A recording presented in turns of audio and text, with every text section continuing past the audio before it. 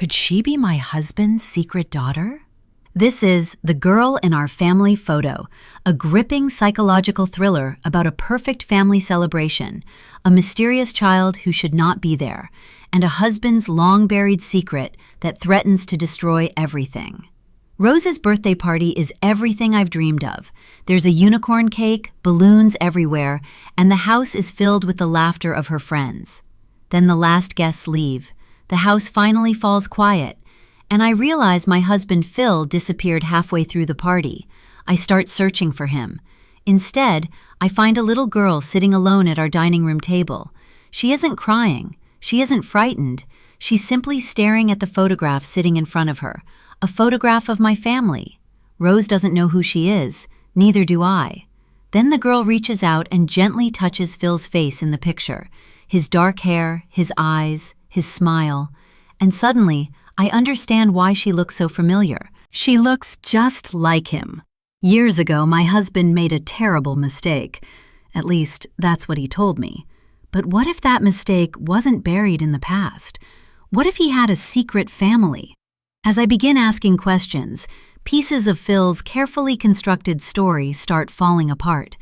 Every answer leads to another lie, and every lie brings me closer to something he desperately wanted me never to discover. Who is this little girl? Why did she come to our home? And why does she seem to know my husband so well? I thought I knew the man I married.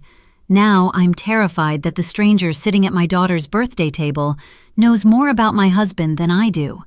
And by the time Phil comes home, I may already know the secret that could tear our family apart. Part 1, Chapter 1, Emma, October 2026. The orange flames danced, stretching tall to caress my cupped palm as I walked slowly, purposefully, into the semi-darkness of the living room, searching the crowded space for Rose, and finding her grinning up at me from the floor beside the sofa, her chin smeared with chocolate, her new baby doll clutched against her sequined party dress.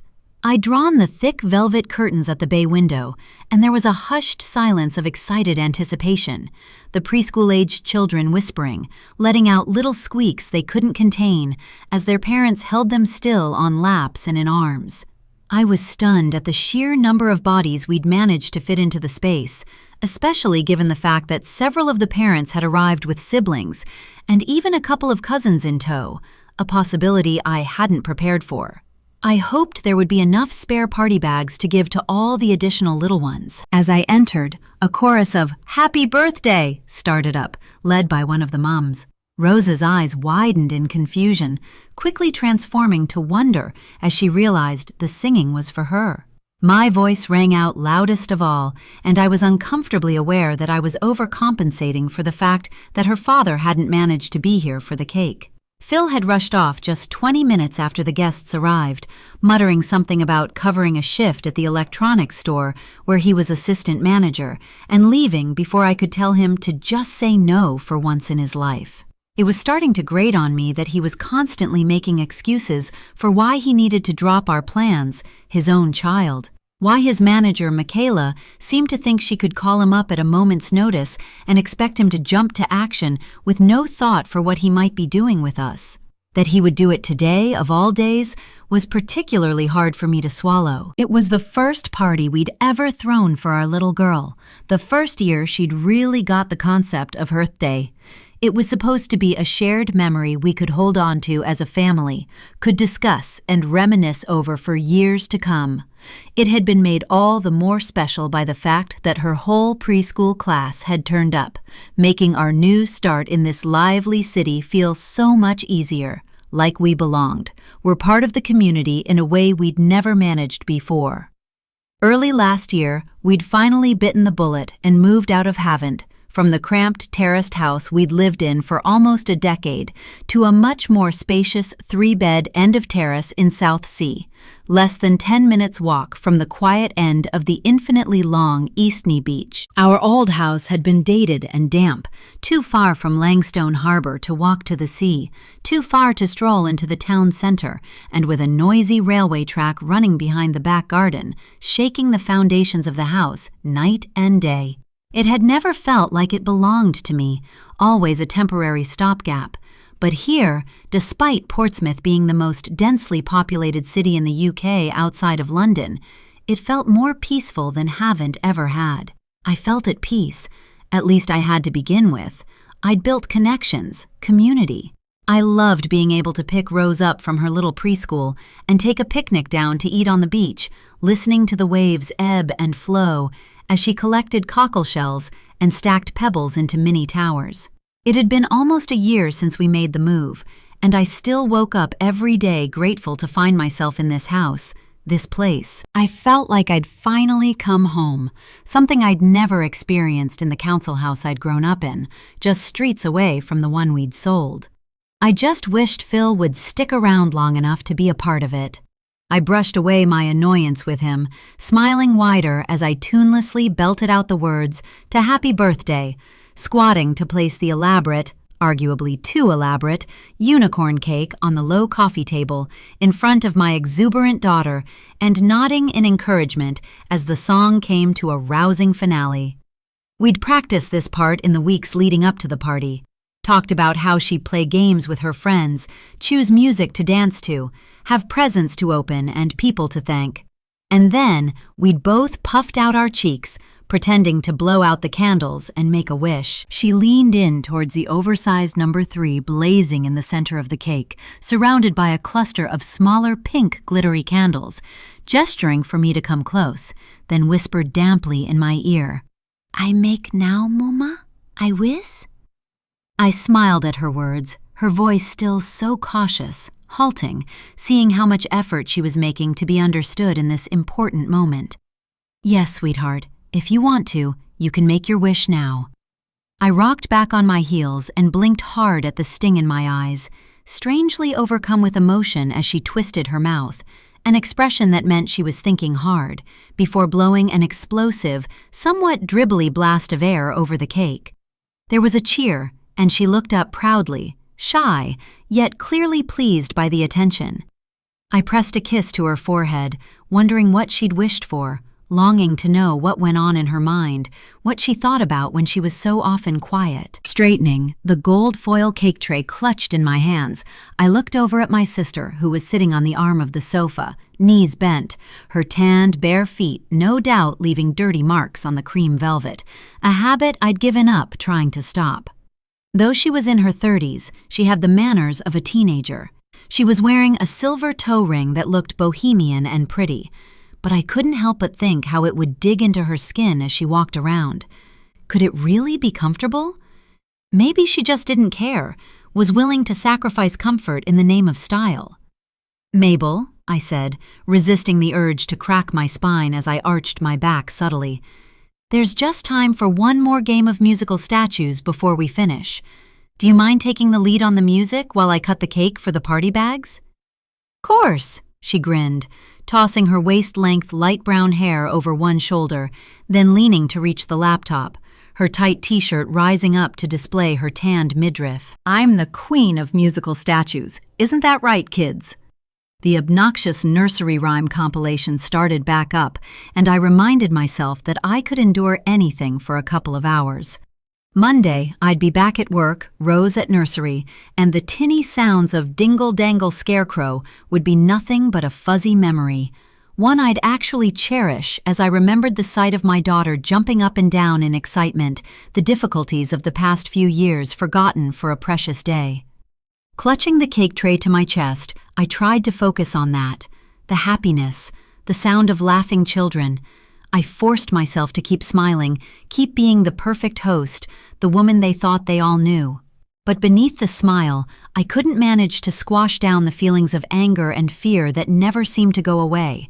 I could put on a show, but I couldn't fool myself. And that, I thought, gritting my teeth as I placed the cake down on the kitchen counter, was down to Phil. Half an hour later, having thankfully managed to make enough party bags to give to all the uninvited children, bulked out with a packet of party rings I'd found in the back of the larder, I was standing at the front door, waving off the last of the parents. Mabel brushed past me, already slipping her jacket on, and I grabbed her wrist. "You don't want to stay a while?" Phil's at work and Rose is going to be wrapped up in her new toys for the rest of the afternoon. I thought maybe we could have a catch-up? There's birthday cake left." She smiled apologetically, and I felt sure I knew what her answer would be before she spoke. "I'd love to, but all those kids have worn me out.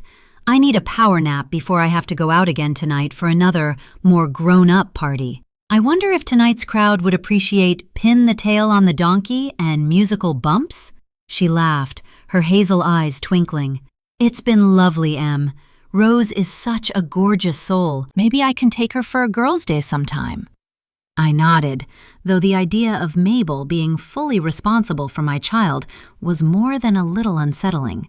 I could just picture her getting distracted and leaving Rose behind in a cafe while she got chatting to a good-looking guy or followed some harebrained idea she'd been struck by. It was one thing for her to babysit here at the house, but out in the world, with a willful toddler? I wasn't so sure. Even so, it was sweet that she'd thought to make the offer. "Yeah, sure.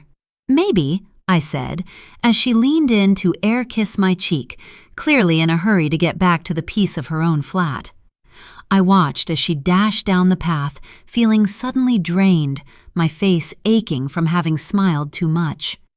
I always felt this way after parties, like the energy had been sapped out of me and I wanted to retreat from the world. I supposed that was something my sister and I had in common, though she'd no doubt recharge much quicker than I would and be back out again by sunset. I closed the door, sighing. The house was blissfully quiet, and now that the party was over and he'd missed it, I hoped Phil would be doing a long shift. I didn't have the energy for him to come back now, for the argument we would inevitably have. It was easier to clear up alone and bask in the success of the day, at least from my daughter's perspective. I padded up the hallway, peering in at the living room door to see Rose sitting on the rug, her blonde head bowed, her new doll lying beside her as she picked through a pile of accessories, brushes, doll-sized nappies, little boots, and hats. She looked utterly absorbed in her play. I left the door open and went to the kitchen, knowing that the mess that was waiting for me needed tackling before my energy abandoned me entirely. The radio was on, some country song with an upbeat tune playing, and my eyes immediately went to a dark purple puddle on the herringbone flooring that I recognized instantly as blackcurrant squash. Groaning, sure that it would stain the light ash wood, I turned to grab a cloth and gave a start. There at the kitchen table, beside the open patio doors, was a little girl. I had been sure everyone had left. The girl was systematically working her way through a chunk of birthday cake, icing spread around her mouth, chewing methodically, seemingly unaware that she was being watched. She was shoveling bites in like she knew she might be taken away from it at any moment, no doubt worried her mom would come and tell her off for helping herself. I frowned. I didn't recognize her. She was small, tiny really, with dark, very short hair, almost too severe for her delicate features, a jagged fringe cut high on her pale forehead. Her white dress had a plum-colored stain across the skirt, and I realized she must have been the one to spill the squash, perhaps trying to sneak one last drink while her mom was in the bathroom. She must be one of the siblings or cousins. She definitely wasn't from the preschool. Leaving her to her cake, I mopped up the puddle, relieved that it hadn't marked the floor, then looked out the window to the back garden, checking to see if her mom might have gone outside to take a call or something. The garden was empty, and I frowned, walking back to glance into the living room again, where Rose was still playing quietly, then past the downstairs toilet, the door wide open. I went upstairs, listening, hearing nothing. The bathroom was empty too, as were the bedrooms. Could someone have left without their child? Could they have been in such a rush that they forgot they had brought an extra one with them? I chewed my lip, trying to think of all the children I'd seen today, all the adults they'd come with, attempting to remember who she'd arrived with. But I couldn't recall seeing her at all, and she was memorable. There was something about her that made her stick in my mind, her mannerisms stiff somehow, her dark eyes focused in a way that felt strangely grown up. She was smaller than Rose, but something made me think she was around the same age, just starting to thin in the face, lose the chubby cheeks of the baby years. I shook my head, feeling tense. No doubt whoever had brought her would get halfway home and then realize their mistake, come rushing back, apologizing for being so silly. Slowly, my mind whirring, I walked back down the stairs to the kitchen. The girl had got up from the table and was standing by the sideboard. "Hi, darling," I said, keeping my voice quiet so as not to startle her. She looked over her shoulder, her dark eyes meeting mine, and I paused, feeling like I recognized them. Did I know her? Was my memory playing tricks on me? "Who's your mummy, sweetie? I'll give her a call to come and get you." She turned to face me, and I saw that she was holding a framed photo in her hands. The picture was sticky, strawberry jam and crumbs from the cake smeared over the glass. It was a photograph of my husband, taken at a New Year's party 5 or 6 years ago, and he was dressed as a pirate, a patch over one eye that had gone missing less than an hour into the evening. He'd lost the red jacket that night too, and had to pay a fine at the costume shop. "Who was looking after you today?" I tried again. She gave a shrug, almost as if she didn't understand the question, then lifted the frame to her face and kissed the photo, pulling back with a smile, her eyes trained on the image. She ran a grubby finger across the glass, and I swallowed, wondering what on earth she was doing. Did this child know my husband? Did he bring her here? "Sweetheart, pop that down," I said, a little too brightly. When she didn't move, I walked over and held out my hand. She looked down, then, clutching the frame against her chest, glanced over to the table, still laden with party food, reached for a sausage roll with her free hand, and bit into it. Feeling a little panicked, I went to the living room. "Rose," I said, though I already knew I was unlikely to get any sense out of my daughter. She'd been nearly 2 before Phil and I had admitted to ourselves that there was a problem with her speech, that she should have been doing more than the babyish babbling we'd once thought so adorable. She'd had no real words, though I'd learned what her various sounds meant, and we'd found our own way of communicating. The speech therapist, when we'd finally been referred to one, had told me gently but firmly, in a way that had made me feel like the worst parent in the world, that I'd made it too easy for her, made her stop trying, as I so quickly met her needs without her needing to ask. She'd come a long way over the past year, but she was still far from the levels of communication her peers were capable of. I knew she wasn't any less intelligent, that there was a lot going on behind those pretty blue eyes, and I was sure that in time she'd catch up and it would be like she'd never struggled. But for now, we had to be patient. Let her go at her own pace. Even so, I had to try. "Rose, darling," I said, waiting for her to look up from her play and give me her full attention before continuing. "There's a little girl in the kitchen. Can you come and see her and tell me if you know her name?" Nodding, she stood, dropping the doll on its head and taking my hand. I led her to the table, where the girl was now eating a slice of cold pizza, the photo lying face down beside her. "Rose, do you know this little girl?" She pursed her lips, frowning as she appraised her, then finally shook her head. "Is she one of the children who come with their mummies to pick someone up from preschool?" I asked, seeing confusion in her eyes. She stared at her thoughtfully. No. She looked up at me apologetically. "That's okay. That's helpful," I said. She had to be a sibling then, a cousin. I would have to phone all the parents. Or I could just post on the WhatsApp group to save time. I should have thought of that before. Smiling as the little girl wiped her hands on her stained dress, and wondering if I should lend her one of Rose's, I pulled out my phone, typing in a quick, "Anyone forgotten something?" to the group I'd made for the party, hoping it would make someone think without alerting the rest of the parents to their monumental blunder, then put it back in my pocket. It was unsettling somehow, her being here, the way she had looked at that photograph of Phil. It made my mind go to places it had no need to go to. Silly. I cleared my throat. "What's your name?" I asked, half expecting the question to go unanswered like the rest. "Billy," she whispered, and I nodded, sure I didn't recognize it. The only Billy I knew was an uncle of Phil's who died of a heart attack nearly 4 years ago. My mind whirred again, and I took a breath. "Right," I said, my voice high and tense. "Rose, why don't you and Billy go and look at your new toys in the living room? I'll just be a moment." I watched them go, silently eyeing each other up, and hoped they would at least play nicely until Billy was collected. As soon as they had disappeared into the living room, I strode over to the table and picked up the photograph of Phil, wiping the crumbs from the glass, thinking for the first time in years of his uncle and the close bond the two of them had shared. I suddenly remembered a snippet of conversation from not long after his funeral. Phil had told me that if he was ever lucky enough to have a son of his own, he would like to call him Billy, to honor his uncle and the important role he'd played in his life. I stared down at the photograph, unable to stop myself from searching for a resemblance between my husband and this child. They both had dark hair, pale skin, serious mouths, though Phil's eyes were light blue, while Billy's were a deep brown. I stared harder, needing answers. Then, with a frustrated sigh, I snapped my gaze away. I was being ridiculous. It was simply a coincidence. Billy was a popular name these days, especially for little girls. Slowly, my palms coated in a sheen of sweat, I returned the framed photograph to its place on the sideboard and turned away. I was being silly.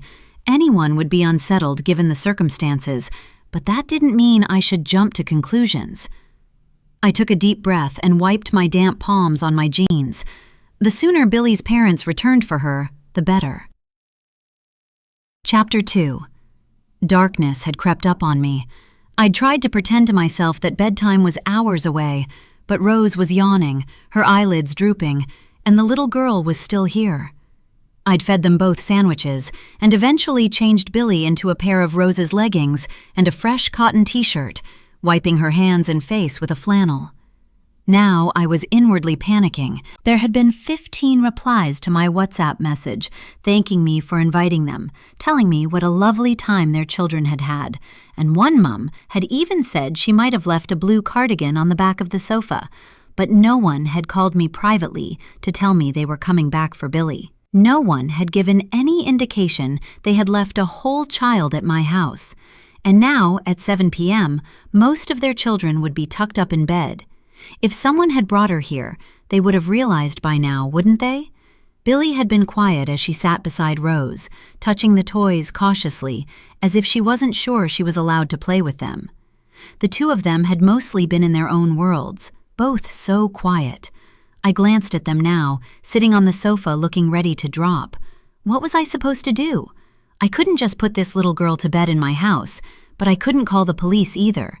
That was what I should do, obviously, the logical course of action. I knew the safeguarding guidelines better than most. It was my responsibility as the assistant head teacher of the highly regarded Sycamore Glade Day School, a role I took incredibly seriously, to know the exact steps to take in a situation such as this. And it was precisely the reason I couldn't make that call. Because though I was fighting my gut, denying it could be true, I couldn't help but think about what connection my husband might have to this child. I needed to speak to him first. Phil hadn't picked up his phone all afternoon. He should have been back hours ago. Instead, he disappeared without giving any reason as to why he couldn't say no to an extra shift on such an important day. And now Billy was here, kissing his photograph as if she knew him. I was at the most important moment of my career, on the brink of getting everything I'd ever wanted. I'd worked myself to the bone to make it to this level in my chosen field, and when the current head teacher, Mrs. Porter, retired at the end of term, it was me who would be stepping into her role. I had made sure of it, done everything I could to show them I was the person to hand the reins to, the only sensible option. But this little girl, the questions that could arise over how she came to be here could ruin everything. I couldn't afford for anyone to doubt my reputation, even for a second. I couldn't risk it. I couldn't call the police and ruin the image people had of me, of my happy family. I looked at the pair of tired children and realized I had no choice. I had to keep her here until I found out the truth of where she'd come from. I had to figure this out alone, one way or another. It was 5 a.m. and the house was silent. I stood in the doorway to Rose's pink and white bedroom, watching the two girls sleeping soundly. Billy was on the trundle bed I used to sleep on, back when we were getting Rose comfortable in her own room. Her short dark hair was splayed out on the white pillowcase, her mouth open as tiny snores came from her throat. The sight of her there filled me with fear. I had kept a random child in my home overnight. Someone must be missing her by now. Her mother must be frantic.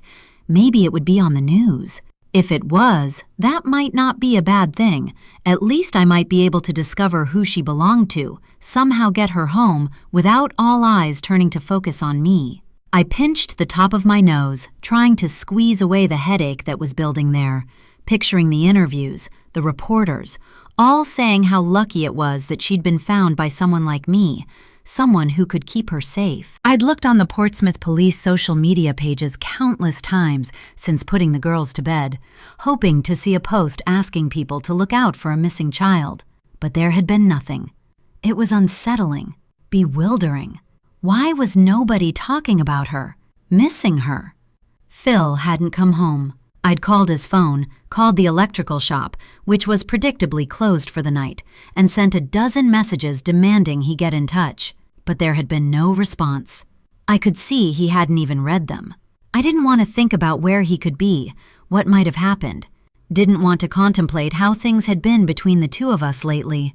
The cold, quiet evenings we'd spent, him downstairs falling asleep in front of the television while I caught up on paperwork from the comfort of my bed, devouring biscuits and endless cups of tea, and pretending not to care that he hadn't asked me to put away my work and come and cuddle up with him. When I pictured him answering the phone, it was in a role of support, my teammate, who would help me figure out what was going on with this child, how she'd come to be here, but the reality might be very different.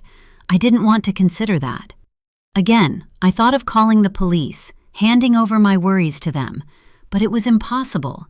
Phil's absence and the questions I couldn't answer were making everything so much harder than it needed to be, and I'd waited too long. How could I explain that I'd simply put her to bed without letting them know she was here? I'd been so stupid. I longed to call my oldest friend Susie and tell her everything, hear the soft, reassuring comfort of her voice, and know that I was panicking unnecessarily. She'd always been so good at de-escalating a bad situation, but it had been 3 years since I'd been able to count on her as a close friend, and after a 2.5-year break in our friendship, a break I understood but still hadn't fully recovered from, we'd only begun to rekindle our relationship in the past 6 months. Things were still so stiff between us, so fragile. I couldn't burden her with this. I closed my eyes, thinking of the other reason I was afraid to make that call. The voice I was afraid I'd hear in the background, confirming my worst fears. I looked at Billy, terror churning in my gut, then quietly closed the bedroom door and pulled my phone from my pocket, pressing call on the only person I could trust right now. Chapter 3. May 2026, 6 months earlier. I pushed the trolley through the aisle, quietly seething about the online food delivery that had failed to materialize this afternoon. On the advice of a colleague, I'd changed to a new supermarket this week, assured that it would be half the price for the same order. In reality, it had ended up being free. Phil had texted to say it hadn't arrived, and he was heading out to work a late shift, so he couldn't do anything to help. They'd refunded my shop, sending some wishy-washy email about a broken-down van that I hadn't seen until I'd come out of a meeting with the mother of a student who was likely to be expelled if she didn't get her behavior on track. The mother had been condescending, seeming to believe that as long as she was paying her, rather eye-watering, tuition fees, her 15-year-old daughter could do whatever the hell she liked, and I had left the meeting feeling shaken and drained. I reflected now on what I could have done better, how I could have helped the woman to see that it was her daughter who would ultimately suffer if she didn't start taking her education seriously. I couldn't think of a better way than the no-nonsense path I'd gone down. I'd held my own despite her animosity, told her in no uncertain terms that her child would be asked to leave if we had another incident like the one we'd witnessed in the bathroom last week. And I was pleased that I hadn't backed down. Sometimes it took a harsh approach to make parents see sense. We had a reputation to uphold as a school, and with Mrs. Porter tied up in another meeting with a local planning officer about our intentions to build a new sports facility on site, I had been glad to take the reins, to prove I was more than capable of holding the fort in her absence. I'd been keen to pick Rose up and get home after a trying day, but I'd had to make a rush trip to the supermarket instead, and I would be lucky if I got to the nursery before closing now, earning a late fee and no doubt getting a telling off of my own to boot. It couldn't be helped. I didn't have anything in for dinner tonight, let alone the next few days. So, reluctantly, and for the first time in almost 3 years since I'd been heavily pregnant and had discovered online ordering, I found myself fighting the unwieldy trolley and trying to remember where to find everything I needed. Distracted by a half-price offer on Toblerones, I maneuvered to one side to grab a couple, hoping they would put Phil in a better mood. Years ago, when we'd enjoyed weekend city breaks in Paris and Prague, he'd always picked up a Toblerone or two at the airport. There was a part of me that hoped the taste of the chocolate would ignite some of those happier memories in his distracted mind, that he might look up and smile at me, warmth in his eyes. Remember what we'd once been? What we could be again, if only he'd make the effort. I sighed, turning into the next aisle and scanning the packed shelves. As I tossed a packet of penne into the trolley, a heady waft of vanilla and jasmine brought goosebumps to my arms, and I spun to look behind me. I'd been sure it was her from that familiar scent, the combination of body lotion and perfume she had always worn. But even so, it was a shock to see her standing no more than a meter from me now. She was poring over the nutritional label on a jar of bolognese sauce, and watching her unnoticed, I couldn't help but be taken aback by how different she looked, how much she had changed over the past 2.5 years. Her hair, once waist-length and glossy black, was chopped in a short, messy bob, a chunky fringe obscuring her pale, pinched face. She was wearing an unflattering dark gray tracksuit, a bleach stain on the back of the right knee, green and orange paint splattered on the hoodie, and her face, though still pretty, looked caved in and so much older than I remembered. It was startling to realize how much I'd missed, as if I'd woken from a coma to find I'd lost a chunk of time and nothing made sense. She put the jar of sauce back on the shelf, clearly unimpressed by its offerings, then, as if she suddenly sensed she was being watched, snapped her head in my direction, her dark eyes widening in unwelcome recognition. I pretended not to notice her obvious discomfort. Instead, I chose to take the high road, be the bigger person. "Susie!" I exclaimed, as if I'd only just spotted her. "Oh my God, it is you!" I gushed, bridging the gap and pulling her into a hug. Her body remained stiff, though to my surprise, she patted me awkwardly on the back before stepping away. "Hello, Emma." I bit back the unwelcome and powerful urge to quip, "Oh, so you do remember my name then?"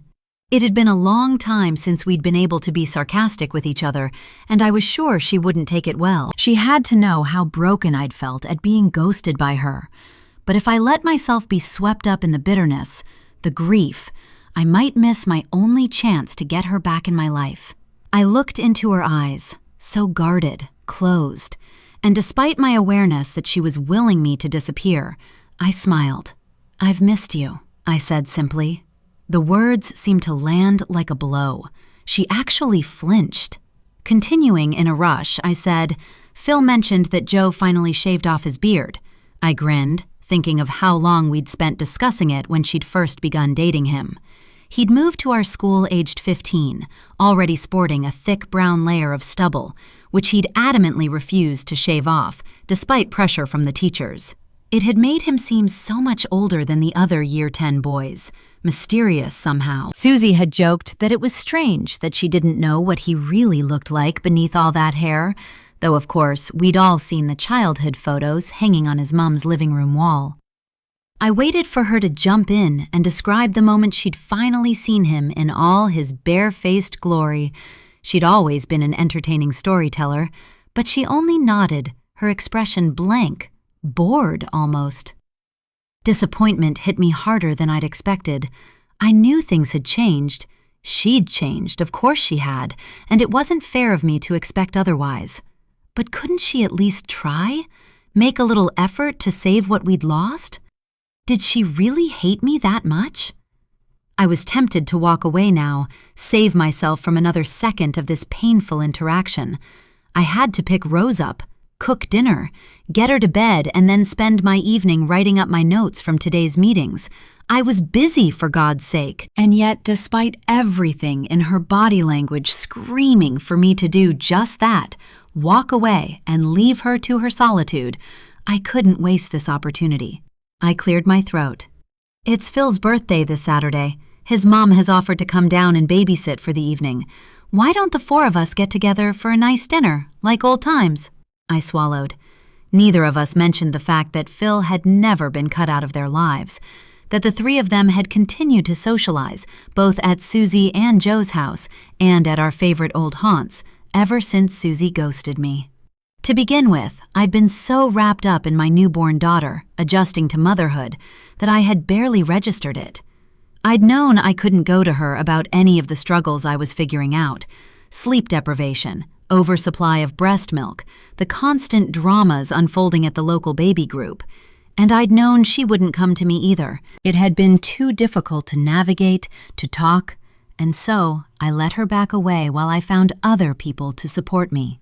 But as time passed, it had got harder to work out where we stood. My calls and messages had gone unanswered. If I arrived unexpectedly with Phil to meet them, Susie would make an excuse to leave, not giving me the time of day. I'd quickly realized the unspoken boundary she'd laid out, that if Phil was invited, I categorically wasn't included. I hadn't wanted him to lose his long-standing friendship with Joe. We'd been a foursome since senior school, and in some small way, his continued relationship had been a comfort, a way for me to hear secondhand how they were doing, what they were up to. It was all I had, and it was clear I couldn't do anything to change that, so I had gradually stopped calling, stopped complaining to Phil about being left at home while he went out with our best friends. But surely now, it had gone on for far too long, and meeting her here like this was an opportunity I wasn't about to miss. A casual birthday dinner for Phil was just the right idea, the perfect chance for us to get past the frosty atmosphere Susie had created and return to how things used to be. She stared resolutely down at her shoes. I'm not sure, Emma. Oh, come on, I cried, my voice high and excited, far too eager. Please, I promise it will just be a relaxed, chilled-out evening. Good food and good company. Phil would love it, and I need to see Joe without the beard. Her doubt was seeping out of her. Despite how little she was saying, I could still read her expressions like a well-thumbed book. I grabbed her hand, and she gasped as if she thought I might drag her off somewhere and force her to like me again. So silly. So heartbreaking that it had come to this. Please, Susie, I repeated softly. It's been a tough few years, for you more than anyone. I know that, I really do. But please, don't keep punishing me for something I couldn't help. I just want us to be close again. Okay. The words were breathless, impatient, conveying every ounce of her reluctance. But still, it was a yes, a small victory. Oh, wonderful. Shall we say the old barge at 7? Fine. Great, that's fantastic. I'll book a table this evening. I've got to go now, but I'll see you Saturday, okay? Don't forget. And before she could change her mind, I was dashing for the tills, holding back a squeal of delight. I hoped she wouldn't stand me up, that this dinner could be the start of us rebuilding the relationship that had become collateral damage in the wake of everything that had happened. I was going to do everything in my power to get my friend back. Chapter 4. Rain pelted down on the windscreen, fracturing the red glow of the brake lights ahead of us, thick clouds obscuring the full moon. I bit my tongue, resisting the urge to tell Phil to speed up the wipers so we wouldn't crash. He hated any criticism of his driving, and I was determined not to sour the mood this evening. He'd been notably underwhelmed when I'd informed him of the plan I'd made with Susie, not seeming to realize the significance to me, or perhaps secretly disagreeing that it was the right thing to do. Rose had helped me to make him a lovely birthday breakfast in bed, and when we'd gone to wake him, Rose stumbling around under the weight of the wrapped Toblerones, he'd smiled and broken off a triangle for her to nibble, kissing her cheek as she leaned against him, hoping for another piece. We'd had a relaxed kind of day, but still, I couldn't shake the feeling that something was off with him, that he didn't want to meet Susie and Joe tonight. The traffic began to move, and he grabbed the gear stick, squinting through the blurred windscreen. I took the opportunity to place my hand over his, knotting our fingers together. "I'm nervous," I admitted. He glanced at me, the streetlight reflected in his glasses. "Nervous? About what?" I shrugged. "Saying the wrong thing, I suppose. Messing it up?" He raised a thick, dark brow, his blue eyes widening in a silent question. "It's important to me. I want her back. I miss her," I said softly, embarrassment lacing my tone, though he had to know that already. He turned back to the wheel, slipping his hand from beneath mine to scratch at his short, scruffy beard, still as dark as ever. "She's still Susie, you know. You don't need to overthink it. That's the only thing that will make it awkward. Just steer clear of the obvious." I was planning to. "And Rose," he added. "You think I shouldn't talk about her?" He shrugged. "Not unless Susie asks. I very much doubt she will." I stared at him, a thought suddenly occurring to me. "But you do, don't you? You've talked about our daughter with them." He shook his head. "Maybe a few comments when it's just me and Joe, but with Susie? No, of course not. But we're here." He swung into the car park, finding a space at the back, then switched off the engine and turned to face me. "Please, Emma, for once, can you just read the room tonight and not make things weird? This isn't how I would have chosen to spend my birthday, but we're here now and I'm prepared to make the best of it. Just—" He sighed, as if he was already exasperated with me, despite my doing everything I could to keep the peace. "Just do me a favor and stick to the easy topics, okay?"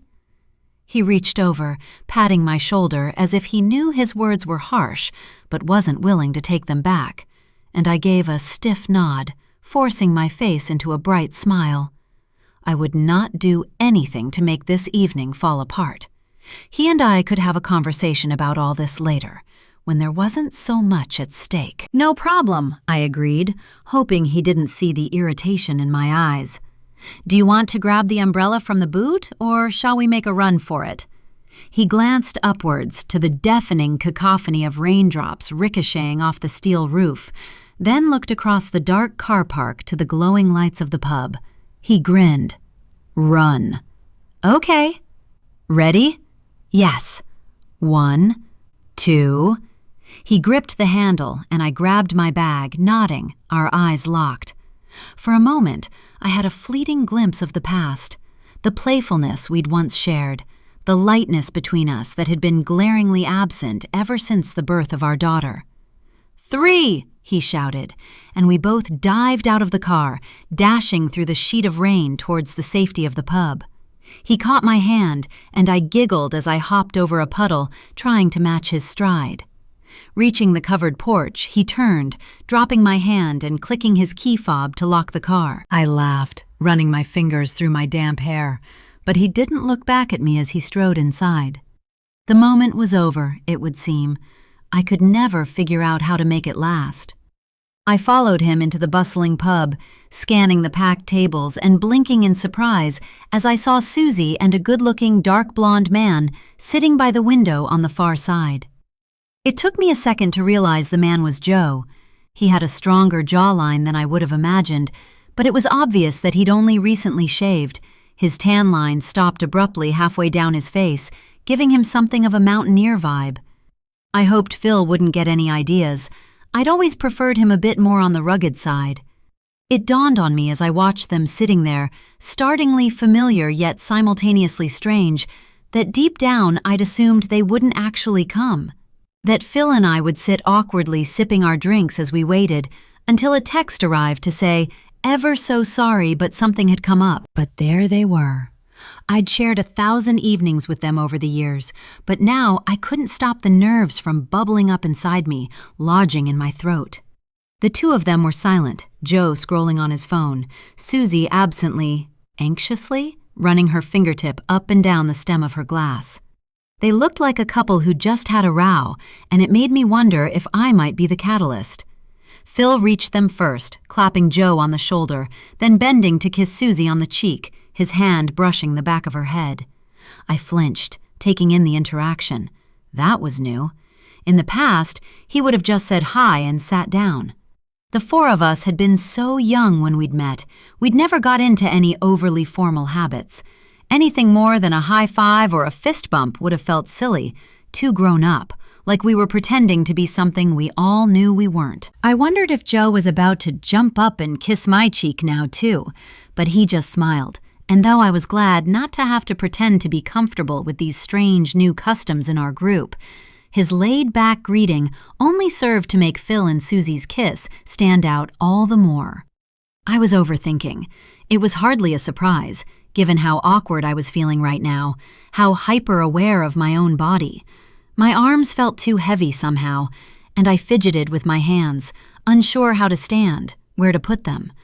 I couldn't help the uncomfortable awareness that I was out of place here, that I no longer belonged, no longer fitted in, but everyone was just too polite to say it to my face.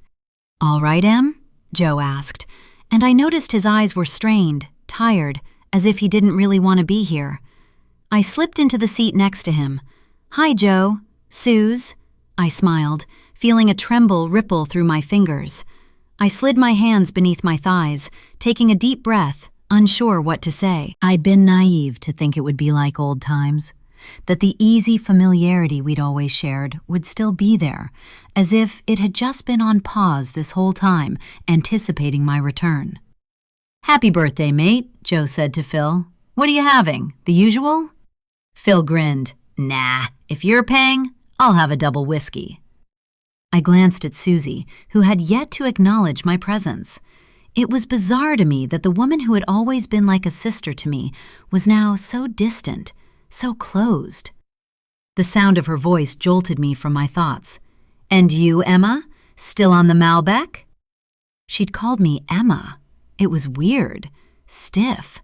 I'd always just been M or Ems, but she'd spoken to me, and she remembered what had once been my drink of choice. That had to count for something.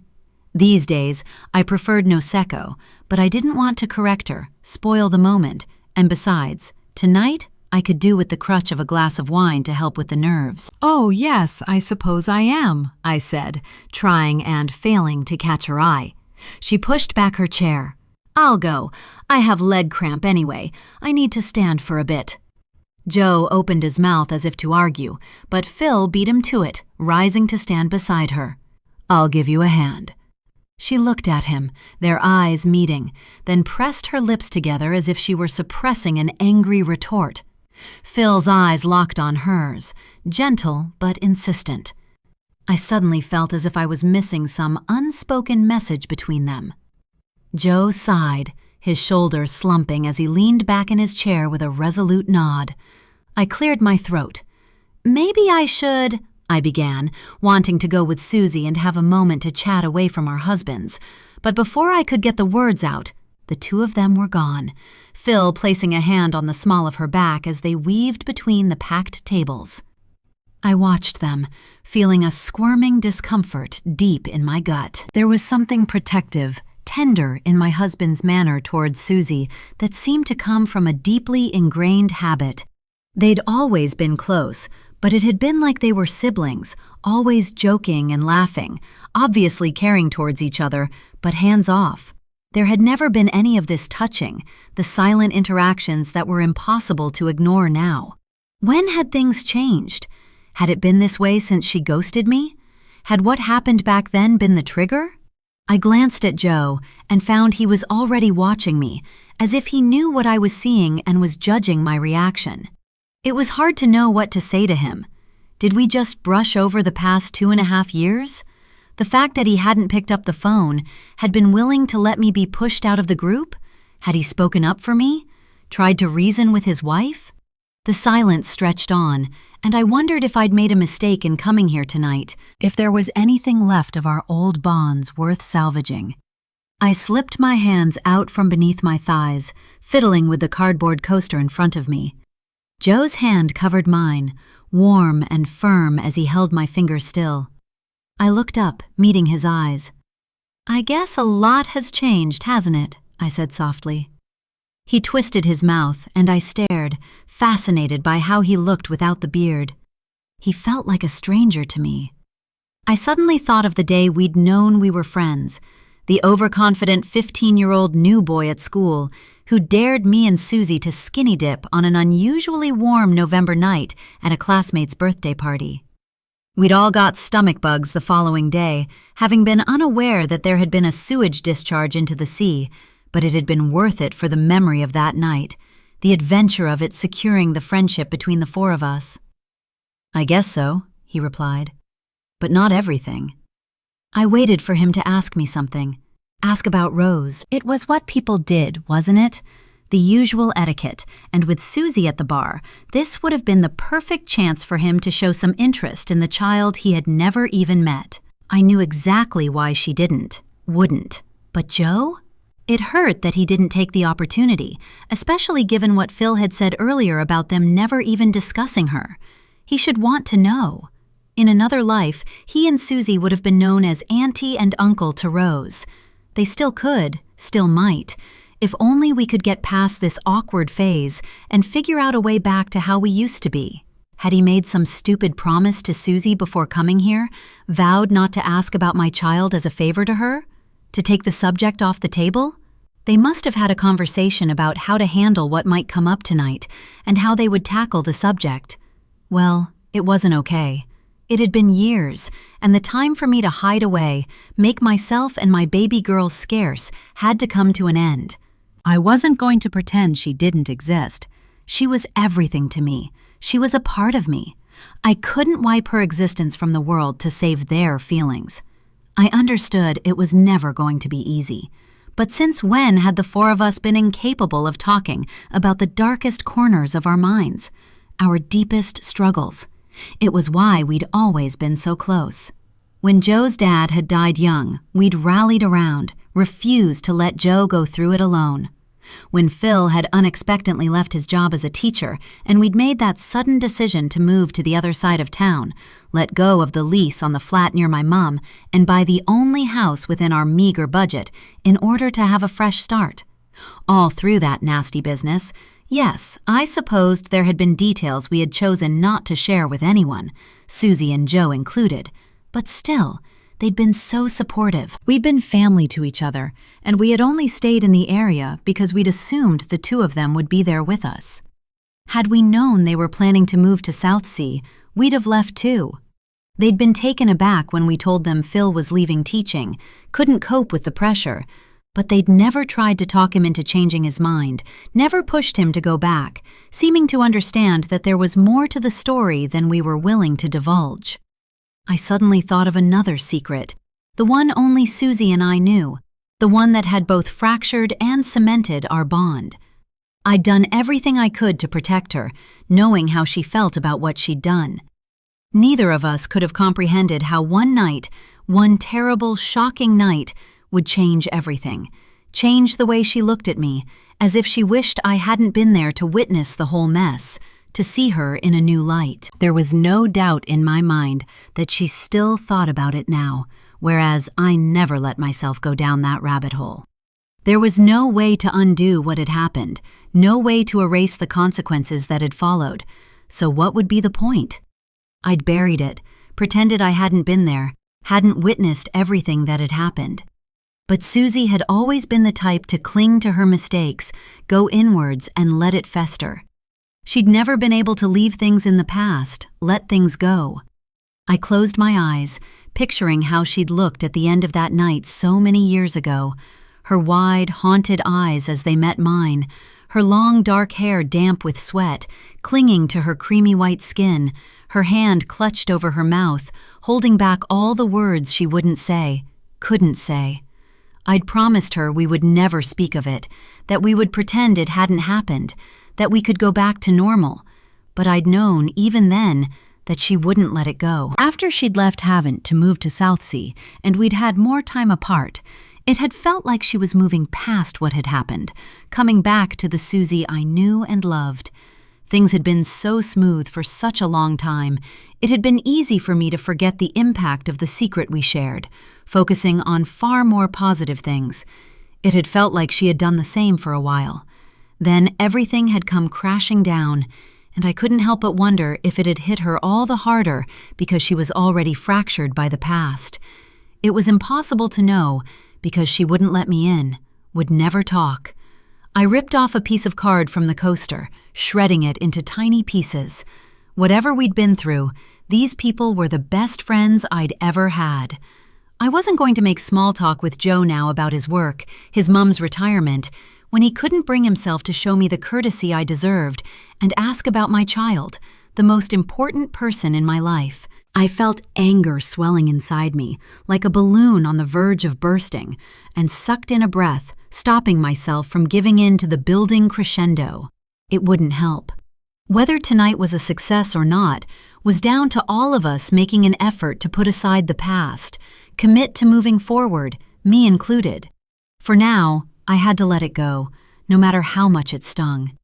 Joe glanced over to Phil and Susie, their backs turned to us as they waited by the bar. "I'm glad you invited us tonight, Em. Suze would never have made the first move, but she needs you more than she'd like to admit." He looked down, as if there was so much more he needed to say, and I nodded in encouragement, wanting more than anything for him to keep going. But instead, he picked up his pint glass and flashed me a smile that felt fake, practiced. "It's good to have you back, Em. I've missed you." "I've missed you too," I said softly. "I never expected—" "No one did." I nodded, watching as Phil leaned in close to Susie, saying something in her ear. She looked at him, shaking her head, her eyes worried, then plucked a shot glass from the tray of drinks on the bar, knocking back the amber liquid in one go and wiping her mouth with the back of her hand before picking up the tray and turning to stride back to us. Phil seemed to sigh, then followed her. I frowned. What had he been saying? Joe seemed not to have noticed, or actually, he seemed to be studiously avoiding looking in their direction at all now, as if he would see something he didn't want to. She reached us, and Joe moved to take the tray. "Leave it," she snapped, putting it down on the table. "I didn't think you'd want another drink yet. You've still got half that one, and you're driving." "I thought we decided you were going to drive tonight," he said, his tone more gentle than I would have expected, given the way she'd spoken to him. He'd never been one to cower and apologize when he was in the right, and it was clear that she was being unreasonably terse now. "We didn't, and I've had a shot now, so I couldn't even if I wanted to." Phil plonked himself heavily down in his chair, picking up the glass of red and handing it to me. I accepted it gratefully, taking a deep sip. Joe clicked his tongue, then gave a resolute nod. Phil cleared his throat. "Probably best for you to drive tonight anyway, mate. It's tipping it down out there, and we've all seen Susie's driving. You want to make it home alive, don't you?" Susie let out a burst of laughter, gasping in mock offense and slapping him playfully on the shoulder. Her face had lit up, her irritation gone. "I'll have you know I passed my test on the second attempt," she quipped. "Unlike Joe, who had 3 tries. There was a hint of malice in her tone, and I could tell Joe had picked up on it too, his face crumpling in an involuntary wince. I sipped my wine, feeling increasingly like a spare part. I used to fit, used to belong here. These people had been my family as far as I was concerned, but I couldn't seem to jump into the easy banter now. Susie still wouldn't look me in the eye. It was like she didn't even see me, didn't want to see me.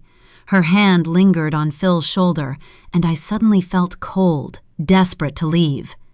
All this time, I'd been patiently waiting for her to be ready to talk to me, giving her the space, the time she'd so obviously needed. But in stepping back, letting myself be ghosted, had I allowed things to change more than I'd bargained for? Had Susie made up her mind that having lost her happiness, she was going to take mine? Did she mean to even the score? I stared at her, willing her to look at me, and when, after what felt like minutes, I finally caught her eye, the cold, flat stare she leveled at me made me wonder if this had all been a terrible mistake. Did the woman I'd once considered a sister even exist anymore? Because I couldn't seem to find her in this person sitting in front of me now. Chapter 5. Susie.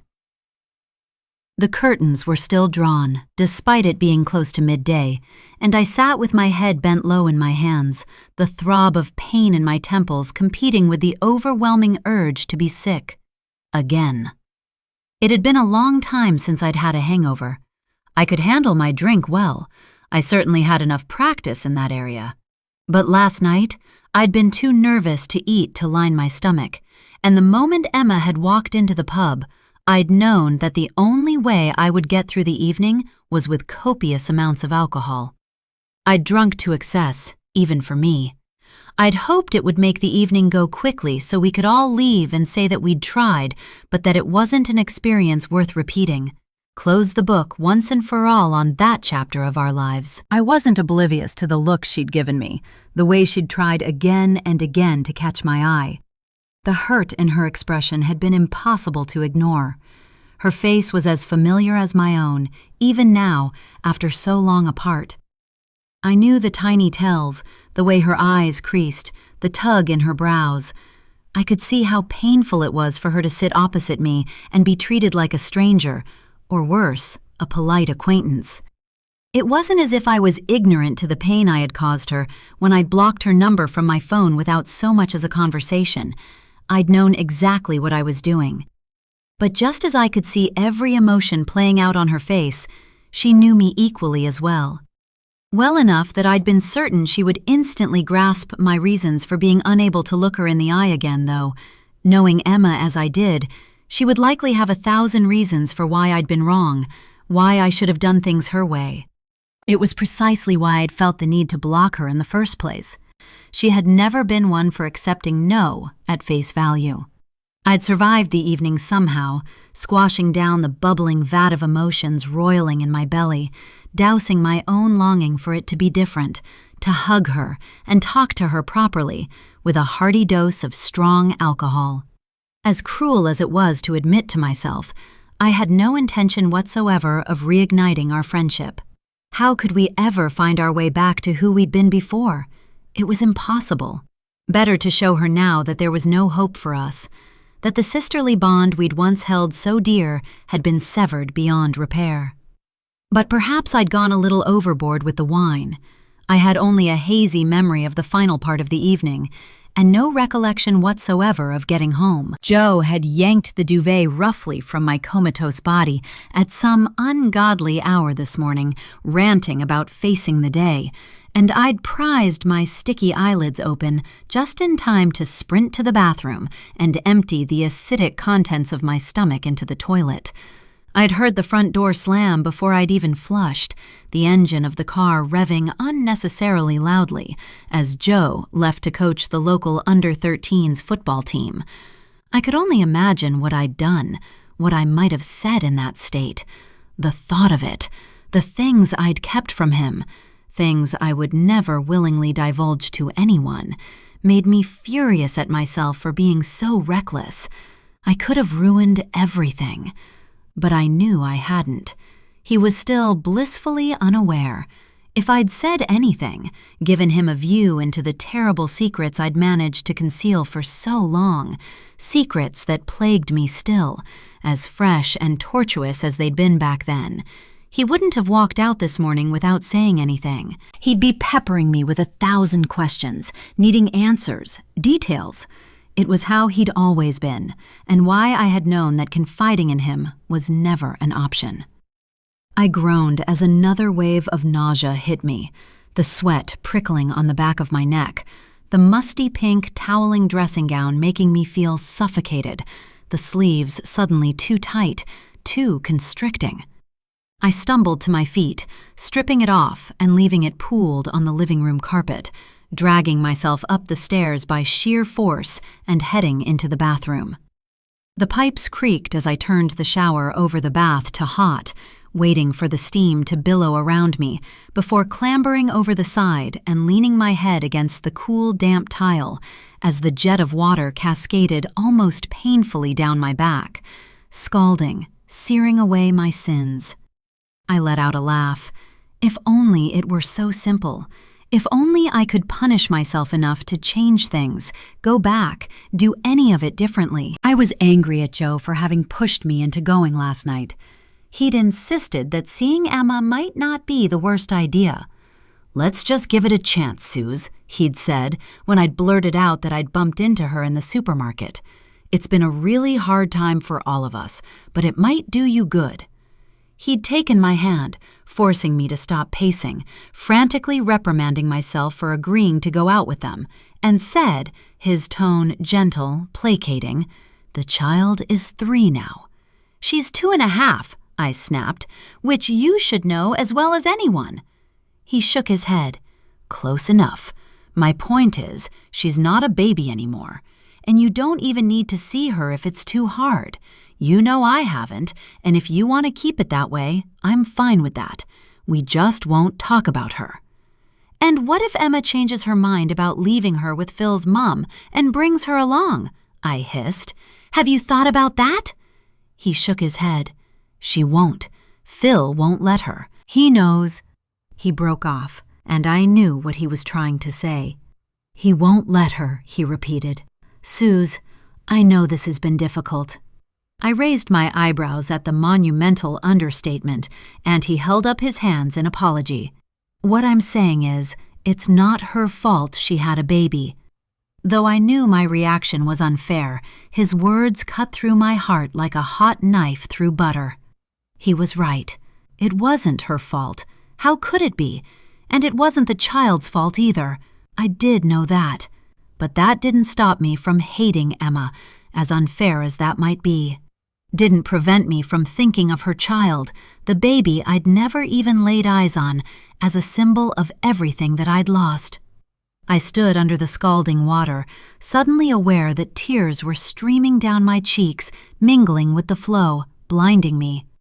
All I could hope was that I'd done enough last night to burn any remaining bridges she might be clinging onto. But I had an awful feeling that Joe wouldn't let me close that door without a fight. And, I thought as I tilted my face up to the shower, choking back a sob, I had so little fight left in me. Chapter 6. Emma. October 2026. The kitchen was shrouded in silence as Rose and Billy ate a mismatched breakfast at the table. Rose had been grumpy since waking at 7, the novelty of having another little girl here to play with having long since passed, the come-down after her party clearly settling in. She'd refused to let me take off her PJs, then thrown her new doll down the stairs when I suggested she might like to play with it. She was rarely in a bad mood, so I'd put it down to tiredness, overstimulation, and tried not to let it push my buttons. Billy, on the other hand, seemed chipper. She'd surprised me by staying dry overnight, taking herself to the toilet the moment she woke up, though I'd had to remind her to wash her hands afterwards. I'd found a spare toothbrush in the medicine cabinet, and she'd taken it decisively from my hand, not allowing me to touch her as she brushed her own teeth. I was certain that, young as this child looked, she had to be at least 3 years old. She was small, but already so much more independent than Rose. I sipped my second mug of strong black coffee, sweetened with 3 sugars in an attempt to trick my body. The adrenaline was coming and going, keeping me alert, but my eyes were itching and bloodshot. It felt like someone had poked little shards of glass beneath the lids. I should have tried to sleep a little, but I just couldn't. I hadn't even bothered to get undressed, hadn't gone near my bed all night long. I'd called Mabel at 5 a.m., leaving a voicemail asking her to come straight over, needing someone else here, another adult who could share the problem, the worry, but had remembered too late that she'd said she was going out after Rose's party. She would have been comatose at home, no doubt entangled with some 20-year-old philosophy student who appreciated her cougar qualities. I wouldn't hear from her for hours yet. I couldn't stop my gaze from flicking to the dark-haired child sitting with my daughter, her small fingers tearing apart the muffin I'd given her, left over from the party, shoveling chunks of it into her mouth. I couldn't believe what I'd done. I'd kept a lost child here overnight. How many of those fucking safeguarding courses had I attended? Countless. So many that I could easily run one of my own at this point. So why, the first time I was presented with a situation where I needed to act with haste, had I made the wrong choice? Gone against everything I'd been taught? Why had I failed in my duty as a parent, an educator? If the school board caught wind of this, I would lose the promotion. I might even lose my current position. The consequences of making this stupid mistake would be dire. Another burst of adrenaline fizzed through my frayed nerves, panic igniting in my chest, making me want to run, to get away from here.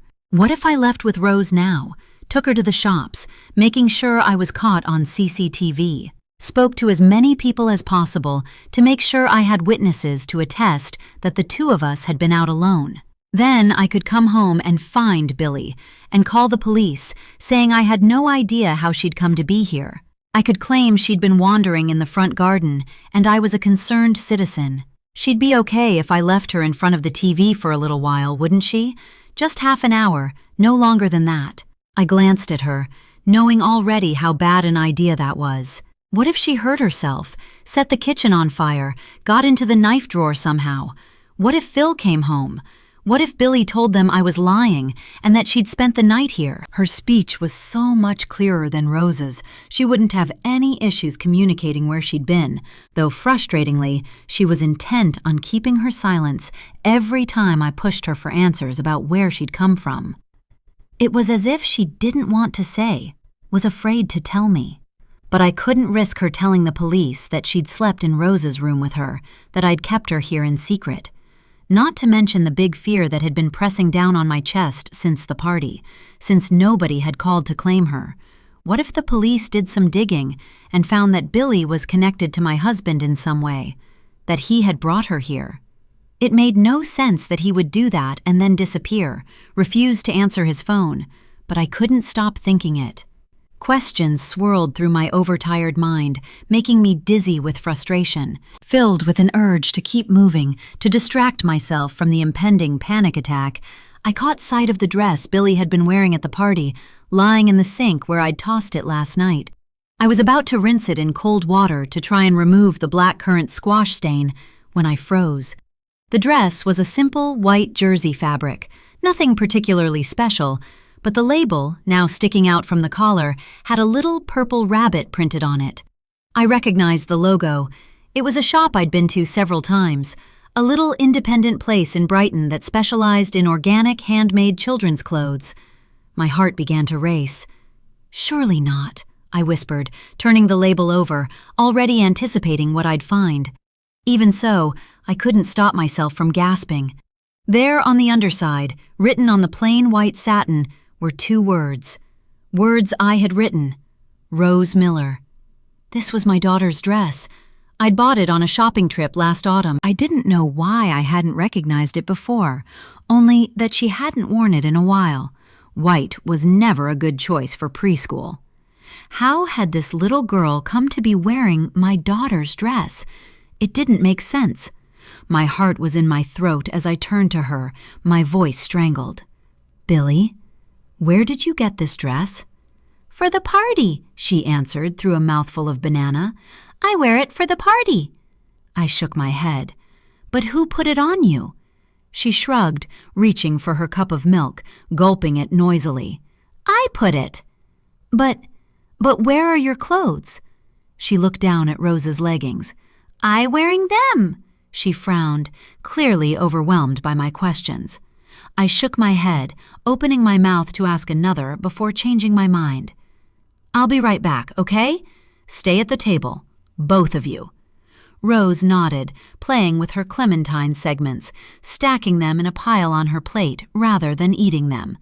I dashed upstairs. If Billy had been wearing Rose's dress when I'd found her here yesterday, she had to have come in another set of clothes. But who had changed her? And why? If I could find the clothes, they might hold the key to where she'd come from. Perhaps some other woman had written her name in them for preschool. But that still didn't answer the question as to why no one had called to claim her. I rushed into Rose's room, opening her drawers one by one, hoping to see something unfamiliar. There was nothing. No screwed-up leggings under the bed or behind the doll's house. Nothing.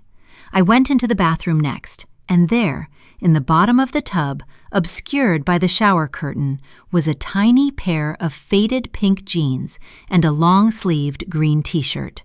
They were dirty, food smeared down the front of the t-shirt, muddy knees and rips on the jeans, and they most definitely weren't Rose's. I picked up the t-shirt, fingers shaking as I checked the label, disappointment crushing me as I found it blank. Then the jeans. Again, there was no name written inside, no clue. I wanted to scream. This wasn't fair. This couldn't be happening. Not now. Not to me. I was about to toss the jeans back into the bath when I realized they had pockets. Not those fake ones sewn into so many children's clothes these days, but real, deep pockets. The first contained half a rich tea biscuit and a shriveled-up buttercup, the petals brown and drooping. The second had something heavy and hard inside it. I reached in, feeling smooth, cool metal, and pulled out a ring. I fell back against the tiled wall, eyes wide, my breath coming in short, sharp bursts. The ring was a yellow gold band, Celtic twists holding a large pale blue sapphire solitaire, surrounded by 6 tiny, perfectly round diamonds. Expensive and distinctive, which was why I remembered it, why I knew I'd seen it before, why I knew now with absolute certainty that this little girl and my husband were connected. Chapter 7. Emma. May 2026, and I want you to know how proud the whole school is of this huge achievement, James. I held open the door to my office for the Year 11 student to walk through, back into the wide, bright corridor lined with trophy cabinets and class photographs. A letter will go out to your parents today, inviting them to the awards assembly as we discussed. You can head back to class for your last period now. The boy nodded, his youthful cheeks flushed with pride. "Thank you, Mrs. Miller," he replied, his voice ringing with a confidence he'd earned. "It wouldn't have been possible without the support and guidance I've received here." His comment made me beam. It was a constant source of pleasure to me to watch the tiny, timid 11 and 12-year-old students transform into bright, confident butterflies who would refuse to dim their light for anybody. They would join Year 7, a bundle of nerves, uncertain of their place in the school and the wider world. And over the course of their time here, we as educators would build them up to realize their true potential. It was what made our school stand out from the rest, what made parents choose us, made our waiting list grow while other fee-paying day schools were having to close their doors due to dwindling applications.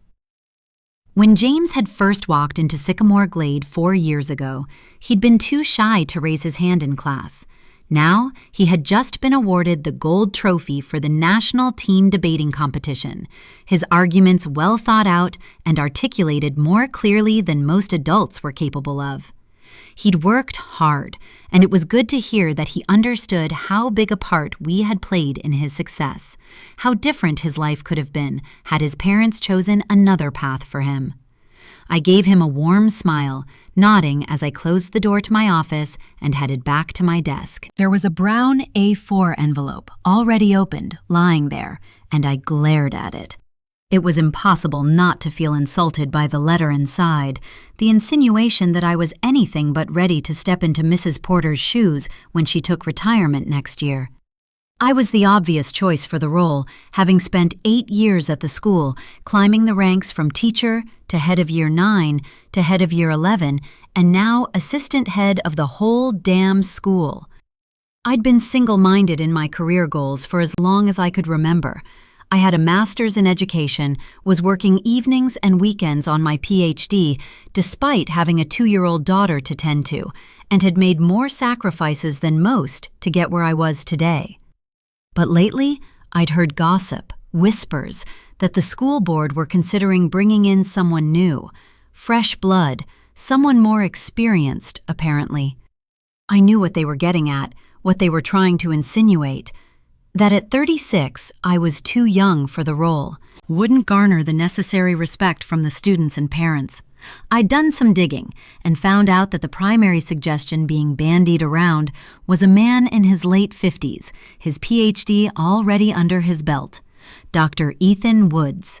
He had been the head of a boys' boarding school in Sussex that had recently closed its doors, and I couldn't understand why anyone would consider giving the headmaster of a failed school the reins on everything I had achieved, strived for here. He would run Sycamore Glade into the ground given half the chance. I would never allow it, never stomach it. Since starting in the role of assistant head 2 years ago, I had incrementally taken on more and more of Mrs. Porter's responsibilities. I was already doing her job, in actions if not in name. I was the reason for the success of the school. So why had I come in this morning to find an application form for the job that was supposed to be handed to me, and a letter asking me to apply to interview for the role I was destined for? It made me furious to think that they would overlook the work I'd put in, the many positive changes I'd made here. But if they thought it would put me off, make me cut off my nose to spite my face, they were wrong. This was my school, my world. I would never stand aside and see it handed over to someone who had no right to be here. Ethan Woods had a reputation for expecting old-fashioned compliance, whereas I like to encourage students to think for themselves and come to their own conclusions. His methods were dated, prescriptive, and a certain path to misery and failure. Mine produced happy, successful students who thrived in their ongoing studies and careers. I would win this fight, for their sakes as much as mine. I smiled, knowing I had to keep my reputation impeccable, all the while finding something, anything, to ensure I came out ahead of this so-called Dr. Woods. I would find a way to make the parents support me, refusing to let this man take my rightful place. I'd worked my whole life for this opportunity, and I wasn't about to roll over and let it slip from my fingers now. I pushed the envelope aside, sliding open the top drawer of my desk, and sighing as I pulled out my phone, seeing that there were no notifications, no messages.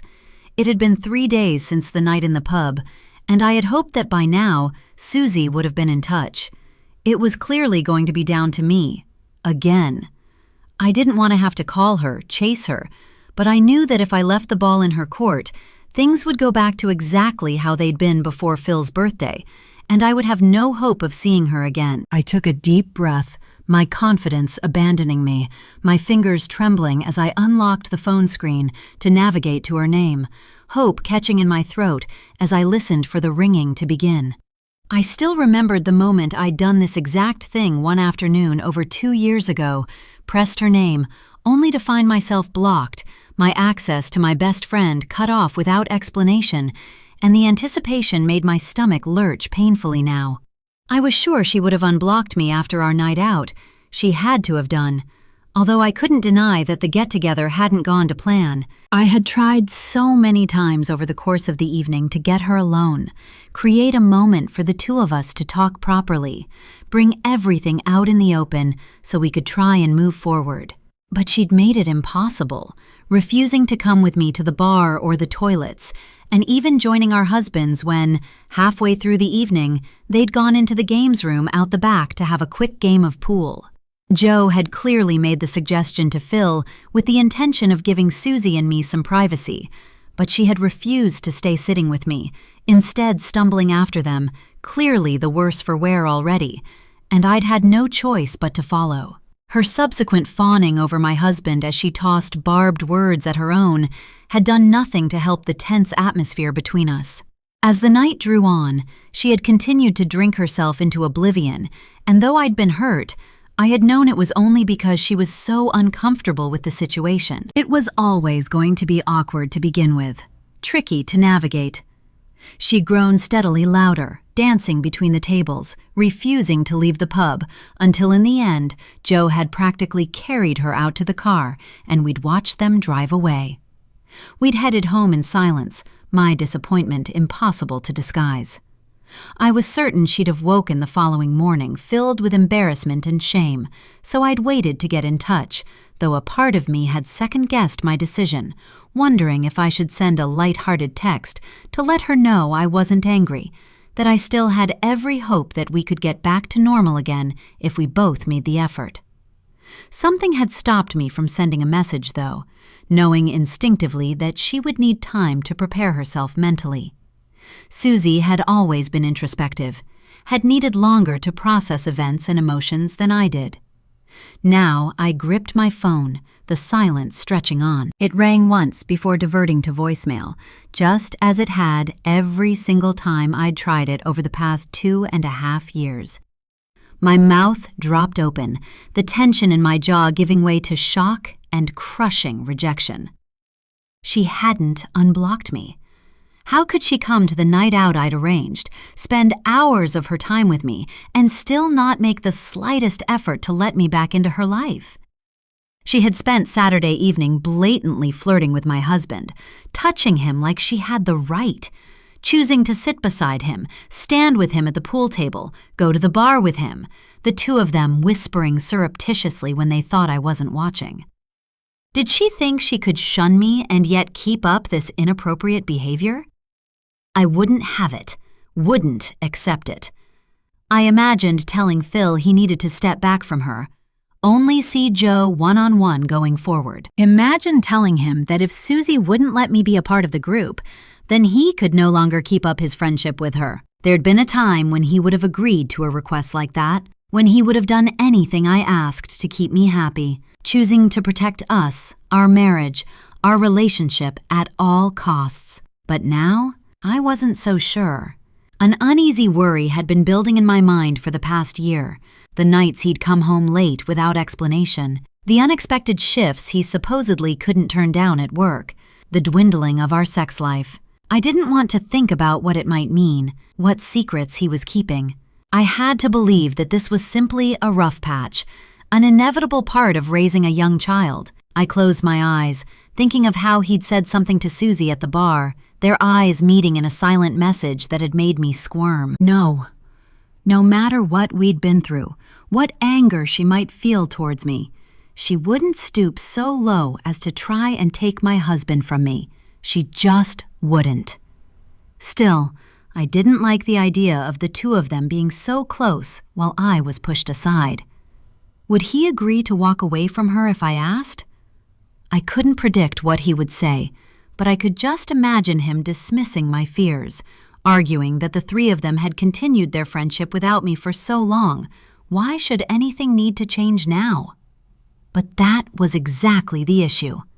I hadn't seen them together since having Rose, hadn't been aware that while I sat at home, breastfeeding and pacing the floor with a restless toddler, Susie had been pushing boundaries, getting closer to Phil and further from Joe than I'd ever have thought possible.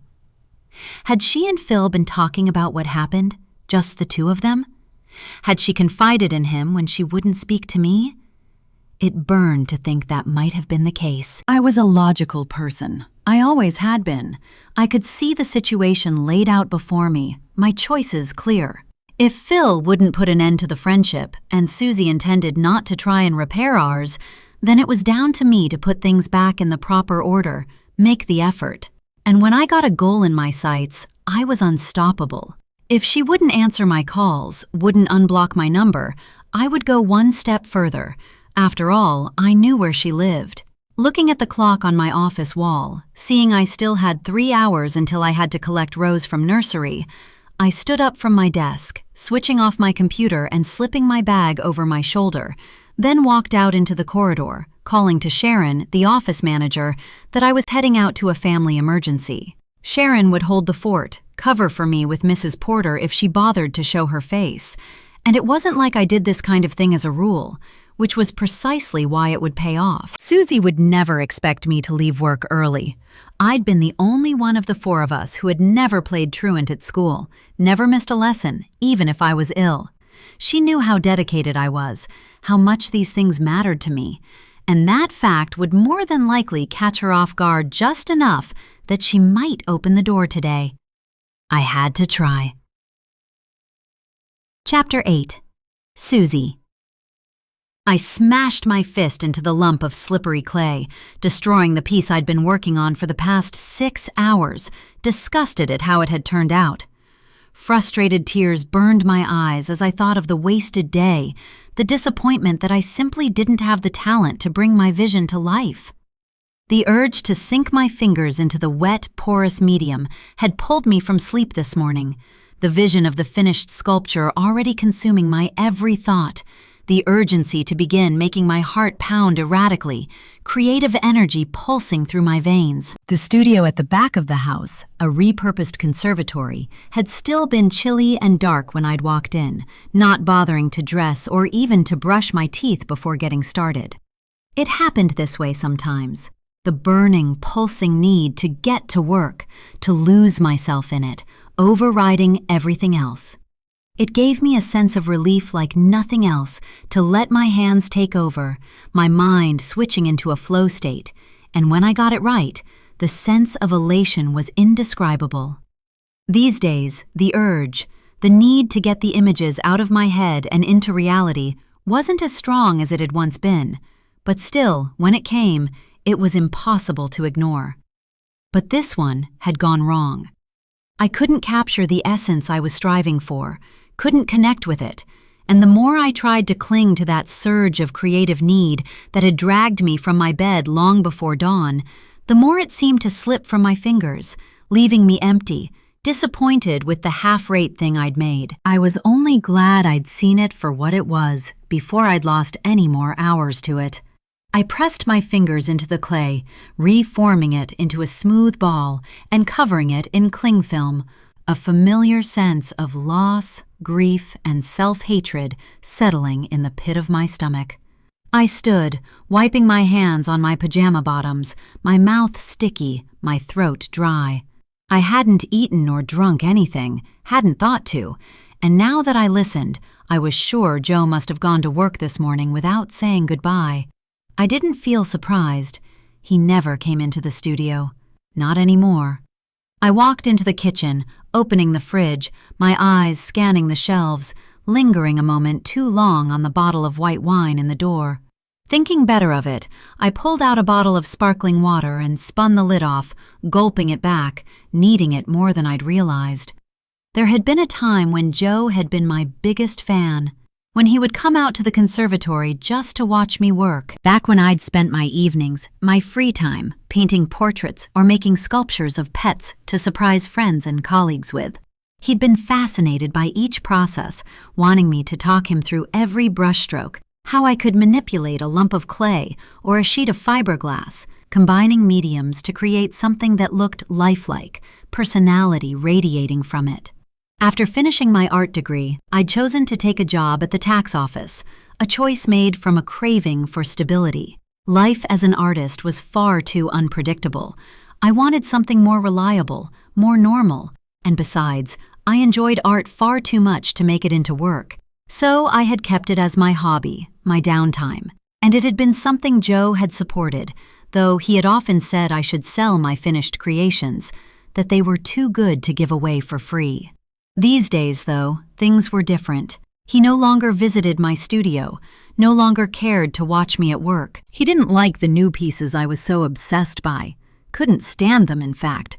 That was what he'd said the first time he saw them, that they made him sick, that he thought I should stop, that they were a sign that something was wrong with me, that I should seek help. He couldn't seem to grasp that this work, this art, was my therapy, my way of taking some of the darkness from the depths of my mind and releasing it so that it didn't build up to a climax that would surely shatter me. He couldn't see that without it, I would have no reason to keep going, no purpose whatsoever. I broke off a piece of bread from the loaf that was on the counter, chewing it, tasting nothing. As I swallowed it down, the doorbell rang, and I went to answer it. The bottom dropped out of my stomach the moment I saw who was standing outside. "Suze, I'm glad you're home. I brought pastries and coffee." Emma smiled, oblivious to my blank expression. "A little afternoon pick-me-up."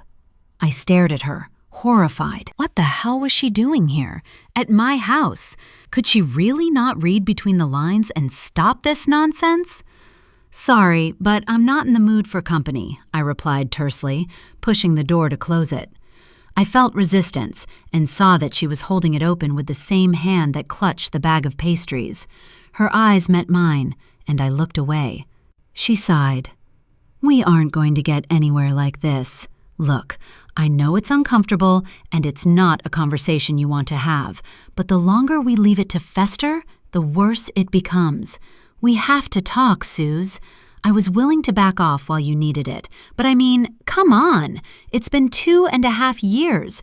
Are we seriously just going to let this go on forever?" I felt my eyes widen. "You think the amount of time that's passed makes a difference?" I asked, my words soft, dangerous. "You think it's just going to suddenly get better because you're ready for it to?"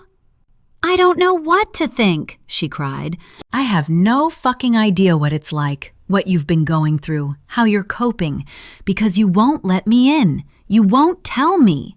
She gasped, as if she were shocked by her own outburst, angry at herself for losing control, and shook her head. "Please, it won't be pretty, and I don't expect it to be easy. But can we just have a proper conversation? Please, Susie?" I stared at her, knowing that as much as she had phrased it as a request, a plea even, it was anything but. She would never accept no for an answer. Not now she'd got the bit between her teeth. If I sent her away today, she'd be back tomorrow, next week, hounding me in no end of creative ways until she broke my will and forced me to spill my pain for her. I knew her too well to think any differently. Well, fine. But I wasn't going to sugarcoat it for her, protect her feelings. Tightening the belt on my dressing gown, aware that it was late in the day and I looked like a scarecrow, my short dark hair matted and wild, I stepped back wordlessly. She didn't hesitate, her eyes widening as she muttered her thanks, walking into my home. I could see her appraising the space, looking to see what had changed since she last set foot in here. I'd heard from Phil that they'd moved this year into a 3-bed semi with a south-facing garden and a short walk to the beach. I'd always liked knowing they were living outside the city, that the likelihood of bumping into her was low, especially during the week when she barely set foot outside that school she loved so much. Why wasn't she there now? Up until this year, she'd lived in a small terrace in Havant, a stone's throw from where we'd grown up. Her house had been small, damp, seemingly slotted together in a series of haphazard extensions and poorly planned spaces, no different from mine. So why was she looking so disapproving of my home now? It was as if she'd gone up in the world, so felt as if I should have too, as if I was letting down the team somehow by not striving to meet her at her level. She handed me a coffee, and I took it, placing it on the table without drinking any, unable to face it. She took a sip of hers, gesturing to the sofa. "Shall we sit?" I glanced at the squashy green cushions, remembering all the times the two of us had stretched out on them, watching some rom-com on the TV or discussing our plans for the future. The last time we'd sat here, she'd been unable to stay still, her huge belly spasming with early contractions. There had been a shared air of excitement between us, knowing that life was about to change forever. I nodded, though sharing a sofa felt more intimate than I was willing to be with her these days. We took seats at opposite ends, and I looked down at my knees, tracing the outline of a gingerbread man on my pajama bottoms, my fingernails still dusty with clay.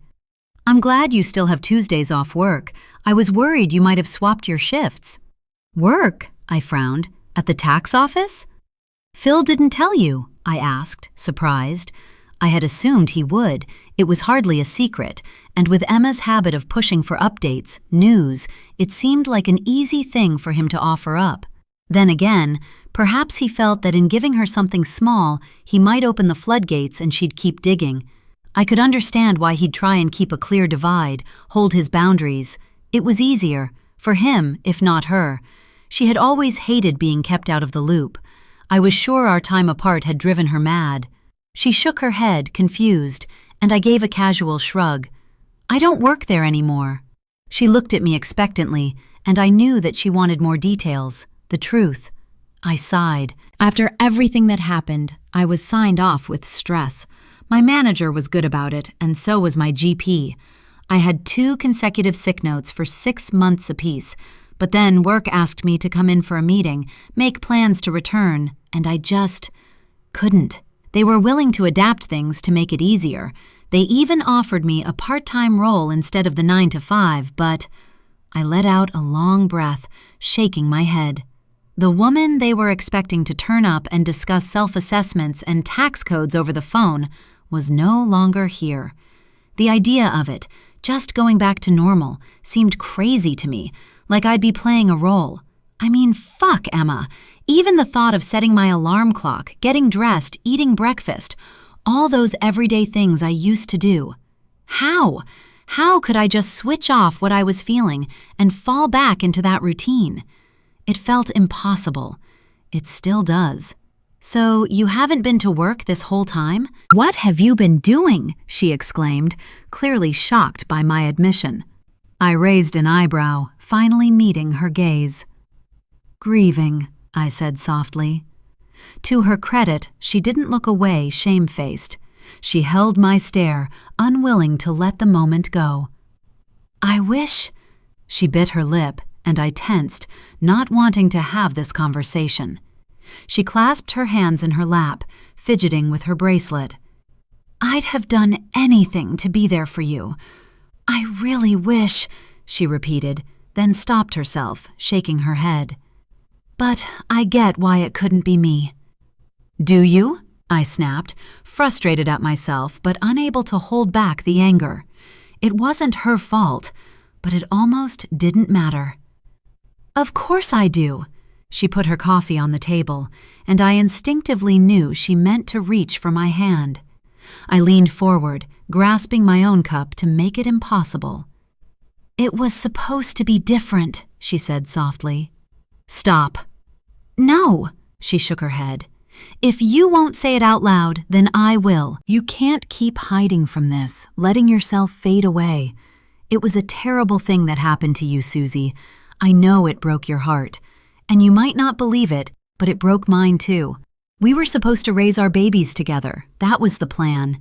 That was what we dreamed of and talked about for so long. We were supposed to learn all of it together, how to be mothers, how to take care of a baby. But in the end, I went home with my daughter while you— Stop, I cried, holding my hands to my ears, wanting to scream just to drown out her words. She had never shied away from saying the hard things. It was something I'd once admired about her, but not this. Some things weren't up for discussion. Some things needed to stay buried forever. Suze! I snapped my head up to stare at her, hating her for forcing this. Fine. You want me to slice myself open and lay it all bare for you? You want me to say that you got to go home with everything we'd ever dreamed of, everything we wanted, while I had to bury my baby? Is that what you want to hear? Do you think that by saying it out loud, I'll magically feel better? That you can fix me by making me talk? I sneered, hatred and jealousy pouring from me, every last drop of it directed at the woman who had once been my best friend in the world. You want to know all the details? How I woke in the night to a contraction and was actually excited? How I didn't have the motherly instincts even then to know my baby was already gone? A groan broke free from my chest, and I shoved the coffee cup at her, needing her to take it before I dropped it.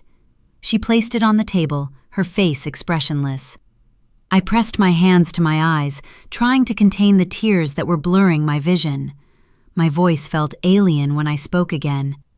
I went through 14 hours of natural labor because that was what we'd both planned. We'd decided to have drug-free water births, no interventions that might distress the baby, and you managed so well. Like you always do, I thought spitefully. I felt every single contraction ripping through my body because I knew it was what was best for my child. I shook my head, meeting her wide eyes. And it was all for nothing. They said that... I swallowed, not wanting to admit the truth out loud, to confess to just how unaware I'd been. The midwives had offered to check the baby's heart rate multiple times over the course of the night, but I'd refused, even when I could see it was making them tense. I had felt an overwhelming sense that I couldn't let them check. Had there been some part of me that had known but was in denial? I didn't think so, but even that would have been preferable to sheer ignorance. Wouldn't a real mother know? Be able to feel the severed connection with her baby? They said it had been days, I finally whispered, that there was nothing I could have done. No signs, just one of those awful things. I looked at her. How could I possibly have called you then, when you were at home breastfeeding your baby girl, probably complaining about sleepless nights and leaky nappies, while I was going back to an empty house? How could I ever have confided any of it to you while you were sitting there holding the one thing I craved more than anything? It would have broken me even more to see it in reality, the dream we'd had. They were due within days of each other. Maybe if my baby had come earlier, the same day as yours, everything would have been okay. I just wish... I broke off, realizing with horror that I hadn't been able to hold back my tears. Snot bubbled from my nose, my vulnerability, my failure as a mother laid raw for her to see. And I didn't want it. Didn't want this. There was no way to undo what had happened, no way we could ever go back. The simple fact was that Emma was from a life, knew a version of me that no longer existed. And I was sure she wouldn't like what was left in place of the friend she'd once loved. The person I'd become, the darkness that swirled inside me, the hate that consumed my every thought. Her best friend was gone. She died with her baby 2 years ago. And the woman who sat in her place was someone who frightened even me.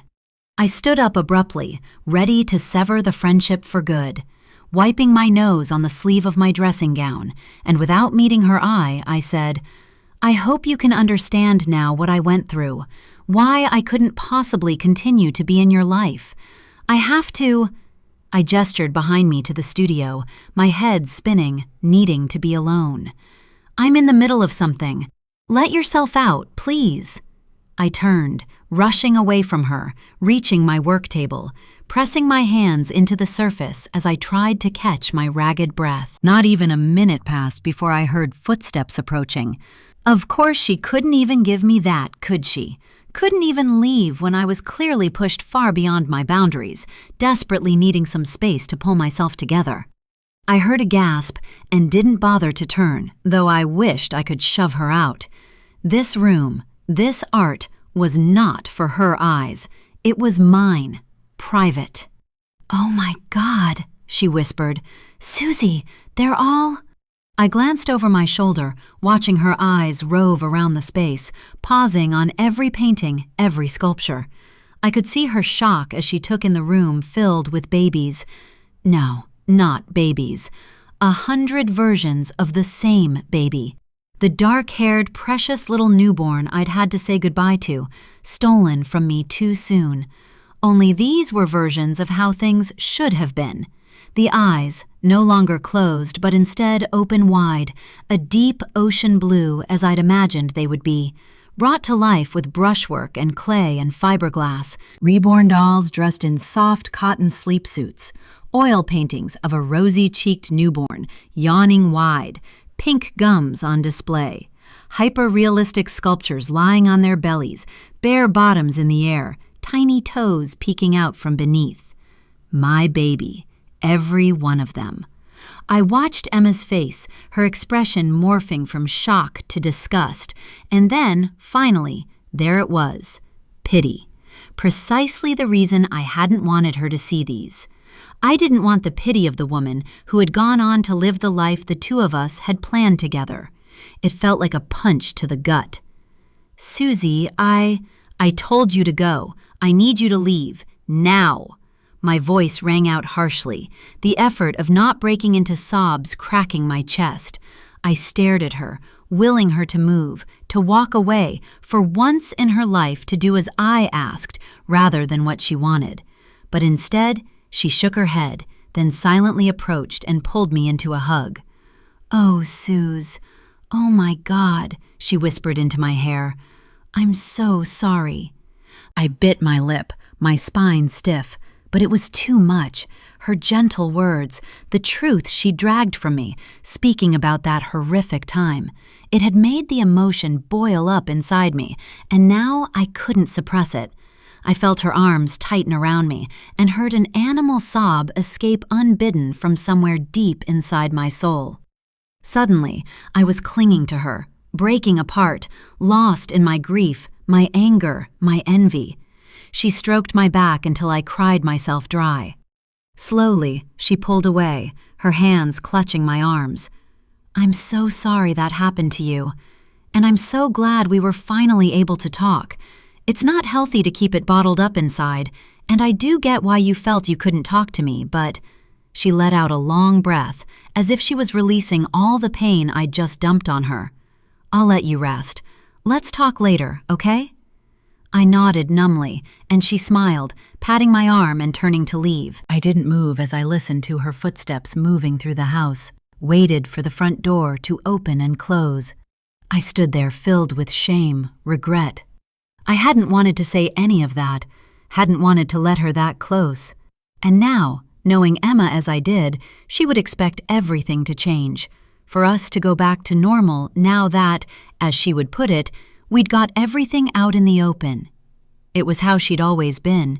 She would push and push for those uncomfortable conversations until eventually I would break down, and then she would consider the matter resolved and expect us to carry on with life. It made me think of the secret we shared, the awful thing I'd been a part of long before either of us had even started to think of marriage and children.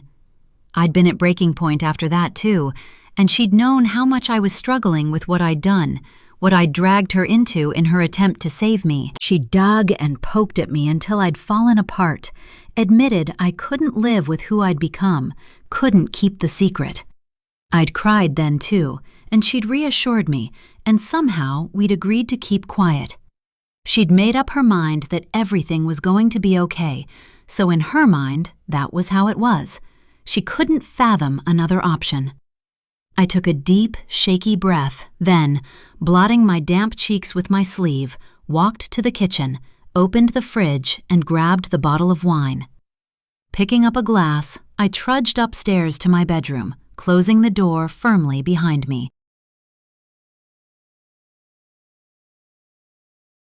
Chapter 9. Emma. The beef is a little overdone. I gritted my teeth and pasted on a smile, meeting my mother's eyes over the table. The beef, which I'd cooked exactly to her liking, was medium rare and perfect. I noted that Dad's plate was already clean, and she had eaten almost every scrap before choosing to voice her complaint. "Sorry about that," I said automatically. "I hope everything else is okay?" Phil didn't give her a chance to answer. He cleared his throat, reaching for the bottle of red wine. "Here, Valerie, let me top you up. Can't have you running low, can we?" I met his eyes gratefully, then took a breath and continued sharing my news. "So, as I was saying, Mrs. Porter has made it clear that she wants the position to go to me when she leaves. She says I've earned it already, based on the changes I've put in. The school is thriving." My mom took a sip of her wine, and I waited, hating myself for hoping that she might for once show an interest in my life, my accomplishments. Dad nodded. "It sounds positive," he said, though his tone lacked enthusiasm. "You really shouldn't get ahead of yourself, Emma," Mum piped up. "It would be a shame to build it up for it to amount to nothing." "But why would it amount to nothing?" I asked, gripping my fork tighter. She shrugged, her lips pursing in a way that had me automatically smoothing my own expression, conscious that I didn't want to develop the habit myself. "These things can never be predicted. Besides, shouldn't you be thinking about going part-time now you've got Rose to think of?" She nodded over to the sofa, where my daughter had fallen asleep before eating, having been whipped into a frenzy by my parents. This had been Mum's new mantra ever since I'd started doing well for myself at work. All my life, she drummed into me the need for independence, how a woman should strive to be her best, the undercurrent being that anything else was intolerable, unacceptable. I'd never even considered staying put when I got my first teaching job. Never let myself enjoy it because I'd already been preparing for the next step, one eye on climbing the ladder. I had to reach the top. It was the only choice as far as my parents were concerned. It had shaken me to realize that the closer I got to that goal, the more the narrative changed. Now I was letting my family down by working too hard. I was giving Rose less than she deserved. But I knew that if I quit my job to be a stay-at-home mom, they'd tell me I was subservient to my husband, lacked ambition, was wasting my intelligence. It seemed there was no way to win, but frustratingly, I couldn't stop trying. I hated that I craved their approval so deeply. "And one more next year, perhaps?" Mom added, giving Phil a wink across the table. I shook my head, picking up my glass. No more babies. We're quite happy with one, aren't we, Phil? I said, willing him to back me up.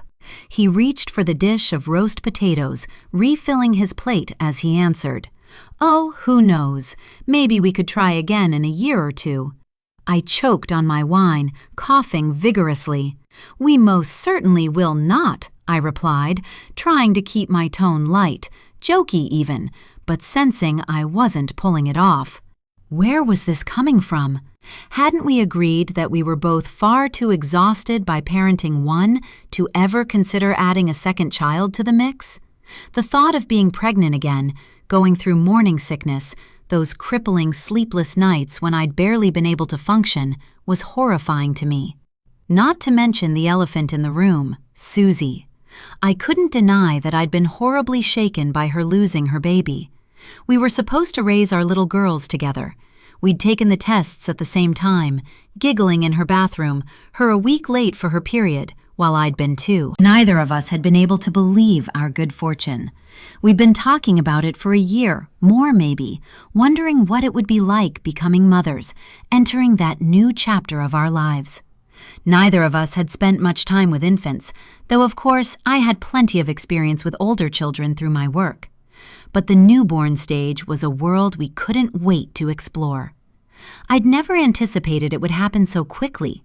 There had been a part of me that had even wondered how I'd cope if Susie fell pregnant first, if she sailed through it while Phil and I had to keep trying, watching her do all the things I wanted for myself, smiling through gritted teeth while pretending we weren't riddled with jealousy. I hated to admit it to myself, but there was almost a touch of competition I hadn't anticipated. The need to make sure I wasn't left behind. The relief at discovering that wouldn't happen, that we were due within a week of each other, had taken a weight off my mind, and we'd instantly become hyper-focused on all things baby. We had read the books on pregnancy, birth, parenting, discarding the outdated ones, and though Susie leaned more towards ideas like full-term breastfeeding and co-sleeping, while I wanted to wean by a year and move the baby into her own room by then too, it was clear that we agreed on the bulk of things. They would be as close as we were, as good as sisters, and watching their joy, their bond, would only cement ours further. It had felt so perfect, until it wasn't. Until the story went off course and Susie lost her baby, and I lost her in the process. I'd grieved too, though Phil had warned me not to say that to Susie. He'd argued that it wasn't right that I share my pain when hers was so much greater. But I had lost the future I'd been dreaming of too, along with my best friend. I had fallen apart too. Instead of tag-teaming nappies and lamenting over bitchy baby groups together, I'd taken my daughter home and held on to her tightly, knowing how easily it could have been me who'd left the hospital empty-handed. And now, Phil was suggesting we try again? I couldn't fathom how he could even consider risking it. We weren't exactly getting any younger. It felt reckless. Our marriage was holding on by a thread, though I was too afraid of what he might admit to voice it out loud. He'd been so distant this past 6 months, so disconnected from our relationship, and it was clear he was struggling with something. The pace of parenting, perhaps. Rose's speech struggles. To add more responsibility to our lives when we were already in such a bad place was madness. And I could just imagine the impact my getting pregnant again would have on the shaky foundations I was currently trying to rebuild with Susie, the friendship that was so close to being unsalvageable. I didn't want another baby. I wanted my best friend back. Since leaving her house on Tuesday, I hadn't been able to get those babies, that art, from my head. They haunted me. I had wanted an insight into her mind, wanted to be let in. But now I felt as if I'd seen more than I was ready for, and I longed to go back, not follow her into her studio. Predictably, she hadn't called, hadn't messaged, and I didn't know what to do next, how to move forward. I took a bigger sip of my wine then, composing myself. I straightened my spine and said in a clear voice, my teacher voice, the one I saved for when I was particularly intent on commanding an unruly room. I don't want another baby. I am quite content with the one I have. Besides, I want to focus on my career. As I said, my opportunities for the future are looking bright. I'm going to be very busy. Phil stuffed a roast potato into his mouth without replying, and I wondered if he was silently arguing with me, as I knew he so often did. He'd once admitted that when he felt like he was losing an argument with me, he would excuse himself, and then have an imagined row in his mind where he always got the final word. He said it made him feel less resentful. I wished he hadn't told me that, because it made it impossible not to read into his silences now. My dad fiddled awkwardly with his knife, making it squeak against the streaks of gravy on his plate. Mom looked at me, her lips tightly pursed, as if she'd been sucking on a lemon. I thought women were supposed to have it all these days, be good at juggling family and career. She tutted to herself, then muttered something under her breath about only children, lonely life, seeming to forget that having a sibling wasn't always the gift she thought it was. I adored Mabel, but honestly, knowing she was the favorite, growing up feeling like my younger sister could do no wrong, could do things I would never have dreamed of trying because she would never be punished, had taken its toll. I placed my glass carefully back on the table, giving up on my hope of getting some support from my parents. Right then, are we ready for pudding? Mum placed her napkin down, shaking her head, her eyes lighting up as if she'd remembered something that had canceled out her sour mood. Oh, we can't have it yet. We need to wait until 6 o'clock. I raised an eyebrow. What? Why? It was still only 5:30, and I was itching to get the dinner over with and send them on their way so I could enjoy the last few hours of my weekend in peace without her constant sniping. She grinned, and I suddenly got a terrible feeling in the pit of my stomach. I knew that smile. It was the one that appeared when she was excited about some secret she was about to admit to. We might have a surprise guest joining us for dessert. I shook my head in confusion. What are you talking about? Dad looked down, a flush rising on his cheeks, as if he knew he'd been caught out. He always went along with Mum's so-called surprises, even though he knew I hated them. Mum clasped her hands beneath her chin, and I suddenly knew exactly what she was about to say. Your sister is coming! Mabel? What? She can't be! Last time I heard from her, she was working at some surf school in Thailand. She didn't mention any plans to come back.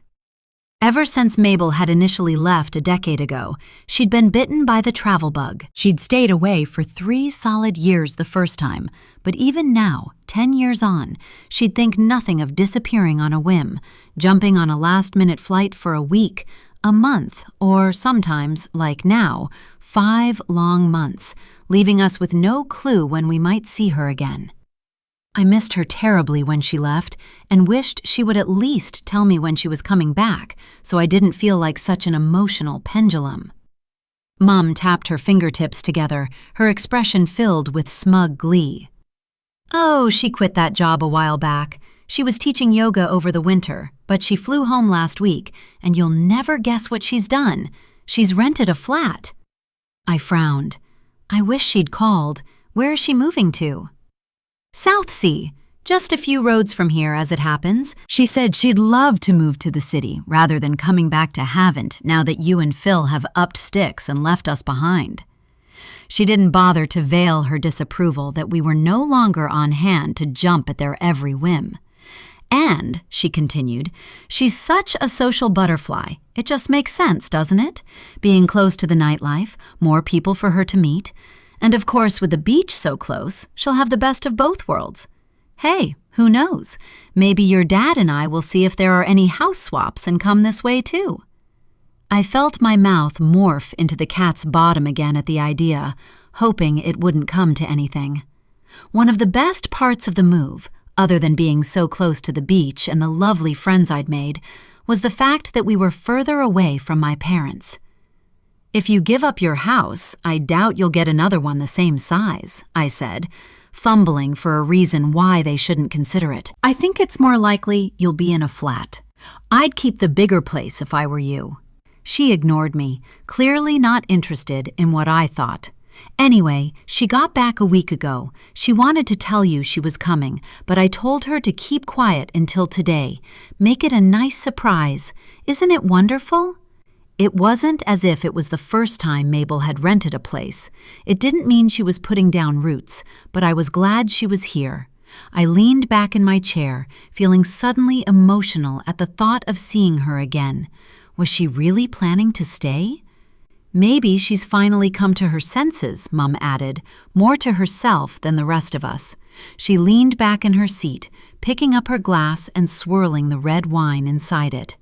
Maybe she's finally got the travel bug out of her system, and she can pick up where she left off. She was so close to finishing medical school, she added wistfully. And I was reminded of how devastated Mum had been when Mabel had left before getting the qualifications she'd worked so hard for, calling from a crackly line in India to tell her that she didn't want that life any longer. That was a long time ago, Mum, and she still had 2 years left before she would have qualified. It's not as easy as just jumping back into it. It had been 10 years since I'd picked up the phone to my hysterical mother to hear that Mabel had gone off the rails and left her life behind. I don't think she's interested in pursuing a career in medicine now, I reminded her. Mum tapped her fingers rapidly on the tabletop, as if she hadn't heard me, and I could tell she was excited to plan Mabel's future for her. She's still young enough, Dad agreed. Plenty of women in their 30s are getting degrees nowadays, and she was practically at the end of it when she left. Exactly, Mum smiled. There's time for her to get back on track. I clasped my hands in my lap, wondering if my mother was right.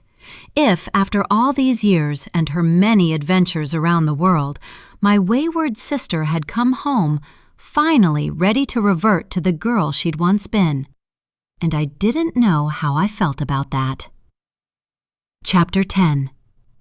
So you'll come? I asked, unable to wipe the smile from my face, my fingers linked with my sister's as Phil cleared the table.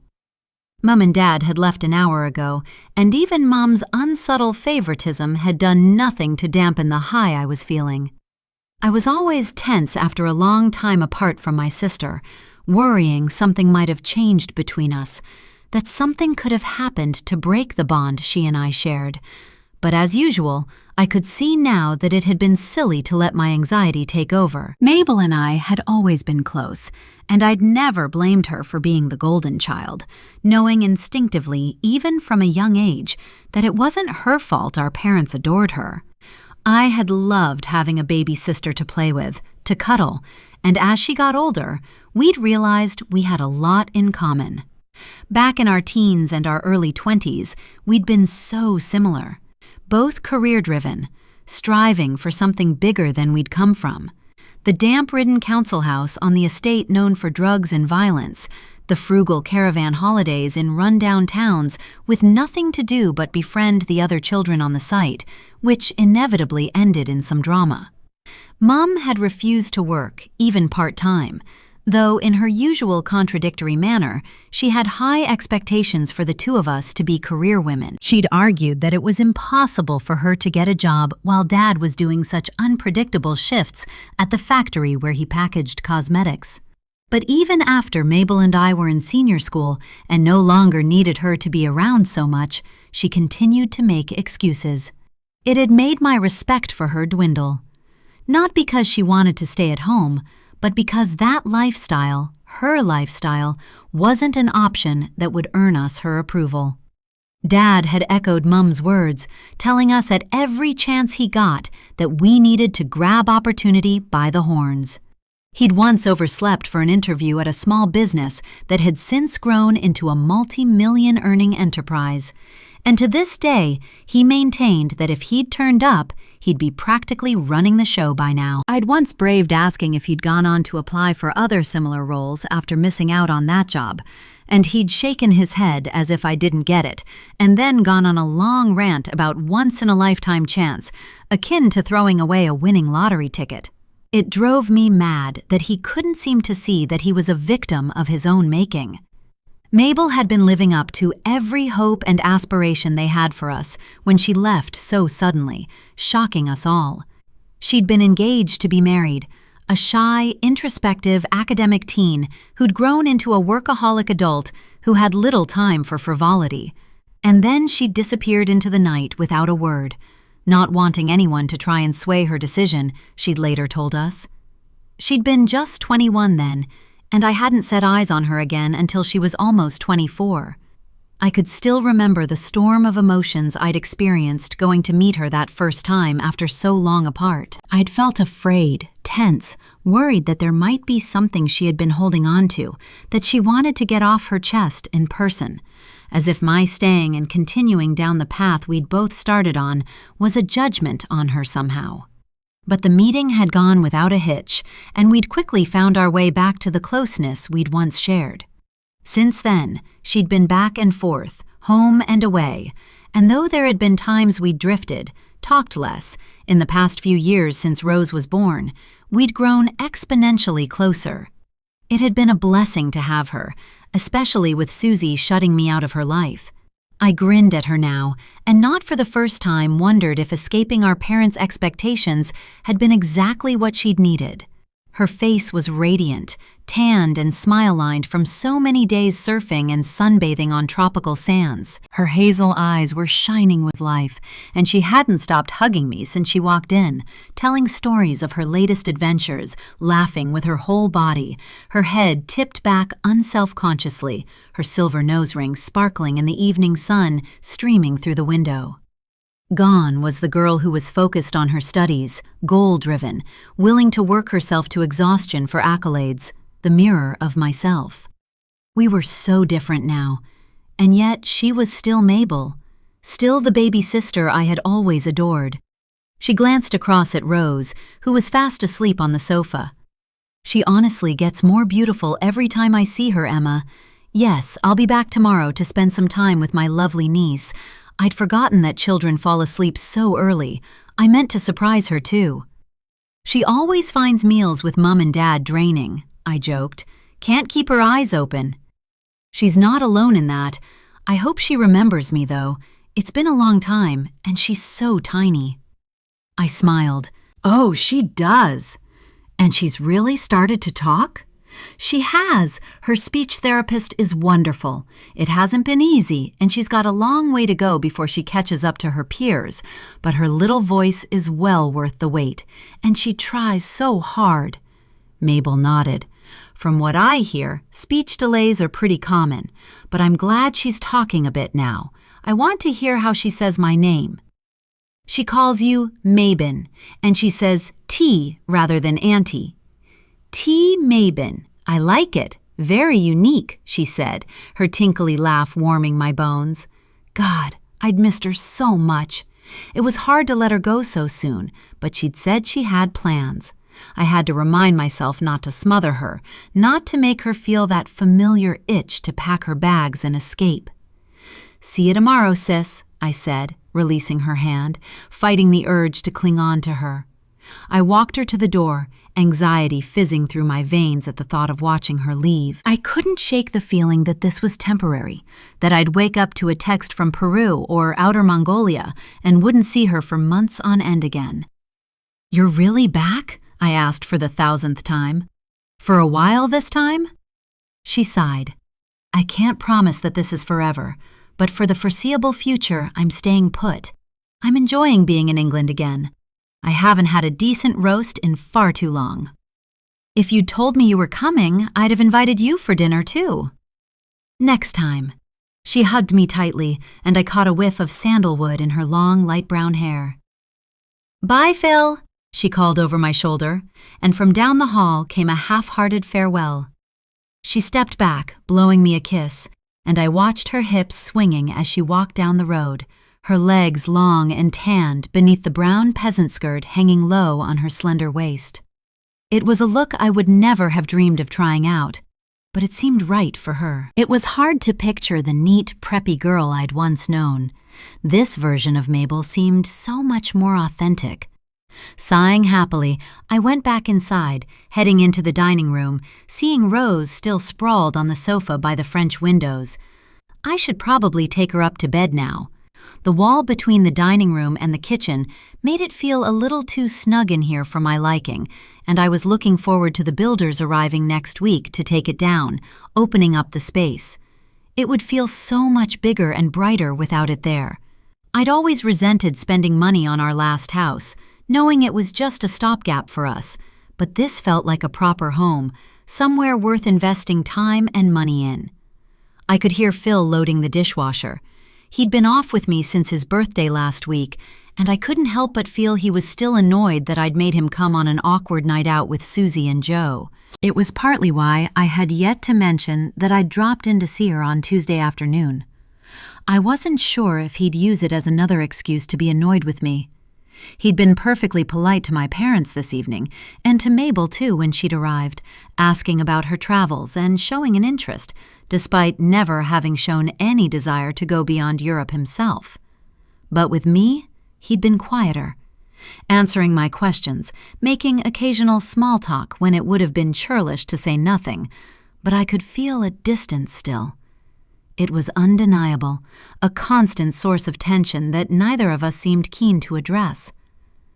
I began to move towards Rose, then stopped. Phil's phone was lying on the table beside his half-empty wine glass. I stared at it, deliberating. How long had it been since he'd even left it unattended? Months? Longer? I couldn't remember a time in recent memory when it hadn't been either clamped in his hand or wedged in his pocket. I had a right to know, didn't I? He'd been so closed off. There had been no affection between us for months, and he wasn't confiding in me. I'd had so much anxiety over it, afraid to address our issues, hoping that things would improve. But then, watching the way he and Susie had interacted on his birthday had ignited a spark in my mind that couldn't be doused. Ever since the night at the pub, I hadn't been able to shake the uncomfortable thought that something was happening, something bad. If he was seeing her behind my back, I closed my eyes, trying to steady myself. Things hadn't been right since we'd had Rose. 2.5 years of distance. It had been like a switch. The moment we became parents, at a time when we should have been closer than ever, united in our love for our daughter, I'd felt him pull away. And if it wasn't because of Susie, then perhaps there was someone else. Michaela, his manager? I'd seen her a couple of times. She was older than him by a few years, but I could imagine he would find her attractive. Dyed, bright red curly hair that always looked unruly, a thick hourglass figure she knew how to dress to her advantage. He always complained about her, but was that a tactic? To make me think he had no interest in her. All I knew was that he rarely slept with me, and not once had he voiced having an issue with that. And for a man with a sex drive as high as Phil's, that set off alarm bells in my mind. I swallowed, staring at his phone. Knowledge was power, right? And I couldn't put a stop to any nonsense if I didn't know exactly what it was I was up against, could I? It made perfect sense to check. I was his wife. There should be no secrets between us. Making up my mind, I stepped towards the table, hoping he hadn't changed his passcode. Then, hearing his footsteps, I hastily jumped back, shoving my hands into my pockets just as he walked into the room. "That was a nice surprise, wasn't it?" I said, turning away so as to hide how flustered I was. "Mabel, I mean." "Oh, I suppose, yes. I doubt she'll stay long, though. Don't get your hopes up." "We'll see. It will be nice to have her around, and for Rose to spend more time with her." I watched as he glanced at the table, his eyes homing in on his phone. He reached for it, checking the screen, and I was certain from his silence that he was reading a message. "I forgot to mention, I dropped in on Susie earlier this week." I hadn't intended to admit it just yet, somehow knowing he would think it a bad idea, but the words had come out in a rush, and now it was too late to backtrack. "Dropped in?" I nodded. "To check on her. She was a little the worse for wear on Saturday, wasn't she? I wanted to make sure she was okay and, keep the momentum going between us. It still feels awkward." He looked at me. "And was she okay?" I wrinkled my nose. "Not really, no. We spoke a bit about the baby, and I saw her studio, her latest projects." The color seemed to drain from his face, and I knew he understood what I meant. That he must have seen them, or at the very least, heard about them from Joe. He was silent, his jaw stiffening as if he were holding back what he really wanted to say. "It was pretty shocking," I admitted. "Wait, did Susie bring up the baby, or was it you?" I shrugged. "What does it matter? It needed to come out, and it's not like—" "Em, for goodness sake, the woman is fragile. You need to back off and wait for her to decide what she wants to talk about, what she wants to share. She's my best friend. I deserve to know." He pinched the bridge of his nose between his fingers. "She was your best friend. She hasn't been for several years now. You think you can just force things back to how you want them to be, but it doesn't work like that. Life doesn't work like that. People don't work like that." I stared at him, shocked at how defensive he was being, how incensed he'd become on her behalf. I didn't like it. He looked back down at his phone, a breath hissing between his teeth. "Shit," he muttered, and for some reason I felt it was for effect, an act. "What?" I asked cautiously. "It's Michaela. I have to go into work." I raised an eyebrow. "On a Sunday evening? Phil, the shop closed hours ago." "Yes, obviously, but some big deliveries came in on Friday, and a bunch of us were offered overtime to work tonight and get things in order before tomorrow. I completely forgot, and I'm an hour late. I'm supposed to be supervising." I held out my hand, and he shook his head, bewildered. "What?" "Can I see?" "See what?" His eyes didn't meet mine. "The message? Can I see it?" "No. I don't have time for this, Emma." "You've been drinking. Not to mention I'm supposed to have the evening off to have a bath and a rest. It's your turn to listen out for Rose. And you know she's been unsettled lately. You can't go into work now. It's ridiculous." He ignored me, dashing into the hall and shoving his feet into his trainers. "No, Emma. What will be ridiculous is me losing my job and not being able to pay the mortgage on this bloody place because I've not turned up to work. You can still have a bath. Just leave the baby monitor on or something." "Phil." He pressed a perfunctory kiss to my cheek and, without offering a reply, walked out the front door, muttering to himself, his phone gripped tightly in his palm as he typed out a text. I followed him to the door, watching as he crossed the road to where his car was parked. He didn't even glance my way as he started the engine and sped off. I chewed my lower lip, watching until the car disappeared from sight, and even then I couldn't seem to move from the doorway, hoping somehow that he would come back. Chapter 11.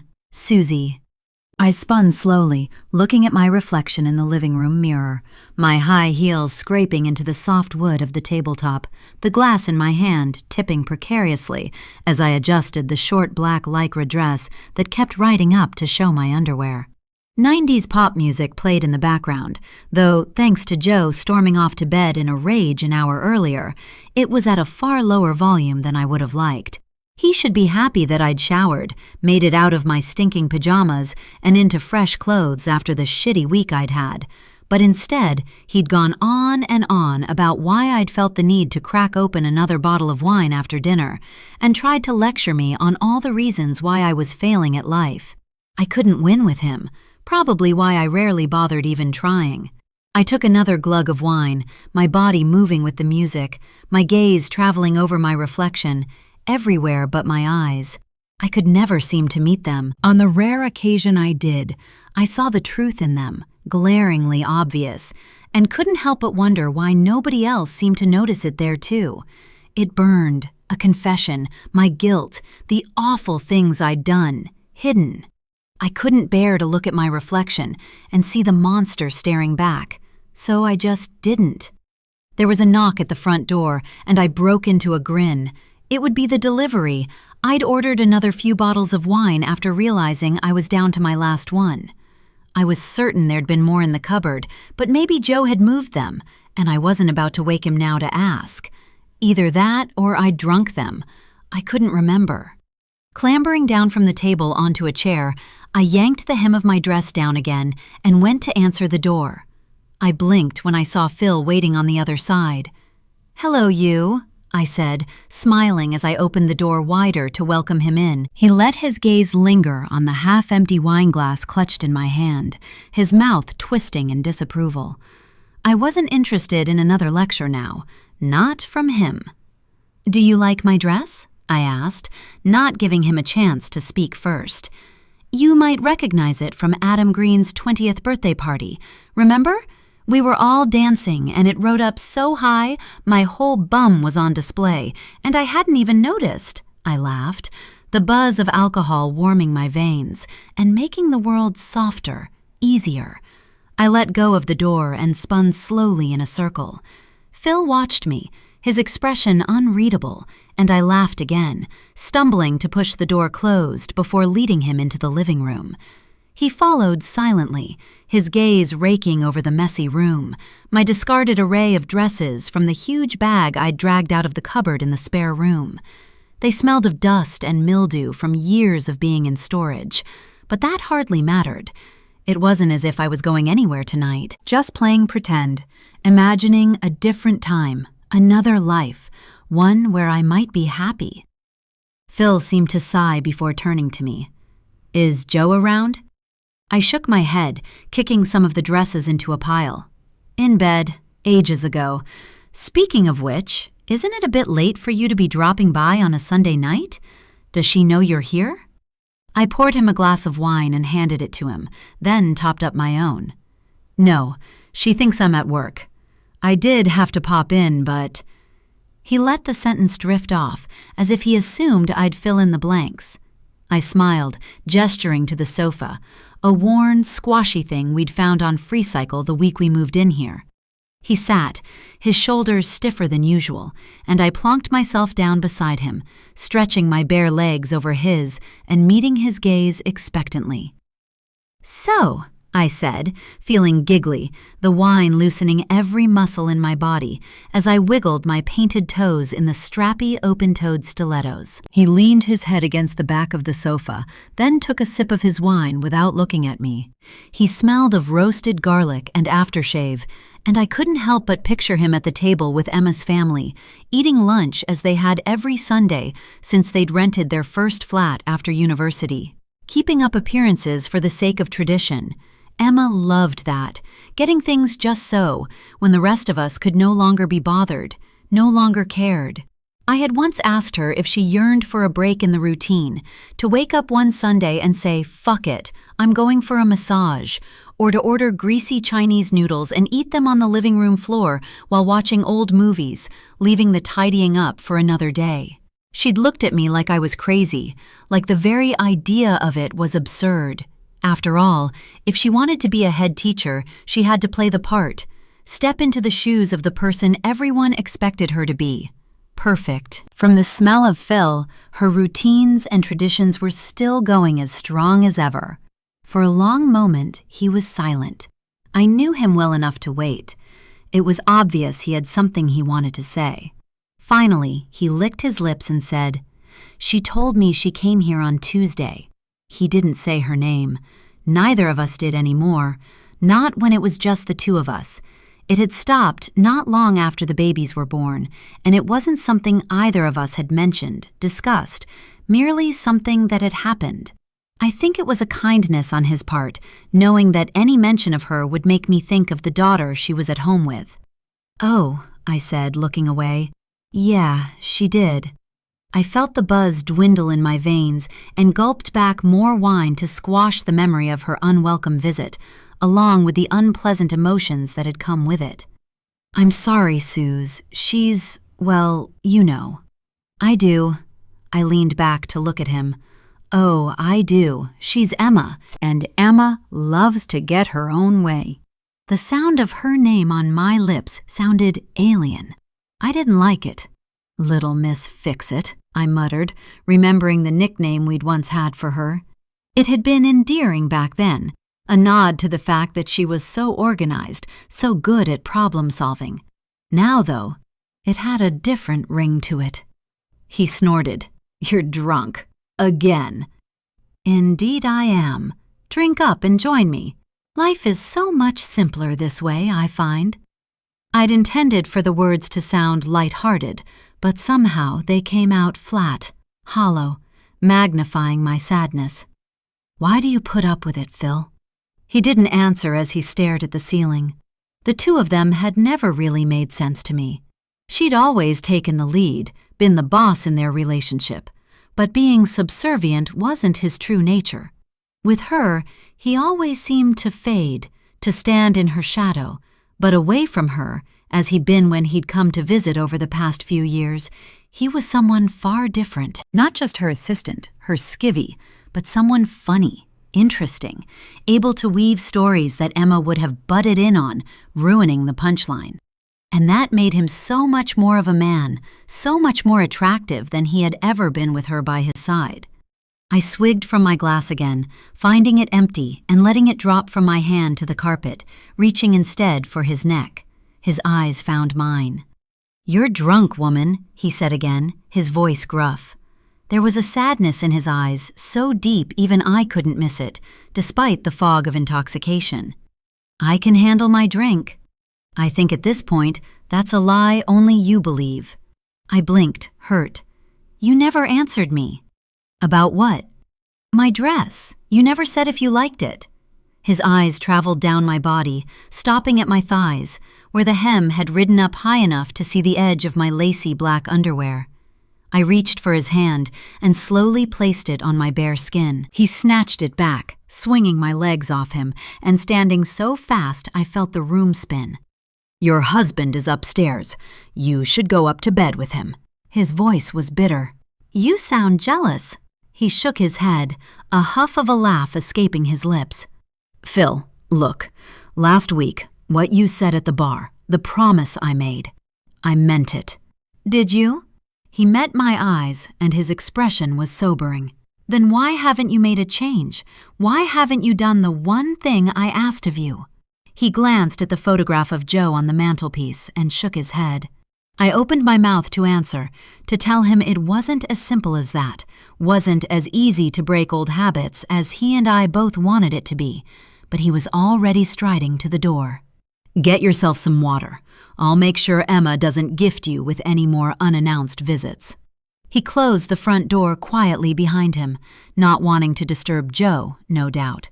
I stared after him, feeling guilty, worthless. His almost full glass sat on the table, and I downed it, blinking back tears, knowing that sooner or later he would realize I'd never had any intention of agreeing to what he'd asked of me. Chapter 12. Emma. "Come on, sweetheart. Let's get your face wiped," I said, lifting Rose down from the kitchen stool and rubbing a warm flannel over her porridge-covered mouth. "All better. You want to go and find Teddy to come in the car on the way to nursery?" "Ro, fine. Ted." Her eyes were wide as she moved her lips around the words. "That's right. Rose, fine Teddy."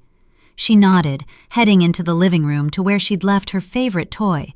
I followed her, frowning at the sight of Phil still sleeping on the sofa. I'd sent Rose in here to play while I was making breakfast earlier, in the hope that she might wake him so I didn't have to. But he was still snoring now, his mouth open, dead to the world. I had tried to wait up last night, but I'd fallen asleep sometime around midnight, and when I'd woken suddenly at 2 a.m., hearing his key in the lock, I'd been too angry, too afraid of what might be said in the heat of the moment to brave going down to confront him. Rose clambered over his legs, reaching for the teddy she'd laid on the cushion behind him. He woke with a start, sitting up, instinctively grabbing her to stop her from being tipped onto the floor, even through the veil of sleep.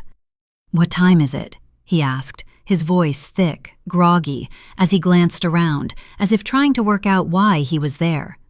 7:30. "Oh, God," he groaned, lowering Rose to the carpet and pressing his hands to his face, scrubbing at his bloodshot eyes with his fingertips. Rose tucked her teddy under her chin and walked out to the hallway. Through the open door, I could see her taking all the shoes off the shoe rack before laying a blanket on top of it to make a house for her teddy, a game she played at least twice a day. I didn't mind the mess so long as she was occupied. I turned back to my husband, trying to keep my expression neutral. "You didn't come to bed?" I watched him, waiting for a response, an excuse, my anger at him for having left without warning last night still simmering beneath the surface. I didn't believe the story he'd fed me, didn't buy that he'd been expected at work and had simply forgotten to tell me. It just didn't sit right in my gut. I'd spent the hour after he'd left thinking about booking an Uber to take me to the shop so I could see for myself if he'd been lying. I'd had 2 glasses of wine and couldn't drive, but it was Sunday night. The place would be closed. What was I going to do? Stare through the window and see if I could spot movement within? What if they were all out the back, unpacking boxes?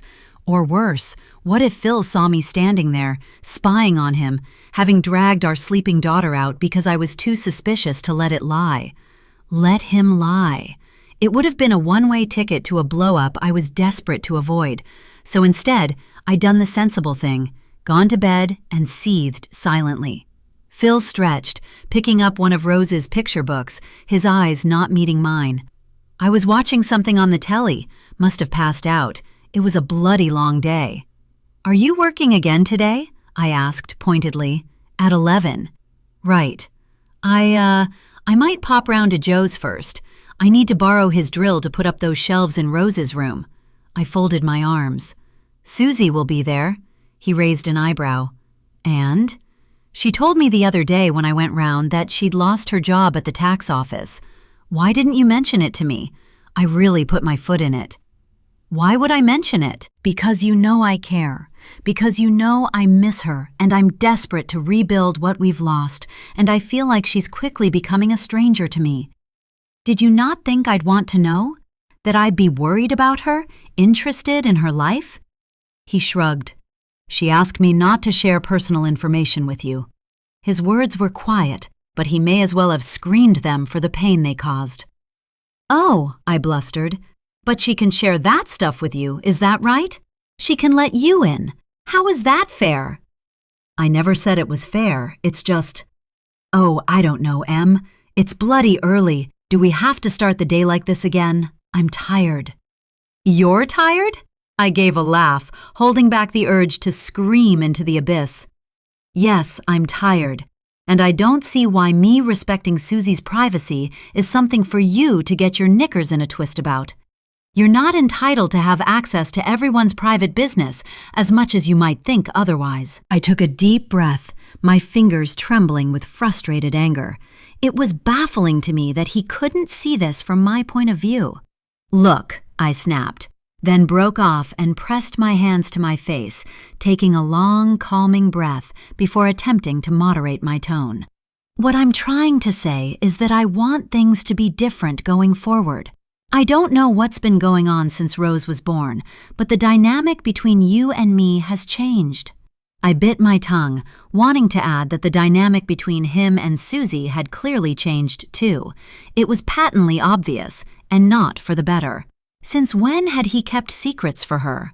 He rolled his eyes, so I went on. I don't want you going out with Joe and Susie without me. I've been thinking about it, and we need to get back to it being the four of us together. I'm not sure if you picked up on it, but Joe looked pretty put out the other night at the way you and Susie were behaving.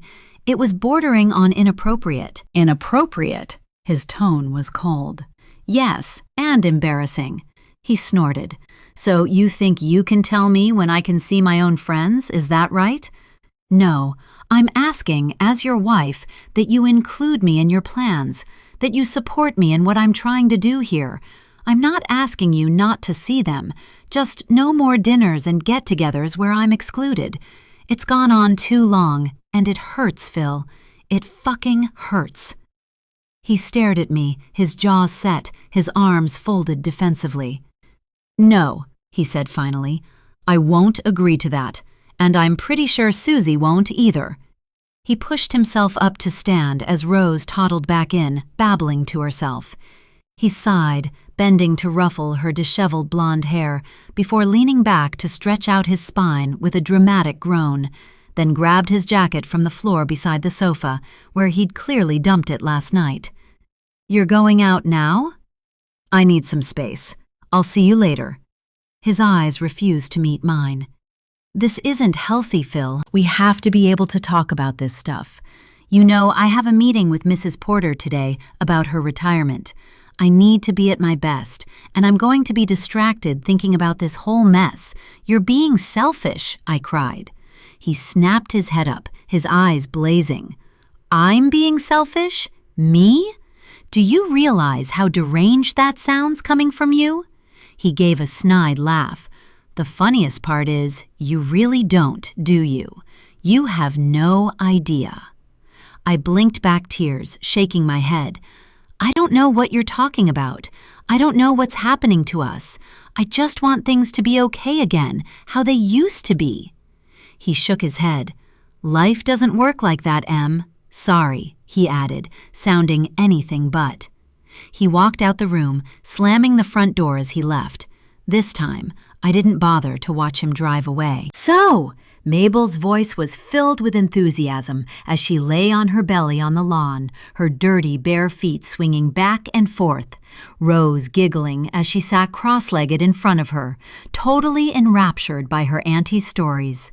I smiled, watching the two of them fondly, propping my feet up on the smooth wooden bench, the late afternoon sun warming the back of my neck, an ice-cold glass of Long Island iced tea on the patio table in front of me.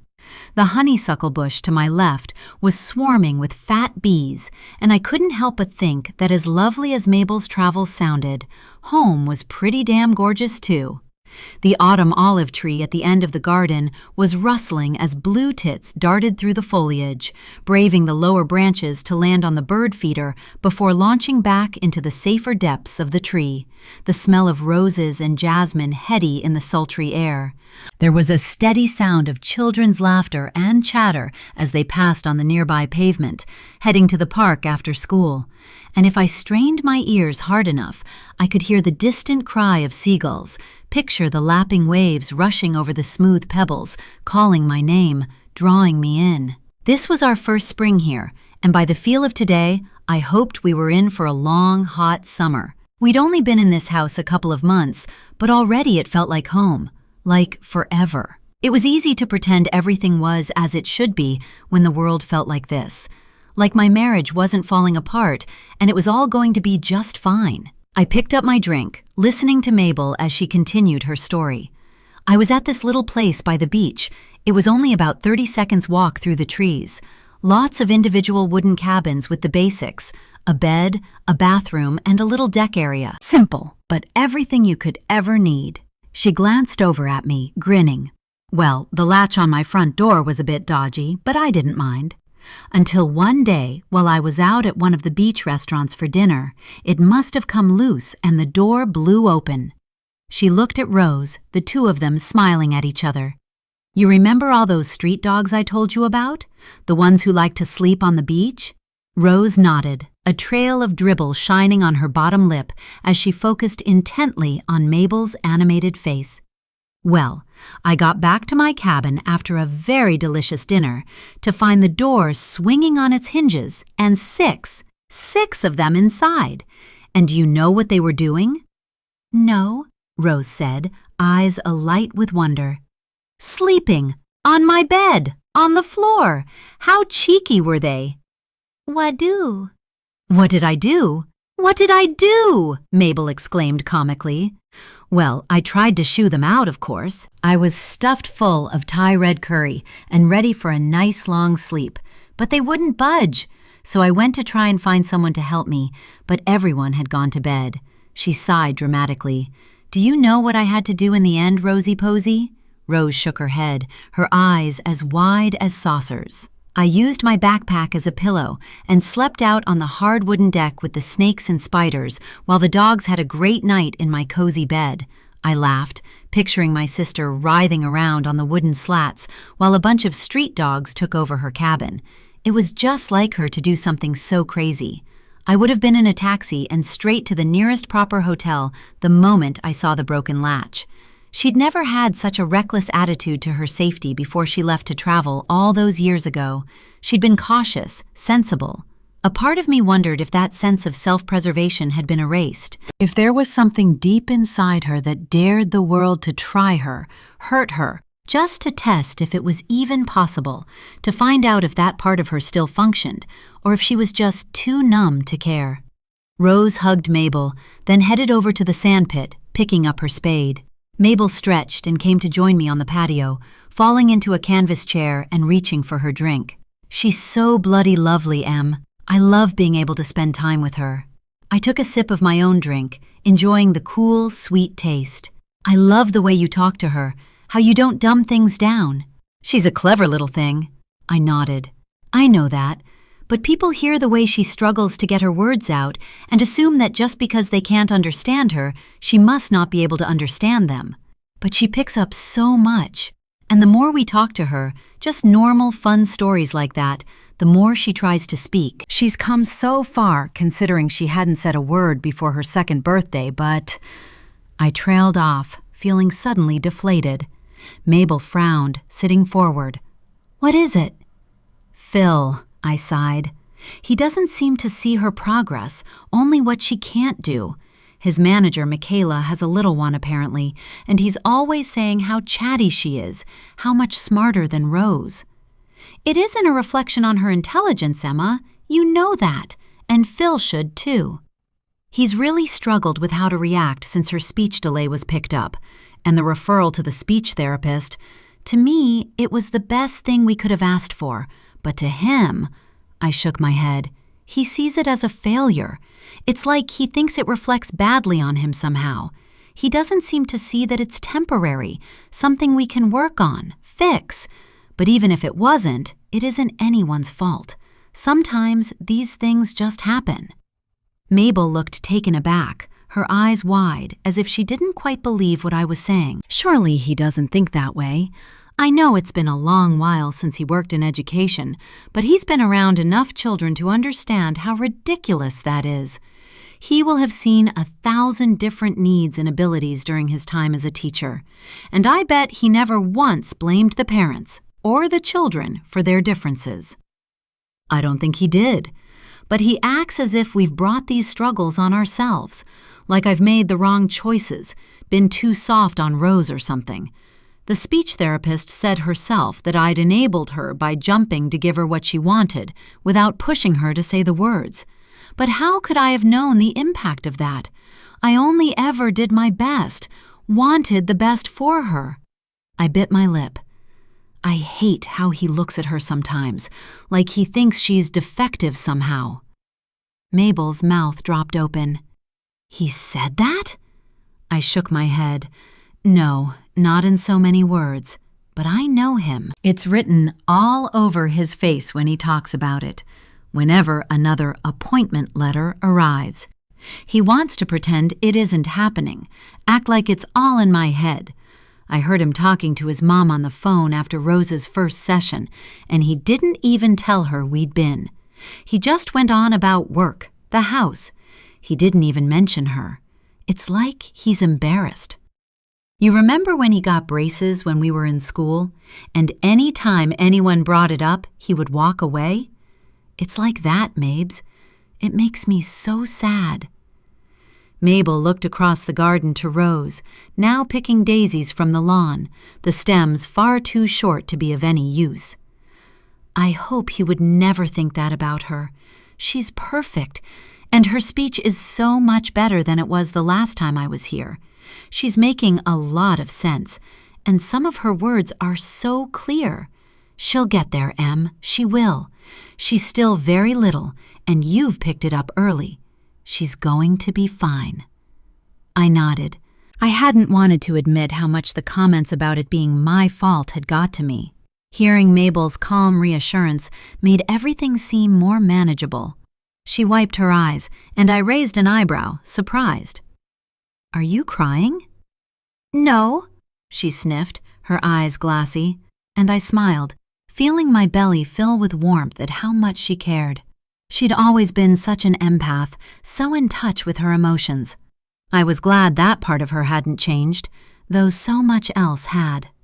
My phone rang, and I reached into the pocket of my skirt, pulling it out. Oh my God, I gasped. What? It's Susie. Mabel watched as I answered, my fingers trembling as I pressed the phone to my ear. I hadn't expected her to call. I'd thought I would have to do all the work, all the chasing if I had any hope of hearing from her again. Hello? Hi, it's me. Hi, how are you? I asked, unable to hide the enthusiasm in my voice. I'm okay. Look, I'm sorry about what happened last week. I wasn't expecting you to come round. It was a bad time and you caught me off guard, but I was rude. I shouldn't have been like that. I listened, my heart racing, not wanting to say anything that might derail her. She continued, her voice soft, uncertain. Do you want to go for a coffee sometime this week? Just us, not Joe and Phil. Yeah, I replied, stunned that she'd made the offer. Yes, I do. Thursday, Phil has the afternoon off work. He's picking Rose up from nursery, so I could get out of school early? Actually, my last meeting is at 11 that day, so maybe we could have lunch somewhere. I could work late to make up for a longer lunch than usual. I rarely left my desk during the day, so it was about time I took a break. And weekends were no good. Phil tended to work Saturdays, and I was on mummy duty. I instinctively knew I shouldn't bring Rose to meet her. Not yet. It would only rub salt in her still open wounds. Okay, text me the night before to let me know where and when. Bye, Em. The line went dead. Well, I said, dropping the phone in my lap and meeting Mabel's expectant gaze. That was a surprise. Chapter 13. Susie. Joe slammed his suitcase closed on the table, zipping it shut as I watched from the doorway, my dressing gown hanging loose on my shoulders. You can't cancel now, he said, not bothering to look at me as he sat down, pulling on his trainers. You know full well she'll have taken time off work especially for this, and that's a big deal for Emma. It takes a lot for her to leave that place. I've never known a work ethic like it. If I call now, she won't have left. There's still time. No, don't you dare, Susie. You invited her, and now you need to pull yourself together and get on with it. Pull myself together? You mean brush my grief under the rug because it's starting to get on everyone's nerves? Because I've had my quota, and it's time to get back to real life. Is that it? He pursed his lips, looking up at me. You know that's not what I mean. But I think you underestimate how important having your friend's support can be. I have Phil. Yeah. He huffed out a breath, and I balled my hands into fists. What? He shook his head, yanking angrily at his laces. You can't keep cutting her out. None of this is her fault. Did I say it was? You didn't have to. He let out a groan of frustration, scrubbing his hands over his chin, a habit he'd held on to from his bearded days. Look, all I'm saying is, you've lost yourself. Your drinking is out of control. That art stuff is frankly terrifying. And the more time you spend cooped up in this house with a bottle of wine for company, making your freakish little babies, the harder you're going to find it to get back to normal. Seeing Emma today is a step in the right direction, and I want you to go." I raised an eyebrow, incredulous at his assumption that it was all so simple. It was as if he thought I was being difficult on purpose, as if I got some sort of a kick out of living this way. "Do you honestly think things will ever be normal again?" I asked, my voice coming out more shrill than intended. "We've lost a baby, Joe!" "Do you think I don't know that? That I don't care?" he cried. "It breaks my heart too. But people lose babies all the time. It's just one of the shitty parts of life. It doesn't mean you throw everything good away, waste the time you have left because of one terrible loss. You move forward. You remember what might have been, but you have to let go. At some point, you just have to. Because if you keep going like you are, you're going to lose me too. And then what, Suze?"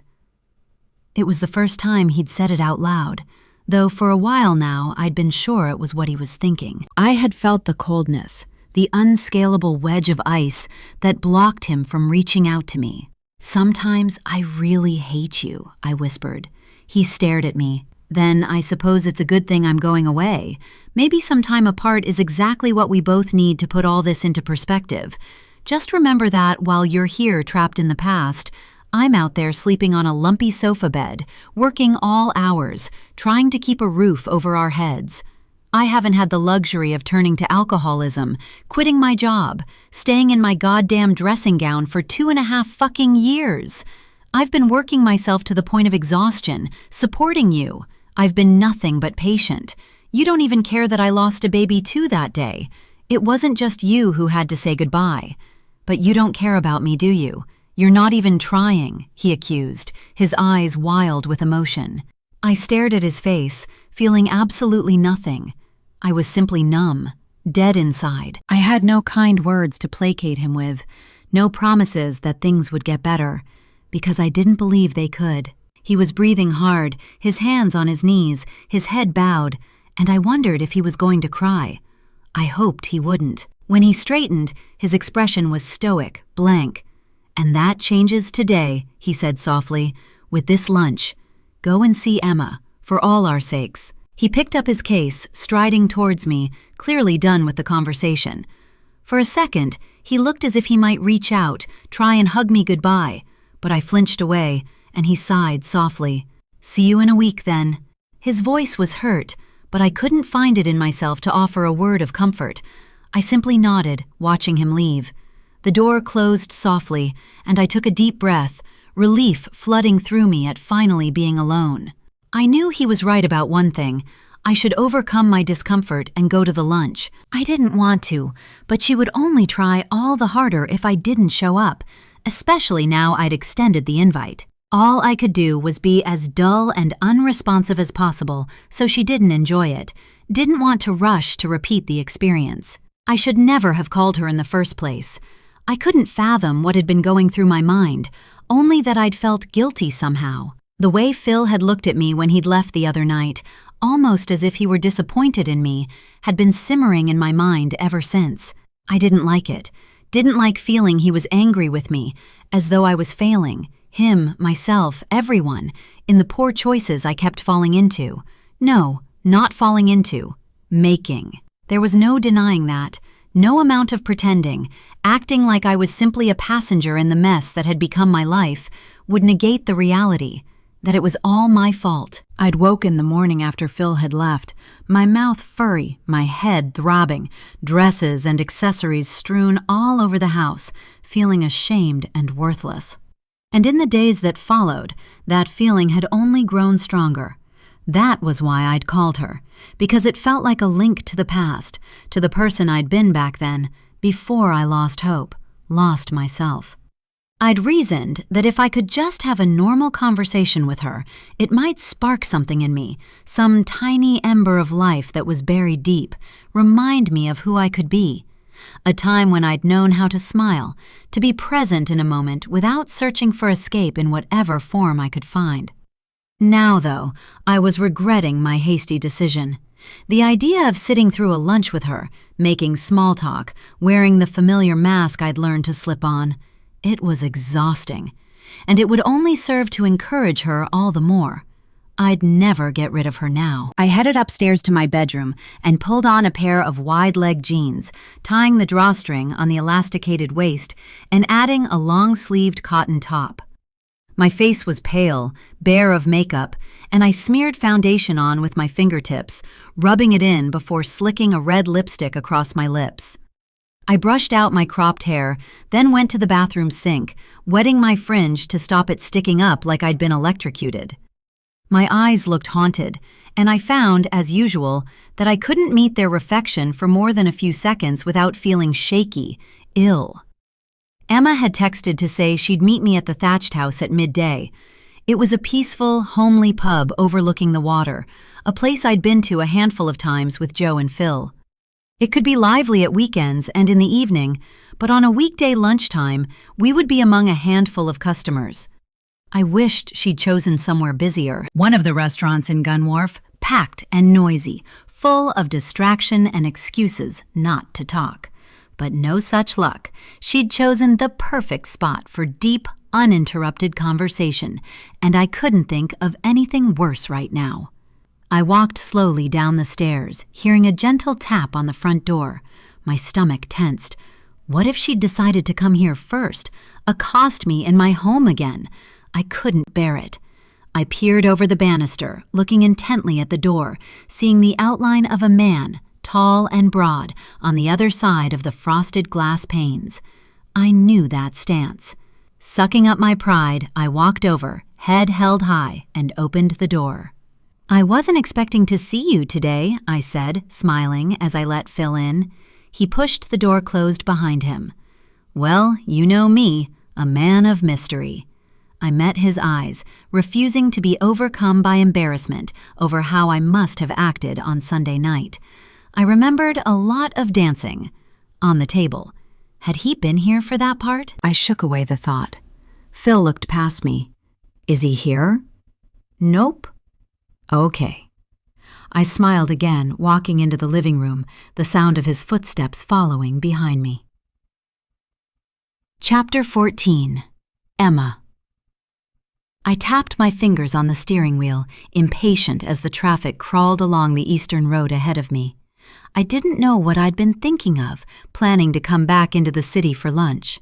I should have had Susie drive to somewhere near the school so I could pop out and meet her, then get back to work, but I'd wanted to avoid any opportunity for her to back out.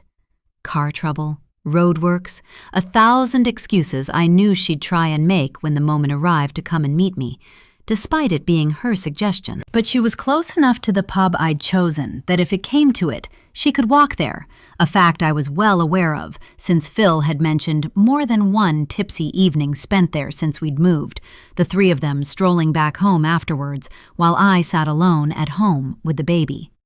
I intended to drive past her house on the way to the pub to see if I could spot her car, and if for some reason she failed to arrive, I'd just go to her. I'd had enough of the games. I hadn't given up an afternoon of work to be stood up. My fingernails dug into the soft rubber of the steering wheel as I seethed at the very thought of it. I deserved better, and none of this was fair. I sucked in a breath, aware that my mood was anything but ideal for this lunch. I was tense, fizzing with anger, and I had to rein it in if I was going to manage to avoid scaring Susie off again. Mrs. Porter had unexpectedly canceled our meeting on Monday afternoon to discuss future plans for the school, and since then she'd been so hard to pin down, I almost wondered if she was avoiding me. I'd gone to her office first thing this morning, hoping to finally reschedule and to discuss the rather insulting application form that had been dropped on my desk last week, only to find her door closed, Sharon explaining that she was in a meeting with the school governors and the dreaded Dr. Ethan Woods, and she wouldn't have time to see me today. Sharon wouldn't give me any indication what the meeting was about, but I could well guess. Why would the former head of the boys' boarding school have come to Sycamore Glade to meet the governors and Mrs. Porter, if not to interview for the job that was destined for me? I gritted my teeth, knowing I couldn't let him have it, that I'd have to find a way to stop the train wreck that was speeding ever closer. I needed to prove myself to all of them.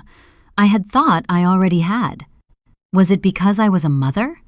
Mrs. Porter had been widowed before taking the role, and had stayed steadfastly single and child-free ever since, dedicating her whole life to her work, the school, and the pupils. Did they think that because I had a family, I was somehow less capable, less committed? I shook away the thought. It was ridiculous. The parents had made plenty of comments since I returned from my maternity leave about how positive it was that I had a child of my own now, how I could understand what it was like to have to choose the right care, the right education. It was an advantage. I was the best person for the job. So why did my hands keep sweating, my heart racing to the point of dizziness every time I pictured that closed office door? I stared blankly out over the common, watching the magpies hopping across the grass. A horn sounded behind me, and I blinked, realizing the traffic had cleared. Waving a half-hearted apology in my rearview mirror, though I felt like giving the finger, I moved forward, heading in the direction of Susie's road. Her house was on a one-way system, cars jammed in nose to bumper all the way along both sides, despite the hour. Did nobody have a job anymore? It seemed to me that since the COVID lockdowns, everyone had just quit real life. Sometimes I wanted to stand in the street and scream, "Will you all just go to bloody work? What are you doing here?" Nobody had an ounce of ambition, and it made me angry, made me feel like the burden of holding up society had fallen on the shoulders of the few people left who could be bothered to keep trying, keep getting dressed and leaving the damn house. I drove slowly, looking at the cars as I passed them, hoping not to see Susie's. She should already be in it and heading to the pub if she was going to be there on time. As I got closer to her house, I still hadn't spotted it. Her front door, teal wood with a dull brass letterbox and dirty glass, came into view, and I peered closer, wondering if I'd see her coming out. Ahead of me, a Tesco van was unloading shopping for one of the neighbors, and I waited, craning my neck to see around it to Susie's forecourt, not wanting to miss her. Her door opened without warning, and I sank back in my seat, feeling like I'd been caught spying, readying myself with an excuse, an offer to give her a lift. But it wasn't Susie who emerged, it was Phil. I gripped the wheel harder as I watched my husband walk briskly through her open gate. He didn't look my way as he strode off down a side street, disappearing quickly from view. I stared at the empty space where he'd been, dumbstruck. What on earth was he doing here? He was supposed to be picking Rose up from nursery and taking her swimming. He hadn't mentioned coming over here. Not that he'd been especially talkative these past few weeks, but still. I grabbed my phone from the dashboard, typing out a quick text as the Tesco driver chatted without a care in the world to Susie's neighbor. "Don't forget it's Rose's swimming session this afternoon.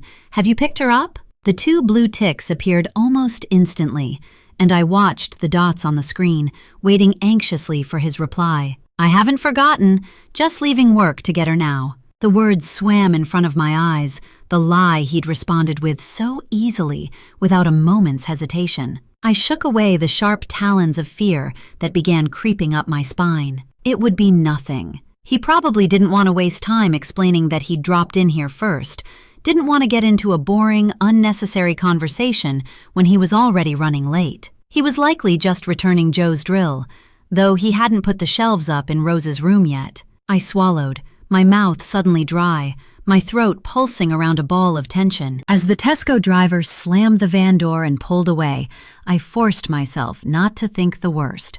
Sending a like in response and dropping the phone on the passenger seat, I put the car in gear and headed for the pub.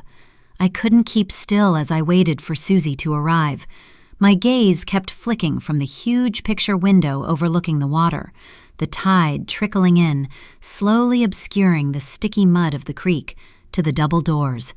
I wanted to watch her face as she spotted me, to see if there was a trace of guilt, some clue that she was keeping a secret as her eyes met mine. I'd already downed half my wine and given up on the idea of driving back to school. Fuck them. Fuck it all. I was due an afternoon off. And after the way Mrs. Porter and the school governors had disrespected me this morning, I was hardly going to head back in to pretend I was unaware of what they were all up to behind my back. Besides, I had more than enough work for my PhD to be getting on with at home. It wasn't as if I wouldn't make good use of my time. My hands were shaking, and I wasn't sure if the trembling was fueled by anger, nerves, or a combination of both. As I took another bracing sip of my wine, I caught sight of a figure entering the porch and recognized it instantly. Susie had come. She was really here. My breath caught in my throat as she walked inside, unbuttoning her long cardigan, her face pale, her lips blood red. As she looked my way, our eyes met, and she nodded, pointing to the bar, mouthing what looked like an offer of a drink. I held up my glass, and she nodded again. It seemed to take forever for her to be served and pay, as if she were taking her time, stretching out the moment when we had to come face to face. I drummed my manicured fingernails on the scratched wooden tabletop, trying to school my features into something far warmer than I felt. Finally, she turned away from the bar, a generous glass of wine in each hand, her own dread written clear as day on her face as she approached. I pushed back my chair, waiting for her to put the glasses down before giving her an awkward hug. "Thanks for the drink," I said, sitting back down, feeling strangely formal, uncertain.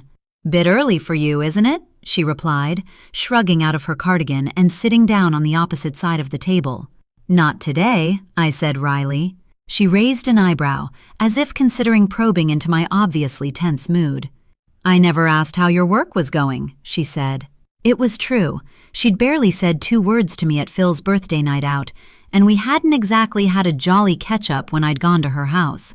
She seemed to be suddenly aware of it, making an effort now, and I appreciated it. "Are you still at the private school?" I nodded. "Sycamore Glade, yes. I'm hoping for a promotion. The head is retiring and—" I let my sentence trail off, thinking of the doubt that had been creeping in over the past few weeks, the control slipping through my fingers. I couldn't stand it. "Are you likely to get the role?" she pressed. Her fingers toyed with the stem of her glass as she flicked her gaze towards me. I sighed. I thought I was, but now— I shook my head, refusing to give in.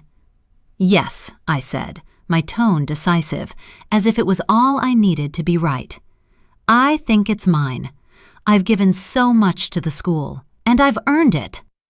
She nodded, and I wondered why she didn't voice her own agreement, give a few words of support, as she would have done in the past. I'd been working towards this goal for as long as she'd known me, single-minded in my vision of my future.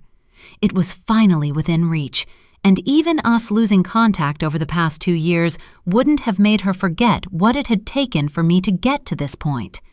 She'd seen how tirelessly I'd worked. It felt almost cruel of her to hold back now, as if she didn't agree I was the right choice for the job. Or was it that she simply didn't care, didn't have the mental capacity for any level of emotional investment in my struggles, my dreams? An uncomfortable silence shrouded the two of us, and I glanced out the window, watching a dog walker pass, a damp tennis ball clutched in her hand, her muddy golden retriever focused intently on it. "I was surprised to get your call," I said softly. I looked back at her and she dipped her head. "Yeah, things haven't been easy for me these past couple of years. A lot has changed. With me, with us. You and I have gone down 2 very different paths. I know it's hard to hear, Emma, but we're so different now. I'm not sure we share any common ground anymore. Did you ever consider that perhaps there isn't much of a friendship left to salvage? I mean, what do we have? You're a mother, you have a career, and I'm not." "I don't," she said, with a shrug of acceptance, as if there was nothing she could do about it. "But you could." I reached for her hand, but she slid it onto her lap beneath the table. "You used to want those things." She gave a little laugh, and it sounded bitter, pained. "See, just the fact that you think that you assume it's as easy as trying again, it shows how little you understand. I've changed. I'm not the woman you knew. I can never be her again. There are parts of me that have simply died, been shaved away until there's nothing but a pile of dust remaining. Parts I can't rebuild even if I wanted to. I stared at her, shocked that she truly believed that. It was crazy to me that she could just let go of everything she had ever wanted because she was too afraid to stick her neck out and try again. I couldn't imagine giving up like that. But telling her that would only make her feel vindicated in her opinion of me. Bossy old Emma, always trying to get involved. I'd heard the name she and Phil had for me, Little Miss Fix-It. It frustrated me that they couldn't see I was only ever trying to help, to support the people I loved in reaching their goals, have the lives they deserved. It hurt that they'd turned what I considered one of my best attributes into something to poke fun at, a quality I should be ashamed of somehow. What was wrong with trying to find solutions to the complications life liked to throw your way? What would happen if we all just gave up because something was hard or emotionally draining? I thought about what I would have done if I'd been in Susie's shoes, if it had been Rose who hadn't survived. The idea was painful to contemplate, but I would have grieved, then tried again. I wouldn't have allowed myself to become stuck the way she had. But she didn't want to be pushed right now, and I didn't want to risk her leaving before we'd had a conversation. And I knew when to bite my tongue. I'd had enough practice with my parents. Suze, if that's truly how you feel, then I'm really sorry to hear it. But you have to remember, this is all new to me. I haven't had an opportunity to hear your thoughts since you lost your baby, or to understand the changes you're talking about now. But that doesn't mean I can't accept you as my friend, or that I'll try and make you be something other than yourself. I don't care that we're on different paths. You're still the woman I have 1,000 shared experiences with. I waited for her to look me in the eye, but she didn't. You're still my best friend, I added, my voice soft, hopeful. Please, let's just take it slow and see if we can find a way to make this work. I miss you. Don't you miss me? She gave a deep, shuddering sigh, as if she didn't have the strength to argue anymore, and I was filled with relief as I recognized her letting go, accepting the inevitable. I do, she admitted softly. I smiled. There you go. That's something we have in common. She gave a weak nod, reaching for her wine. So, I continued, determined to change the subject and just have a bit of normal conversation for a change. Did Phil tell you and Joe that Mabel is back from her travels again? She was actually at my house when you called the other day. She told me to say hi from her, by the way. Susie leaned back in her seat. He didn't mention it. Oh, really? I watched her expression, wondering what was going on, what I must be missing. Had Phil been at their house to see Joe rather than her? Why wasn't she bringing up the fact that she'd seen him today? Is she staying? Susie asked. Apparently so. She's rented a flat in Eastney. It's been really lovely, actually, to have her 5 minutes walk away. She's been popping round and spending time with... I broke off. I hadn't mentioned my daughter to Susie yet, and I was sure she wasn't ready for me to start now. I swallowed. With us, I finished, polishing off the first glass of wine and reaching for the one Susie had bought me. She looked at me, assessing, questioning. So you're seeing a lot of her then? Making the most of her before she jets off again. What? It's just, I'm surprised to hear that. Why? I raised an eyebrow, confused. Well, given everything that happened. Her eyes met mine, and I knew exactly what she was trying to say, her expression hard, judgmental, anger simmering beneath the surface. She's my sister. Of course I want to spend time with her, I answered simply. You didn't before. You spent all your free time with me. Well, things change, as you said. But there's room in my life for more than one person, you know. And there was once a time when the three of us would do girls' nights out. No reason we couldn't re-establish those now. I think you know perfectly well that is not going to happen. Well, maybe in the future, I said, keeping my tone breezy to counterbalance hers. She shrugged, looking out the window, her whole body seeming to close in on itself. "How's Joe?" I asked, hoping to steer the conversation away from Mabel and find out if he'd been at home this morning. A long moment passed, and I wondered if she was about to pick up her bag and leave. I could see how upset she was by the mention of Mabel. I hadn't been thinking, should never have brought her up. I forgot how Susie held on to things from long ago, never able to let anything go. It had been stupid of me to say her name, but who could I talk about? Not my daughter, not my sister. This woman had more triggers than a gun range. I chewed my fingernail before catching myself in the old habit and reaching for my bag instead, busying myself with reapplying my lip balm, as if I wasn't waiting for her to break the awkward silence. She clicked her tongue. "Joe's busy, though he hasn't been getting many clients for his web design business since all these AI apps and cheaper self-building sites came in. People just don't want to invest in real designers anymore. It's seen as an unnecessary expense, especially when new businesses have so many other outgoings to consider, and they can get good enough results for a fraction of the cost." "Oh no, poor Joe," I said, thinking of Susie having lost her job and now him. "That must be a real worry for you both." She nodded. "He's been taking any agency work he can get to tide us over, but it's so random and not always close to home. He's in Salisbury this week doing security stuff for an industrial site, but the traffic is awful, and he's putting in such long hours he doesn't bother coming home. Luckily, he has an old colleague who lets him crash on his sofa bed for the week when he's working there, so he doesn't have to commute back and forth." "So he just stays away for a whole week?" I asked, thinking how strange it was that Phil had never mentioned that to me. "Does he do that often?" "Pretty often these days, at least half the month." "He wasn't home today then?" "He was first thing, but he left pretty early.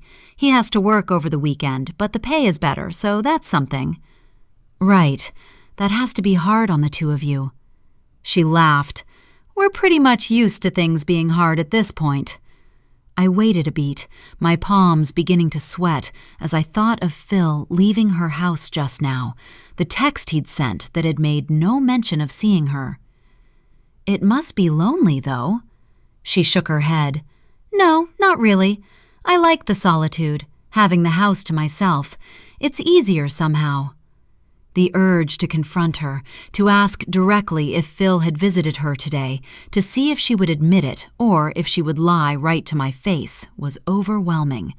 The words were fizzing on my lips, but I couldn't bring myself to say them. I'd worked so hard, so fucking hard, to make my life fit the plan I'd had in my mind. I knew how important my strong marriage was, how it made people view me as someone who could resolve issues, work through struggles.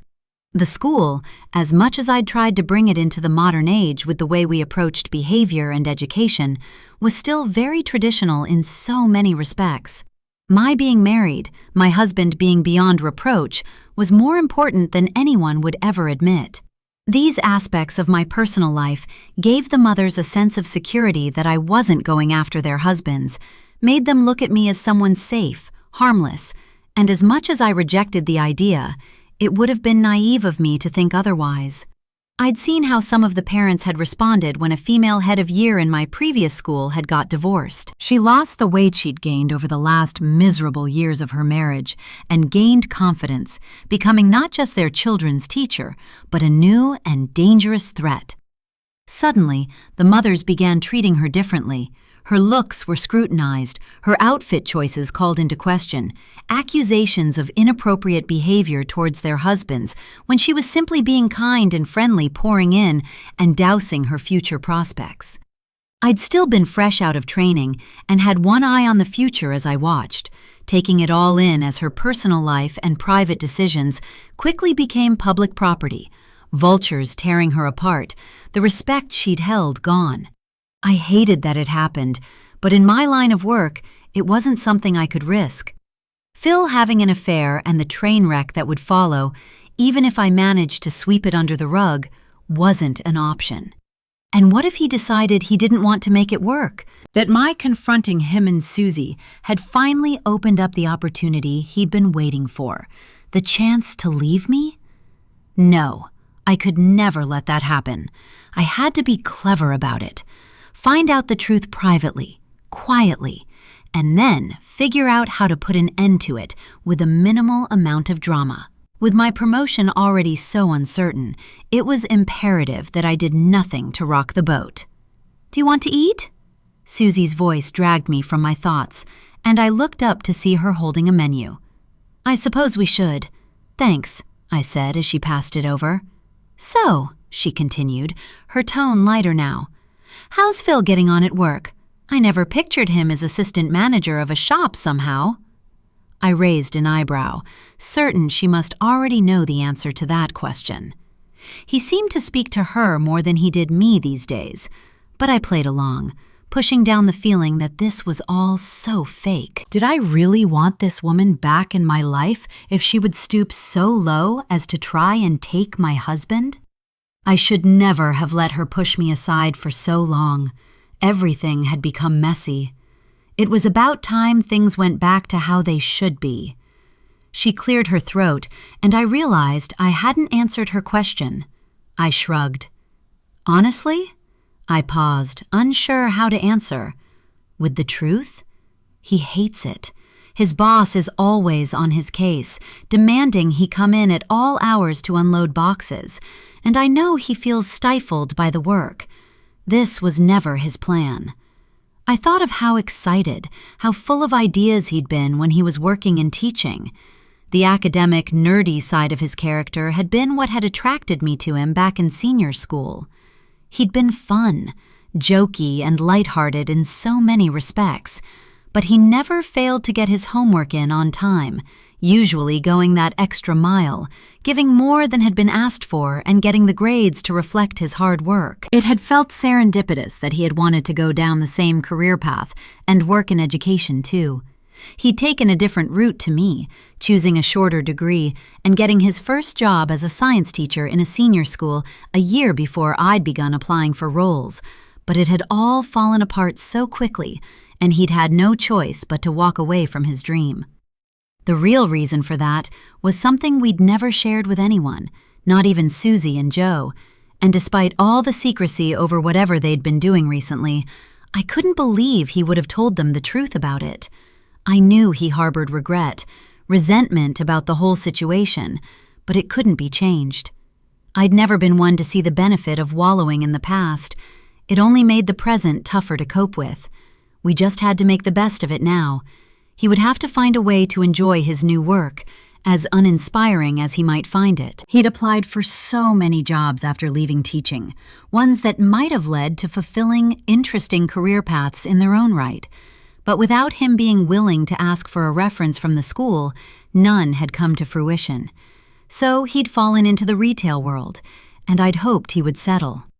For a long time it had seemed that he had accepted it, but a year after Rose was born, he'd come home from a late shift, exhausted and miserable, and told me that he wanted to try again, that he had made a mistake in walking away without a fight, and that he intended to put in an application for a teaching job he'd seen advertised in a local primary school, that he planned to contact the head teacher of his previous school and ask for a reference, asking that he omit his reason for leaving.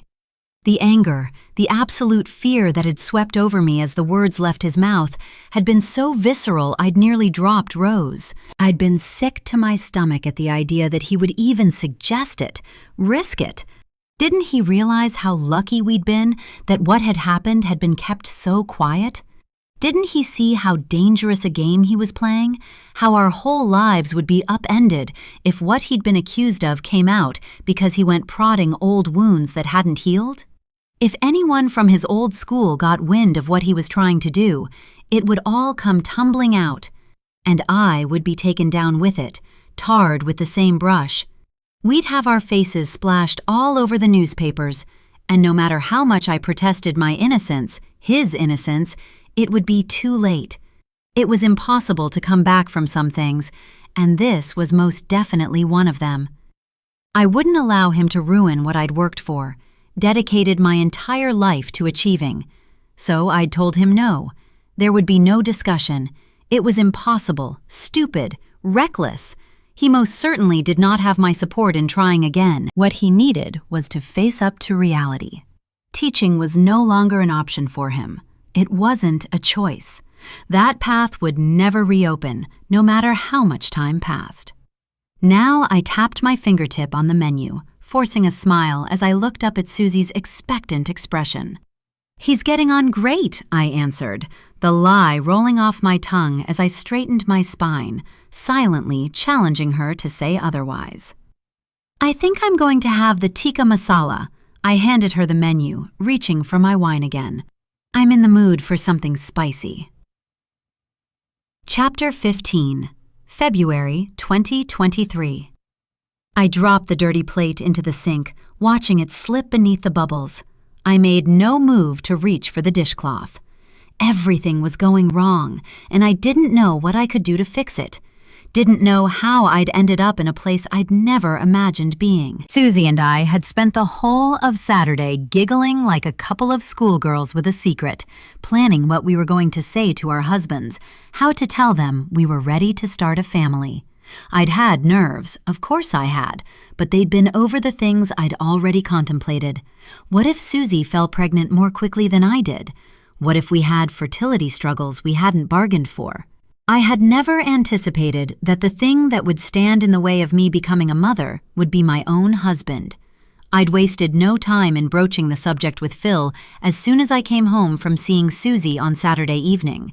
I'd brought a takeaway with me, intending for it to be our last for the foreseeable future, seeing as we needed to focus on good nutrition going forward. I hadn't even finished serving up before the words had burst out of me, my excitement too great to contain. "I'm ready to have a baby. Can we start trying now?" I'd expected him to be apprehensive, nervous that the time had finally come.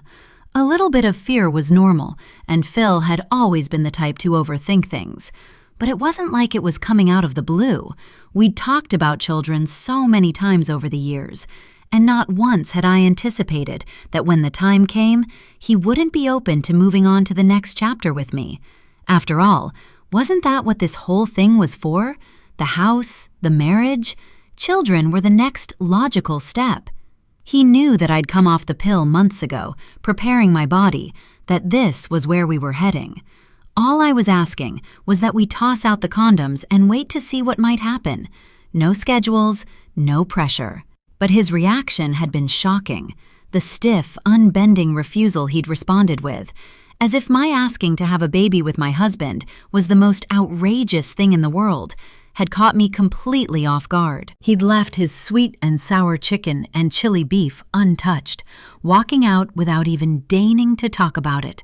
And since then, he'd done everything possible to avoid me. I dipped my hands into the warm water, letting the bubbles pop as I stared down at them. How could he be so cruel?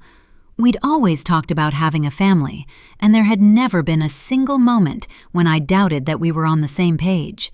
The fact that he wouldn't even discuss it was the most painful part. How was I supposed to know what was going through his mind?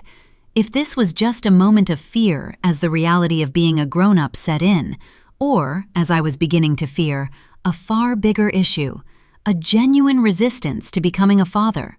I wanted this so much. I had planned it out in my mind. The idea of Susie forging ahead, having her own baby while I was left behind to try and twist Phil's arm into something he should have wanted to do, broke my heart. The iridescent bubbles blurred in front of my eyes as the tears I'd been holding back all week began to force their way through the barriers I'd erected. It wasn't fair that he got to take this from me, that he wouldn't talk to me. The doorbell rang, startling me, and I dried my hands on a towel, rushing through the house to open the front door. Blinking into the orange glow of the setting sun, I wiped at my damp eyes with my sleeve, surprised to find Joe standing on the threshold. "Hey, Em," he said. His mouth formed a smile, but it didn't reach his eyes. "What's wrong?" I asked, frowning, my own worries fading momentarily. "Just," he shrugged, his expression turning bleak. "One of those days. Is Phil ready?" "Ready for what?" I asked, confused. It had been a long time since Joe had come over to our house in the evening. Since he and Susie moved to Southsea, they'd refused to tackle the weekday traffic, so we mostly saw the two of them on weekends now. I miss the days when we were constantly in and out of each other's houses, when one of us would offer to cook or pick up a takeaway, and we'd all collapse in a tired heap after work, the silences easy, the laughter and conversation familiar and safe. I miss that life, that connection, more than I could express. "He is here, isn't he?" Joe asked, looking suddenly panicked. "Sorry, no. One of his workmates got tickets for some gig in Southampton. They caught the train about an hour ago. They're planning to stay the night in a Premier Inn. Was he expecting you?" His shoulders slumped. "I called him a few days ago, asking if we could have a drink, chat a bit."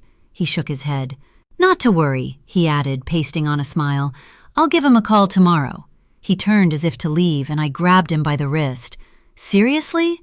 Look, I may not be able to talk football and Formula One or whatever it is you two go on about, but I'm your friend, aren't I? And it's obvious you need to get something off your chest. Won't I do?"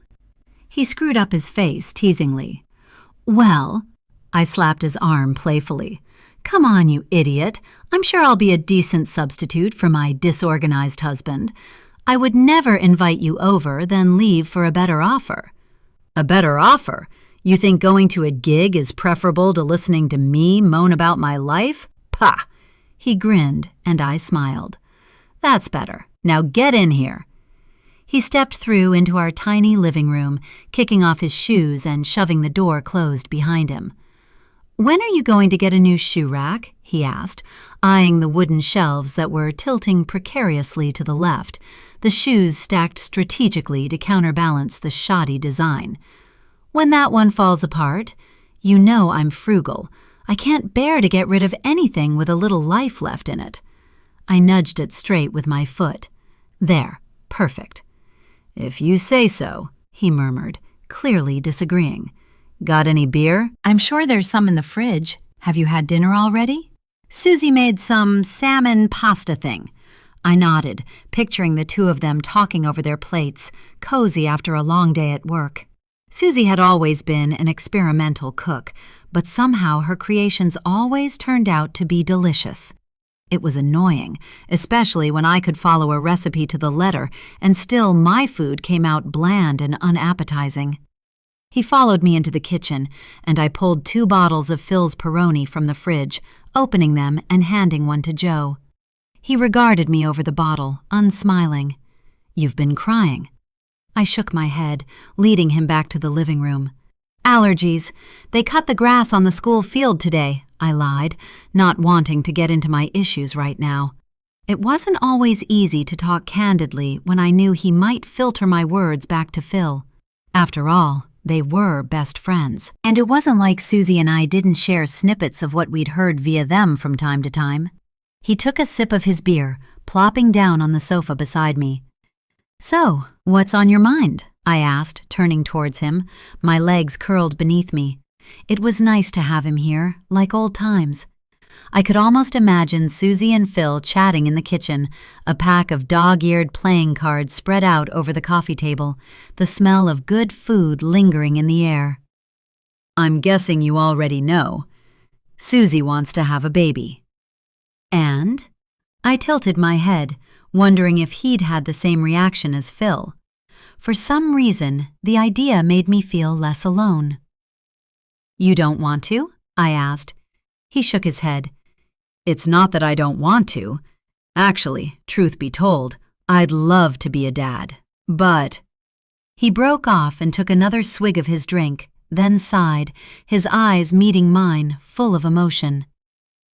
"How the hell am I supposed to know what to do? Most men have their own father to look up to, don't they? Someone to turn to for advice. I don't have that." "Oh." I bowed my head, understanding. Joe had been devastated when his dad had died. They'd been so close, called each other daily, always laughing, but sharing a deep bond, too. It would make sense that now, with the prospect of becoming a father himself, he'd miss his dad more than ever. "I get it," I said softly. "He'll never meet my children," he said, his voice cracking. Never get to be a grandpa. And I'll have to figure it all out without his support. And you're going to do fine, more than fine. You got 20 years with an incredible father, Joe. That will stay with you. He shook his head. I keep thinking about that moment when my baby is born, and how the only person I would want to call won't be waiting at the other end of the phone to hear the good news. It fucking sucks. I squeezed his hand. Yeah, it really does. But believe me when I tell you, you are going to be the most wonderful father. And maybe it will make you understand your own dad more too, following in his footsteps, seeing the other side. I met his eyes. You've every right to be going through all these emotions, but it really just comes down to the fact that you care, and that tells me everything I need to know. You can do this, sweetie. You can. I pulled him into a hug, kissing the top of his head and rubbing his back. It was stark how different he and Phil were when it came to the idea of starting a family. How much he so clearly cared, wanted to be the best possible father to his future children. I had thought Phil would want that too, but it seemed he was only willing to give me the bare minimum, whereas Joe was being so hard on himself, trying to give Susie the world. It hurt to compare the two of them now. Susie was lucky. She had a husband who was going to drink his beer, go home, and get her pregnant. She'd be jumping up and down, clutching a positive test in a matter of weeks. I felt it in my bones. And I would be left behind. Trying to reason with Phil over a decision that should never have been in question. Panic filled me as I let the truth wash over me. He wasn't going to change his mind. Not ever. I knew Phil. For the most part, he was easygoing, happy to let me make the big choices in our lives. Rarely had he given a definitive no to anything I requested, suggested. But the few times he had, he'd been unmovable in his certainty. And this, I knew in my heart, was one of those times. I wouldn't change his mind. He would never give me a child. And I wasn't willing to sacrifice him, my marriage, to get around that.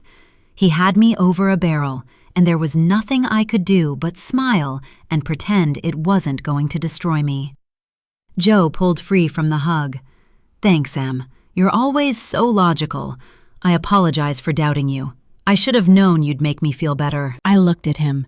His handsome, tanned face, the wiry blonde beard, and deep blue eyes that had always made him look like a wild man, a Viking who'd wandered into suburbia.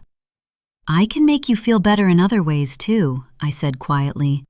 He raised an eyebrow, as if he was sure he'd misheard me, and before he could stop me, before I'd had a chance to think it through, I found myself straddling his lap, my fingers looping around the back of his neck.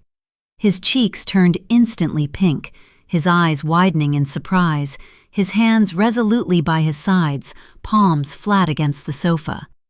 Emma, what are you— You've only ever been with Susie, and I've only ever been with Phil. Aren't you curious? Haven't you ever wondered what it's like with another woman? I leaned closer, my breath falling on his cheek.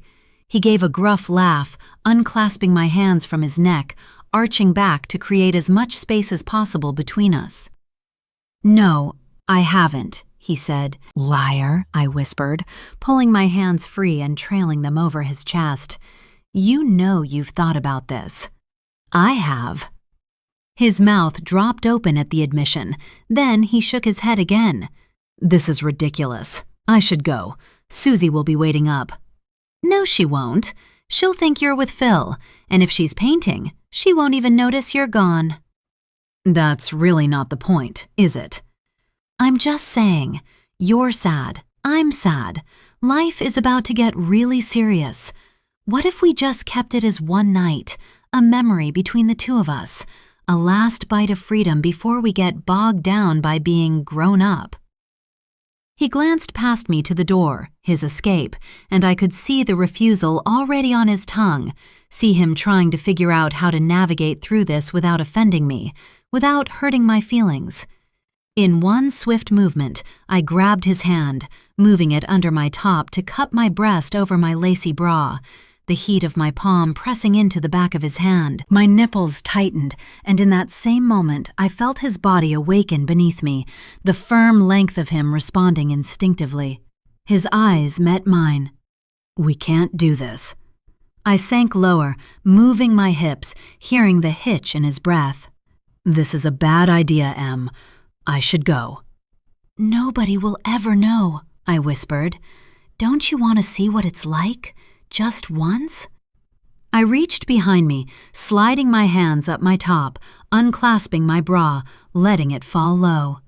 His hand dropped away, but his eyes were still fixed on mine as I took it again, guiding it back inside my top to the bare skin waiting for him.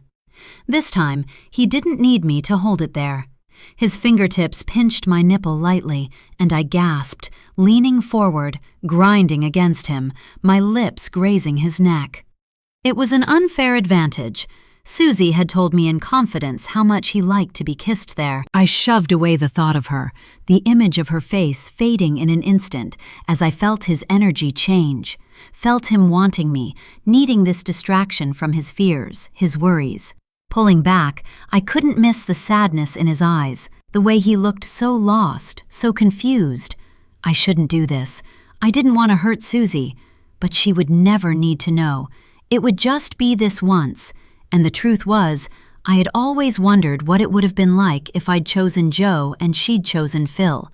Would I have been happier? I kissed his neck again, and his hands slid around my waist, up my back, his hips arching up, pressing against me, and suddenly nothing mattered but this moment. I didn't want to stop. His eyes turned dark, his blonde hair falling across his forehead as I reached down, unzipping his jeans. No," he whispered uncertainly, but he didn't try to stop me. I slid my hand into the front of his boxers, and his eyes widened, his fingers fisting into the back of my hair, bringing my head down to his, and crushing his lips against mine. His tongue slid into my mouth, a groan breaking free from his throat, and I stopped thinking. For the first time in as long as I could remember, my mind went utterly still, and I let myself go. Chapter 16, May 2026. "Come here, you little monkey!" Rose's squeal of excitement pierced my eardrums, and I winced, unable to stop myself from laughing as I watched Mabel trying to wrangle her into her pajamas. Rose's blonde hair was plaited into two thin pigtails, still damp from her bath, and the smell of lavender body wash was strong in the air. I always found that smell so comforting, cozy somehow, making me think of when she'd been tiny and I'd cocooned her in a towel, rocking her against my chest, her little pink toes sticking out the bottom, her gummy smile wide and unjudgmental as she'd focused on my face. It was hard to believe how quickly the time had passed, how soon she would be 3. Mabel managed at last to pull her pajama bottoms on, and Rose jumped up giggling as she ran off, making a beeline for the new toy Auntie Mabel had bought her. A hideous plastic robot dog with light-up eyes and an irritating tinny bark. It was something I would never have chosen for her, preferring wooden toys, educational, open-ended ones that didn't give me an instant headache. Mabel glanced my way and saw me frowning at it. "Oh, lighten up, sis. If you can't have a robot puppy when you're 2, when can you have one? She loves it." "You're right about that," I conceded. I flopped back against the sofa cushions, exhausted. I was glad it was Friday. I'd hoped to finally get in to see Mrs. Porter at some point today, but she'd been tied up in meetings with parents and then organizing the next school open day, and once again I'd gone home disappointed, consumed by the thought that she was intentionally avoiding me. The application form was in my bag, and as much as I hated the idea of having to even look at it, I'd made up my mind that if this was a hoop they wanted me to jump through, I would do it and do it well. If I had to fight for the role, I would go to greater lengths than anyone else, and I would get it. I'd been preparing my whole life for this. I wasn't going to cut off my nose to spite my face now. I intended to spend the weekend working on it and take it in Monday morning before the closing date, showing all of them, Mrs. Porter, the school board, and anyone else who dared to doubt me, that I was humble enough to go through the necessary motions and tick all the boxes. I should have expected it. Schools were bureaucratic establishments. They obviously couldn't be seen to be giving the job to me based on favoritism. I had to demonstrate why I'd earned it. So, Mabel smiled, still squatting on the carpet, picking up Rose's little teddy and cuddling it to her chest, as Rose pressed button after button on the plastic puppy. "How was yesterday? You said you were having lunch with Susie, didn't you?" "Actually, it went better than I expected," I admitted. "In what way?" I shrugged. She was surprisingly chatty. It took her a while to get there, and at the start it was blatantly obvious she was trying to give me the brush off. I felt like I was being dumped. I laughed wryly. But after we cleared the air, she seemed to thaw a little, and I saw a glimpse of the Suze I know, the friend I lost.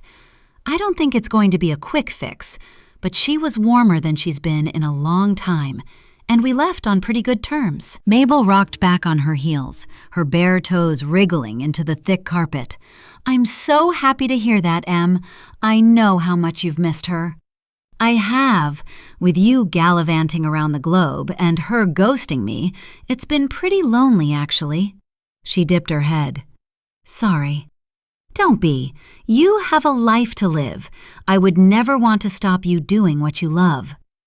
"Still, I know it's selfish of me to just up and leave so often, but you always have Phil." "Yeah, I suppose." She tilted her head to one side, frowning as she regarded me. Mabel always seemed to look that little bit closer than anyone else in my life, see past my words, and pick up on things I hadn't intended to divulge. "What do you mean by that?" she asked gently. I shook my head. "Nothing, just new parent woes, I guess. It's been tricky to navigate who we are as a couple now that we're parents, too. It's only natural that the romantic side of things would take a back seat while we're struggling through the early years, surviving on less sleep. But Rose is pretty easygoing for the most part, and, well, nothing is improving. I feel like he's avoiding me most of the time." I wondered if I could possibly confide in her about my fears over him and Susie. The sound of Phil's key in the front door had me tensing, wishing I hadn't said anything, and I realized I was glad he'd saved me from admitting something I couldn't take back. Once something like that was out of the box, it couldn't be shoved back inside, and I still wanted to find another reason for his behavior that would explain everything, erase all my fears, and make them look utterly ridiculous. I hadn't given up hope yet, not completely. Mabel looked at me quizzically, and I shook my head, silently warning her not to bring our conversation up. He wouldn't take well to hearing that we'd been talking about him behind his back, even the little I'd said. The last thing I wanted was another reason for him to be in a foul mood. He pushed open the living room door, freezing when he saw Mabel kneeling on the carpet. "Oh, I didn't know we were expecting company." His tone made it abundantly clear that he didn't consider it a good thing. I couldn't help but wonder if he'd been intending to come home and have a proper conversation with me and was annoyed that it would have to wait. Mabel laughed. "I'm hardly company, Phil. How was work?" "Tedious, draining." He looked at Rose, still absorbed with the novelty of the battery-operated toy. "Not going to say hello to me, Rosie?" She glanced up, waving a chubby hand at him, but not attempting to speak.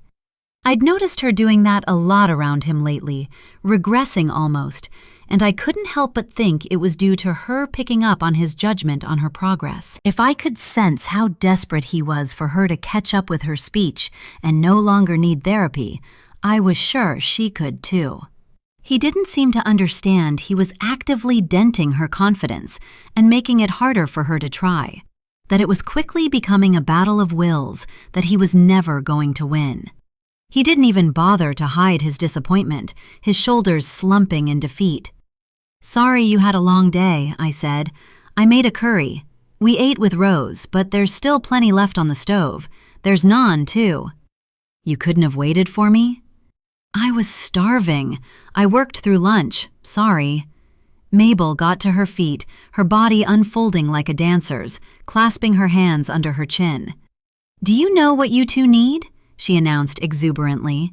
Phil folded his arms, unsmiling. "To be able to sit on my sofa and chill out after a bloody long week at a job I hate?" She raised an eyebrow but refused to be derailed by his obvious bad mood. "No, a break, a date night.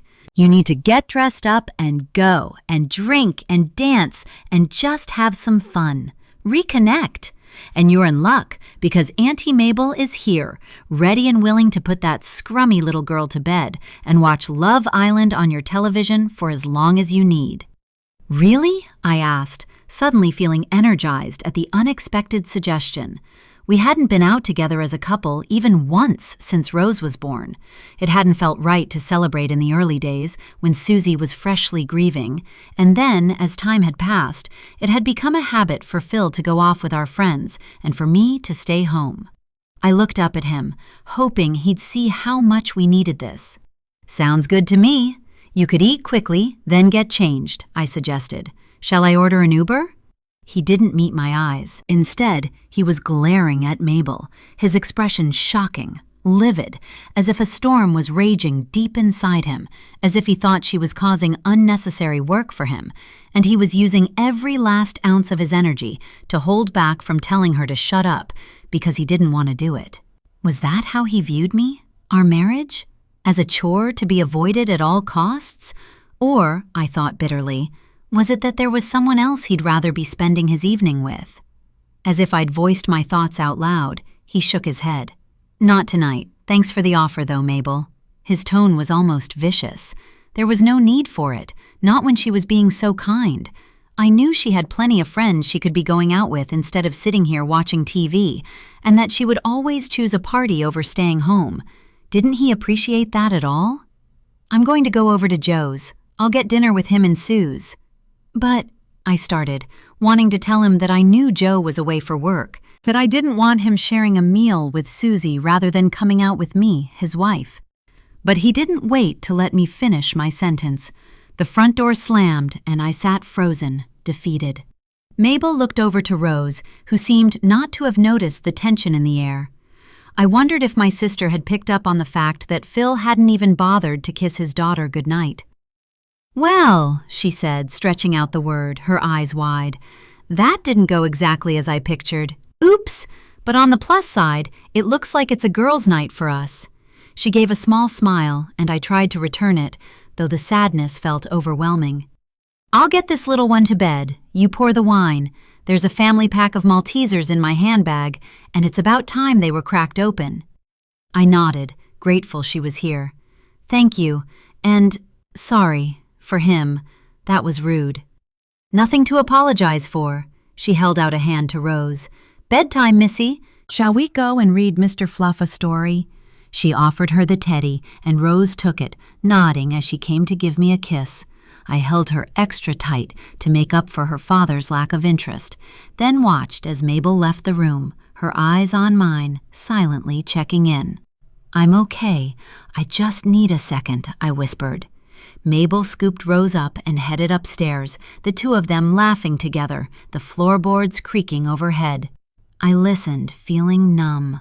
How on earth was I going to get my life back on track? Because right now, everything seemed to be falling apart. Chapter 17. Susie. The sky was a crisp, bright blue, the salt-scented breeze icy against my cheek as I stood in the queue for the coffee cup kiosk, waiting to order. It had been too long since I'd ventured out of the house for a walk. Far too long. I used to love it here. The bustling cafe right on the beach, the sound of gulls and waves and people. When we were new to the city, I'd loved spending Saturday afternoons here, watching the world go by.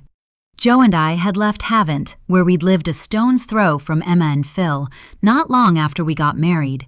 Emma had been furious about it at the time, assuming we would stay close, especially since she and Phil had recently bought their first house. But I'd known, even before they completed on it, that I didn't want to stay in my hometown. that I was ready for a change and, though I'd never have said it to her, a bit of space from the friendship that had become gradually more claustrophobic over the years. I hadn't wanted to cut ties, just put a little distance between us. Stop the unexpected drop-ins, the living in each other's pockets. I'd known she'd be hurt, and much deeper down, I'd also known she would feel as if I was trying to compete with her. She was so proud of getting her little house, a mortgage, feeling grown up. My moving to a new area would have made her feel like she was losing somehow. She always liked to do things first. I'd explained the move by telling her we wanted to get on the housing ladder, and this was our only option. We didn't have a big deposit, and there were so few options available to us. The house we'd bought, a compact 3-bed terrace on a one-way street with limited permit parking, had been listed as part buy, part rent, and we'd only needed a tiny deposit, a fraction of what she and Phil had put down for theirs. It had seemed perfect. A whole house, small as it might be, with a little garden and no need to stretch ourselves financially.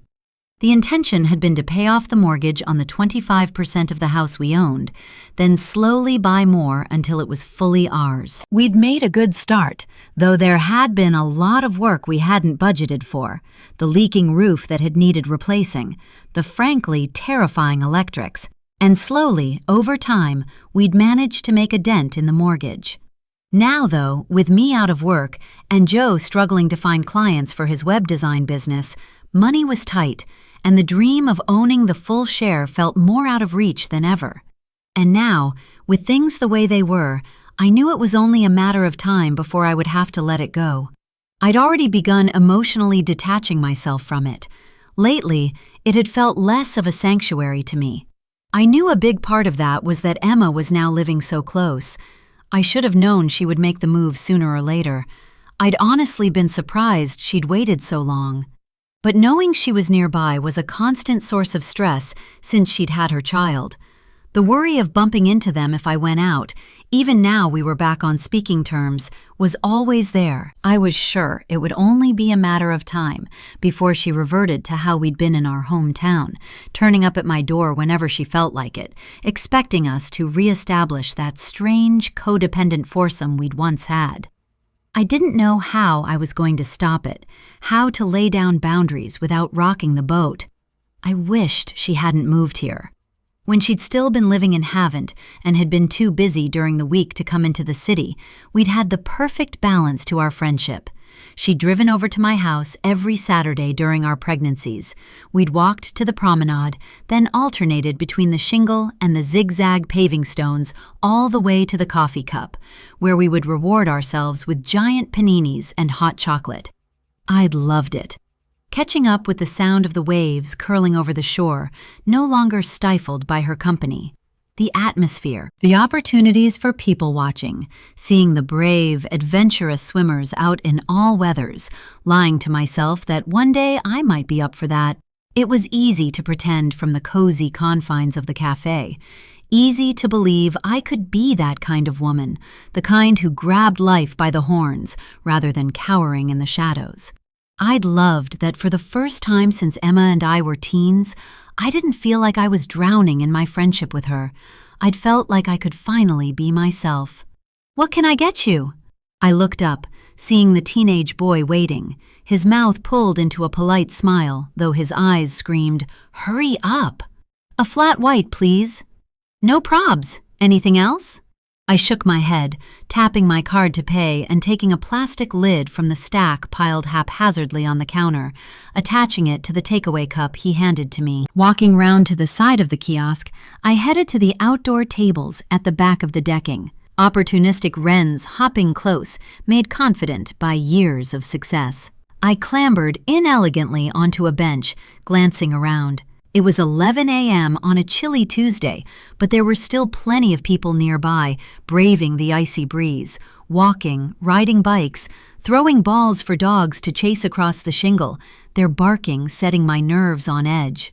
The outdoor seating area was still blessedly empty, though, most of the patrons having chosen to huddle up in the indoor section instead. The past few days had been glorious, warm and sunny, but it seemed May was as unpredictable as ever when it came to the weather. I turned my back on the road, facing the beach. The sea stretched out like a steel blanket, the yellow and brown stones peppered with hardy green shrubs and bushes. I placed the cardboard cup down on the bench against my thigh, flipping off the lid, then reached into my coat pocket and pulled out a miniature bottle of whiskey. Half obscured by my sleeve, I tipped the contents into the cup, willing it to hurry as it glugged out through the narrow opening.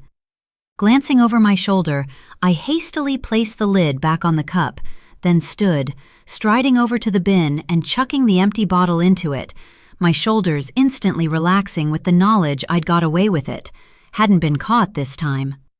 Slipping back onto the cold, hard bench, I wrapped my hands around the warm cup, bringing it to my lips. The first sip was always the best. I closed my eyes, savoring it, wishing I could hold on to the feeling, the warmth that spread over me. That tiny break from the pain, bringing me back to the present moment. But it never lasted. The more I drank, the harder it was to feel anything. Still didn't stop me, though. I stared out to sea, watching as the cargo ships and ferries made their way slowly across the channel. I could do that. Buy a ticket, disappear. The idea was both freeing and terrifying. It would take a level of courage I knew I didn't possess. It made me angry somehow that I had even let myself have the thought, succumb to the fantasy. It was too late for any of it, and I didn't deserve it anyway. That kind of life wasn't for people like me. I sipped my drink, the novelty of being here wearing off. I shouldn't have come. As if in confirmation of that, the sound of a child's voice made me stiffen, turning my head slowly towards the happy squeal. There was a small play area, a little climbing frame, and a slide beside the picnic benches. I hadn't expected it to be in use today, given the cold snap we were having, but clearly I'd been wrong.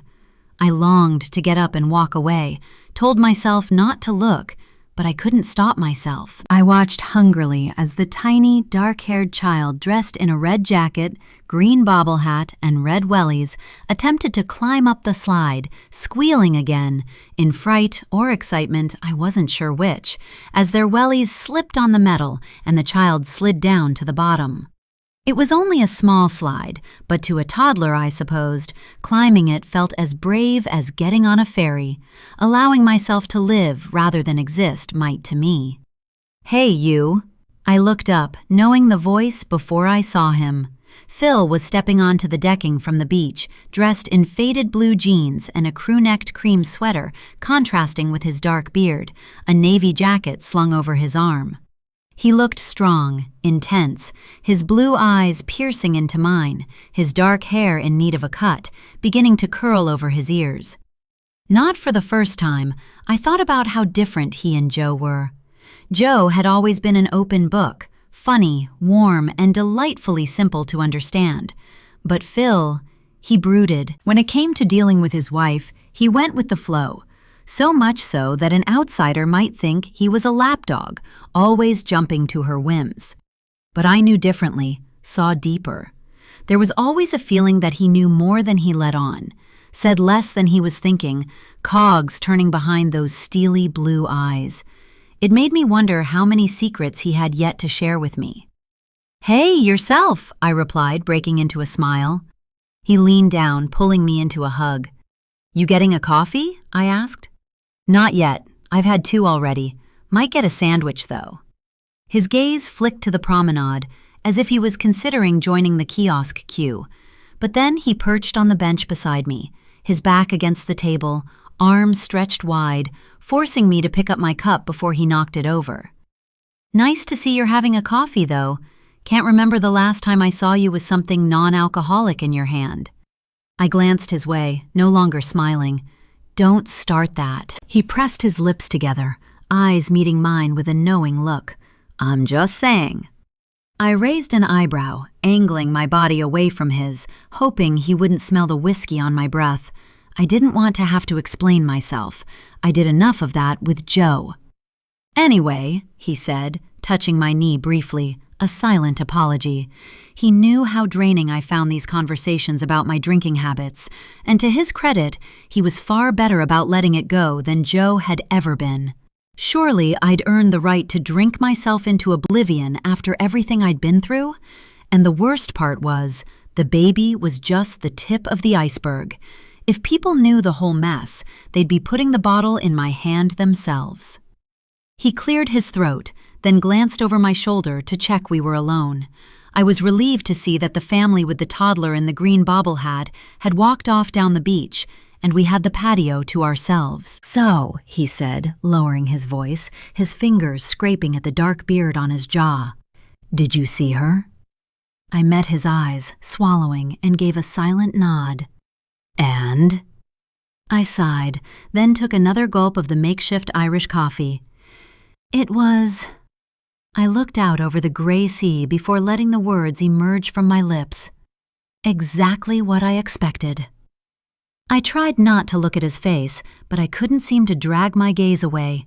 His cheeks were taut, lips pale, the strain of holding a cocktail of emotions tight enough to snap evident in every muscle.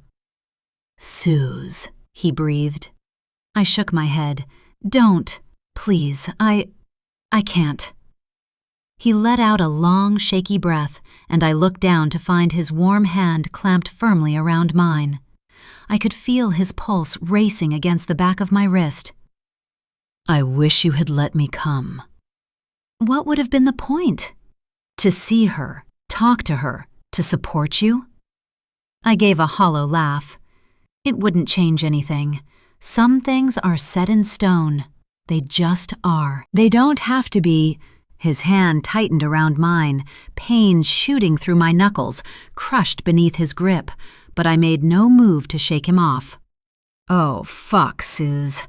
He gave a low groan, restraining himself, holding back his pain. I had felt it too, once. I had reacted like a normal human being. But now I was simply numb.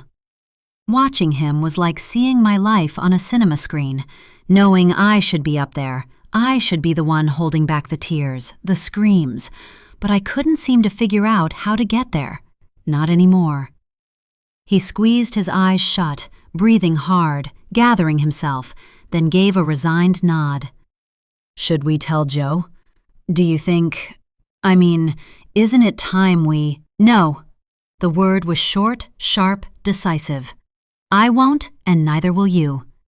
He stared at me, considering, then nodded slowly. "Okay." It was barely a whisper. "Not yet."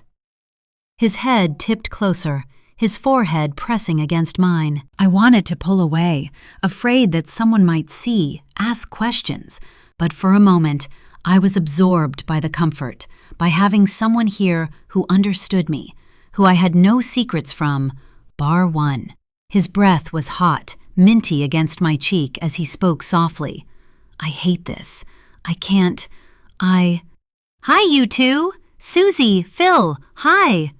I snatched my hand from Phil's, snapping my head round, coming face to face with Mabel walking towards us, dressed in purple leggings and a long-sleeved turquoise sports top, sweat glistening on her golden-tanned forehead.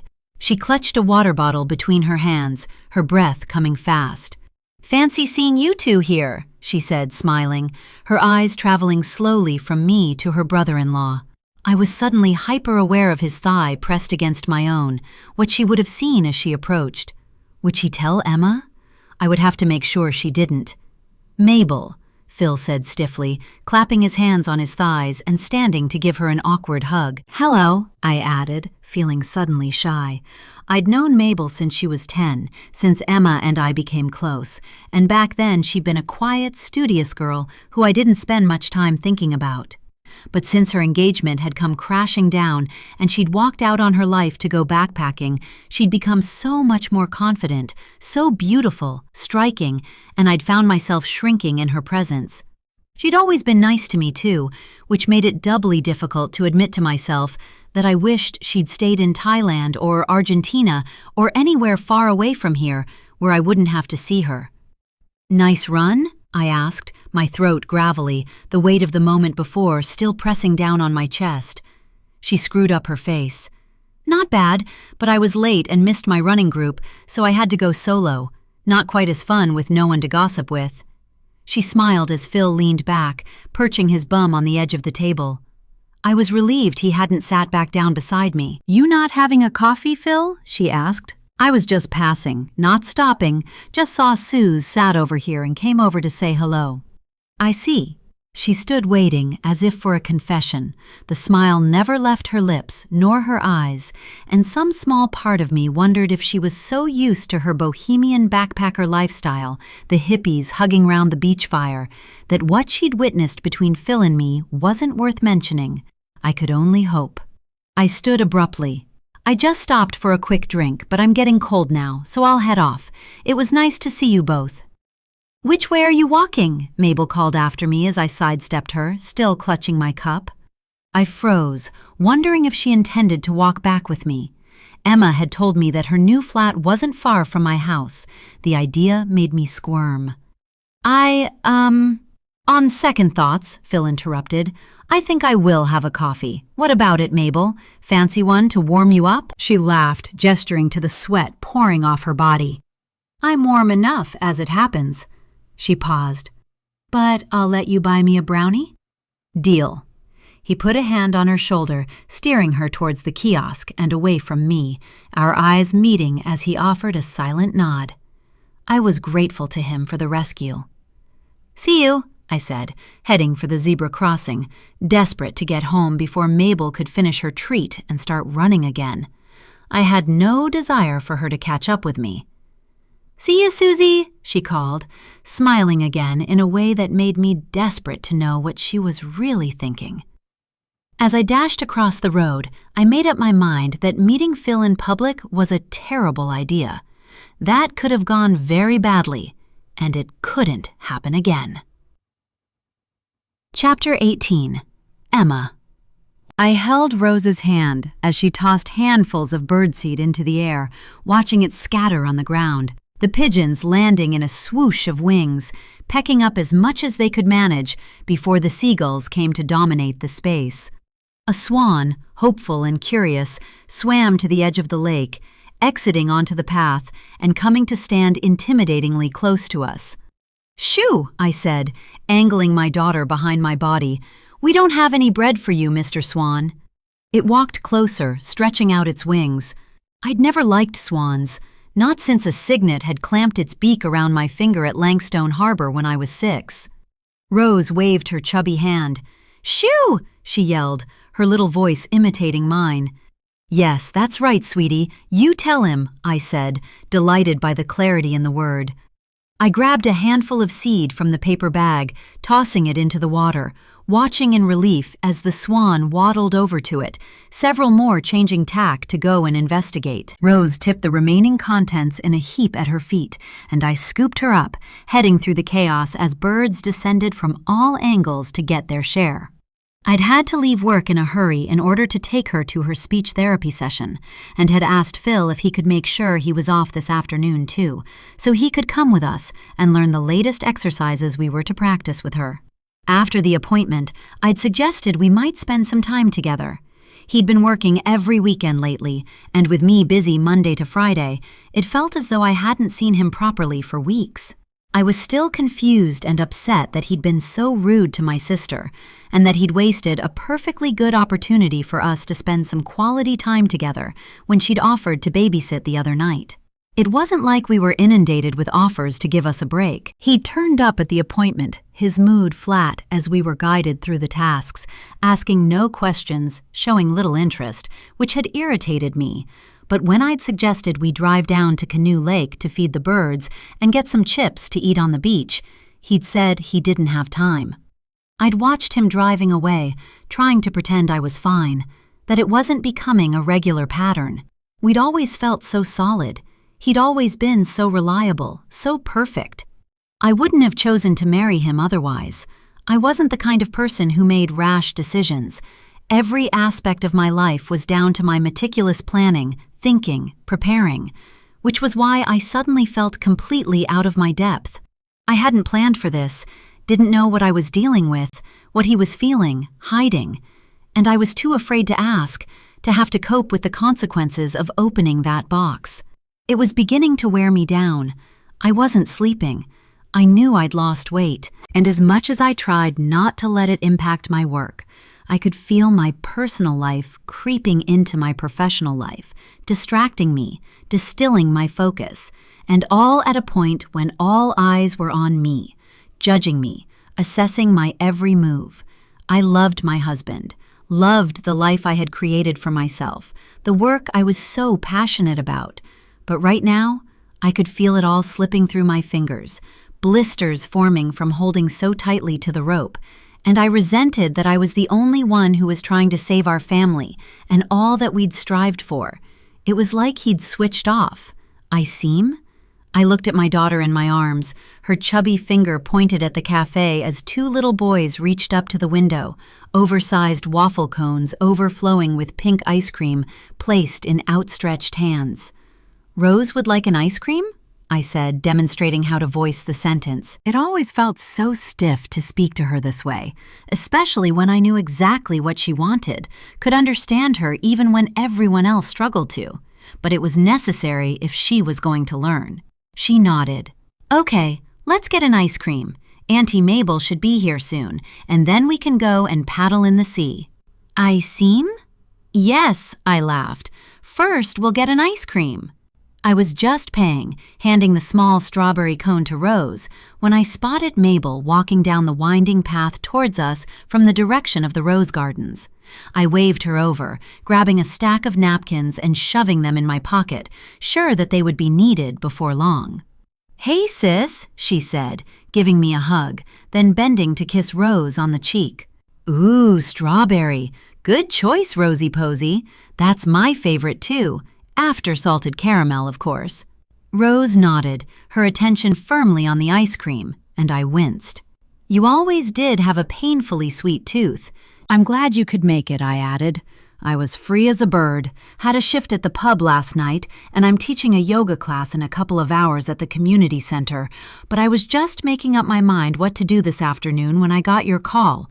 And you know, when the sun is shining and the beach is calling, I'm always available." She laughed. I pulled my jacket closer around my body, looking at the sky. "It may be blue, but it's not exactly balmy. Rose wants to paddle." "Well, she's a little adventurer, isn't she? Takes after her Auntie Mabel. I'll come for a splash in the sea with you, sweetie. Shall we head down there now?" "Sure," I agreed, taking Rose's sticky hand and falling into step beside my sister. "How have you been this week?" I asked. "Pretty good. Been working random shifts, so I don't know whether I'm coming or going, but I'm meeting lots of interesting people, making new friends. I like it here." "In Southsea?" She nodded. "Me too." Our eyes met, and I knew we were both thinking of our childhood, the damp, unloved house we'd grown up in that had never truly felt like a home. Neither one of us had been back there in a long time. Mabel might have been the favorite, the golden child, but I didn't fool myself into thinking she'd had it easy. It had just been a different kind of struggle, a constant need to keep up with our parents' impossible expectations, a knowledge that there was no end goal, that you could never complete the challenge, because when you did, they just increased the stakes, the expectations. "Do you ever wish you'd kept going with the medicine thing?" I asked. The words, as I asked them, took me by surprise. I hadn't intended to say them, to prod at those old wounds. It wasn't something we'd ever really discussed, her leaving her entire life behind, disappearing to travel the world all alone, becoming this new version of herself. I could tell my question had caught her off guard, too. "Can you picture Mum's face if I told her I was going back to it?" she replied, a laugh humming in the back of her throat. God, she was broken by that, wasn't she? Her little girl, about to be a doctor, engaged to a man she approved of, living their dream. She broke off, and I caught a flicker of emotion in her eyes before she looked away. We crossed the main road, heading down onto the beach, the shingle crunching beneath our feet. I pulled a napkin from my pocket, dabbing at the pink dribble on Rose's sticky chin. Mabel sighed. "I don't," she said softly. "No regrets. Those doors closed a long time ago. And I know this isn't the life I planned, but honestly, I am happy." I wanted to nod, to switch to a lighter topic, but something stopped me. "Are you?" My words were a soft push, and her hazel eyes met mine, understanding. "You think I'm avoiding real life. No stable job, no relationship, no commitment." I shrugged. It was something I hadn't liked to think about, but now, hearing her say it out loud, it was impossible not to wonder if there was some truth in it. Was she too afraid of being hurt to do what she really wanted? Was she keeping herself separate, flitting off when things got too heavy, because the alternative left her vulnerable, exposed? She sat down on the pebbles, pulling Rose onto her lap. "Yeah, I suppose I am, or at least I was. But who wouldn't? I was ghosted by the man I was supposed to marry, Em. One day he was there, the next." She made a gesture like a star exploding. Poof, gone.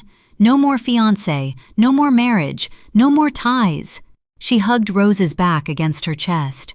And yeah, for a while I felt like I was falling, like I couldn't stay still, couldn't keep living any part of my old life, because it would just remind me of the missing piece, you know? So I moved, I traveled, and I let a lot of stuff go. And I was sad, really fucking broken actually. She looked out to sea, and I felt my stomach drop at the confession. "But now," she went on, taking my hand, "you don't need to worry about me. I'm not running anymore. When I travel, it's because I want to see new places, not escape old ones. I'm not trying to distract myself. I'm living the way I want to live, and I am happy." I breathed in, the sea air filling my lungs, relief and gratitude washing over me. "I'm glad." I meant it more than she could possibly know. "So, you're enjoying the yoga stuff?" I asked, changing tack. "Any plans to open your own studio?" "Nah, I don't want the hassle. I like turning up, doing a class, and leaving. No paperwork, no stress. I do it for the buzz of the exercise as much as anything. I've got back into running, too. It was too muggy for it in Asia, but I love the cool breeze here, especially along the seafront." "Nice. I'd love to do it, but my knees can't take the impact." I stretched out my legs, tilting my face up, trying to catch a hint of warmth from the sun. "Do you go every day?" 3 times a week. I had to go alone yesterday, missed my running group, stopped at that nice cafe on the front for a brownie.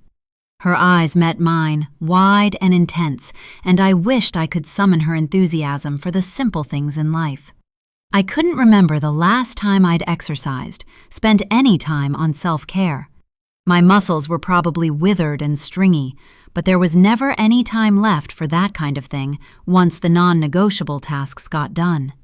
I nodded, cleaning the last dribbles from Rose's mouth. "Sounds lovely."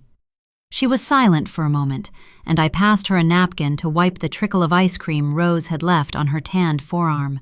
She leaned back against her bag, Rose nestling against her. "How's Phil?"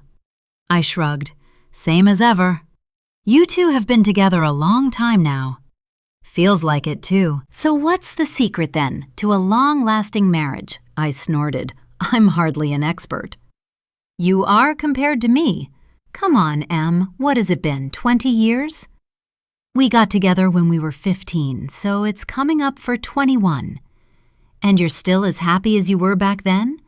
I know you said you were having a bit of trouble the other day, but overall you're okay, aren't you? Still loved up?" I looked away. It doesn't really work that way. It's not always possible to be all sunshine and romance. We've been together so long, of course there are going to be harder days, months, years even, I said, hating how it sounded like I was trying to justify myself, make her see that we were still strong, that of course we'd pull through whatever this new challenge was. I guess the secret to making it last is having the strength to hold on tight enough to get past the tough times until you reach the good ones again, I said softly, thinking of that rope that was burning the skin from my palms, the second pair of hands that was no longer trying to pull it back with me. I closed my eyes, feeling the soft breeze on my cheeks. "What goes down has to come back up," I whispered, more to myself than to her.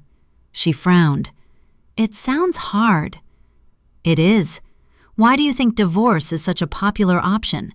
But if you have the patience to wait it out, the hope that the hard times will pass, that winter will become spring and the flowers will bloom once again, generally, they always do.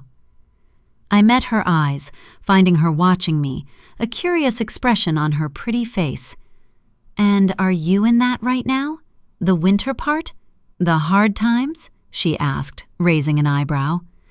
I shrugged and gave a dismissive laugh. Oh, I think we're on the upward journey, I replied, though it felt like a lie.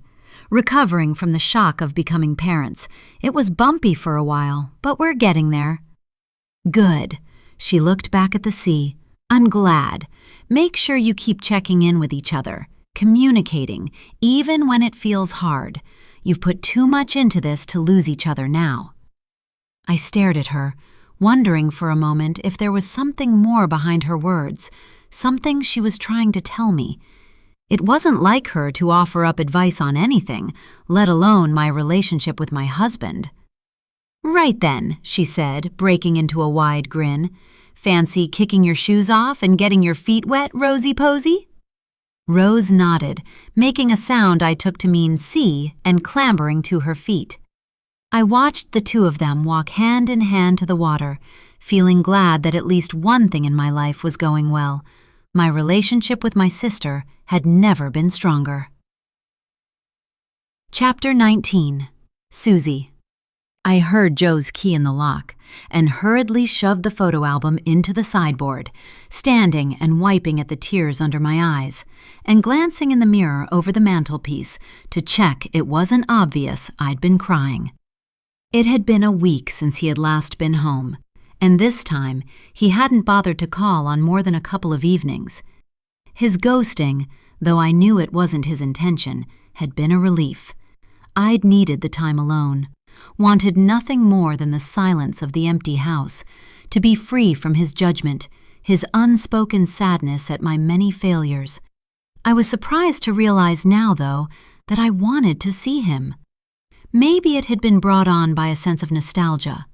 I'd forgotten about the photo album, shoved to the back of the sideboard, not having looked at it since Joe had handed it to me last year. He'd said something about remembering who I was, the woman I'd left in the past, and it had made me want to punch him at the time. I'd found it this morning while looking for a set of acrylic paints I'd lost, and had taken it out, sitting on the carpet to turn the pages, utterly absorbed. The photo I'd lingered on the longest had been taken by Joe, Emma and me, arms slung over each other's shoulders, both cradling full, low bellies as we walked in the woods, dressed in raincoats and wellies. There was a Labrador behind us in the picture, dragging a branch along. It had nearly knocked the two of us off the path into the stream moments after that photo was taken, and the owner, rather than apologizing, had told us off for getting in the way. We'd shrieked with laughter all the way back to the car, taking turns to do impressions of the angry man, Phil getting it spot on, the tone of righteous indignation that we should dare interrupt his darling dog's mission with a photograph. Didn't we know these woods were a shared space? Did we have it in for all dogs or just his? It was particularly poignant because it was the last time I could remember feeling like myself, like I knew what to expect from life, where I belonged, what was coming next.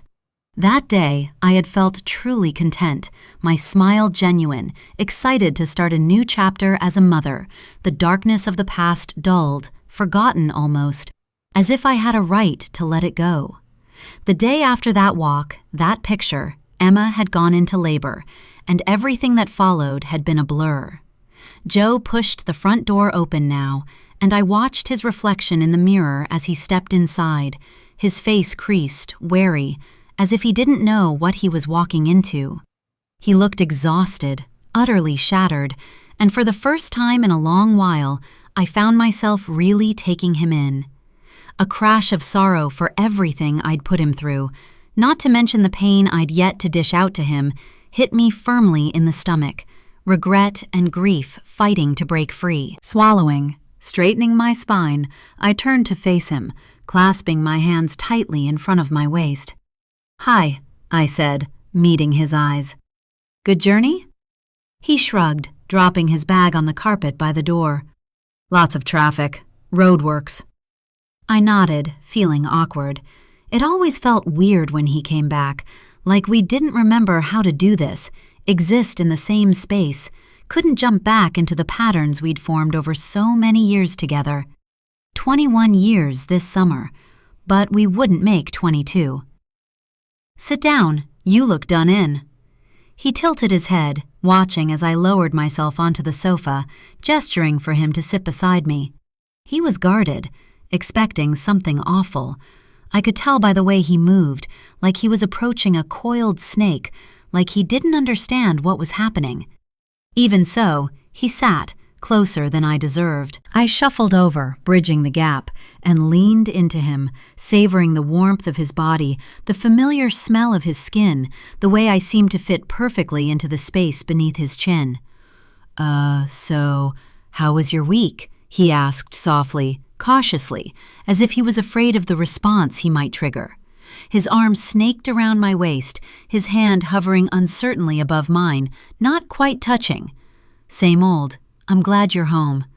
I heard his breath catch, felt his body stiffen, as if he was thinking of challenging my statement, throwing doubt on such an unexpected claim, but he said nothing, just held me.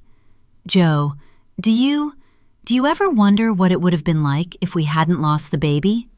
The question emerged as barely a whisper, my lips against his chest, my head bowed, but I knew he'd heard me. "Do you ever think about what kind of parents we would have been? Where we'd live now?" I swallowed, keeping my face down. "I'd have liked to move somewhere more rural," I murmured. "A secluded sandy beach, spend our afternoons building sand castles and flying kites, heading home for a slow-cooked curry, reading stories together by lamplight, eating chocolate cookies in bed. Peaceful, you know, simple pleasures." He didn't answer. His chest rose and fell faster, but he didn't reply, didn't say a word. After a moment, I couldn't stand the silence anymore. I sat up, shocked to see tears streaming down his face. "Oh!" I exclaimed, taken aback. He shook his head, his eyes on mine. "Why now?" he asked, his voice thick with emotion. "Why finally talk about this now, after all this time?" He didn't wait for me to speak, as he held up one hand as if to compose himself, buy more time. "Babe, that's what I want too, the dream we always talked about." He reached for my cheek, cupping it, and I felt myself stiffen, yet couldn't seem to pull away. "We can still do all of it. Loads of people have their first baby at our age. You can stop drinking. We can reclaim our lives. There's time, Suze, so much time, if we want it.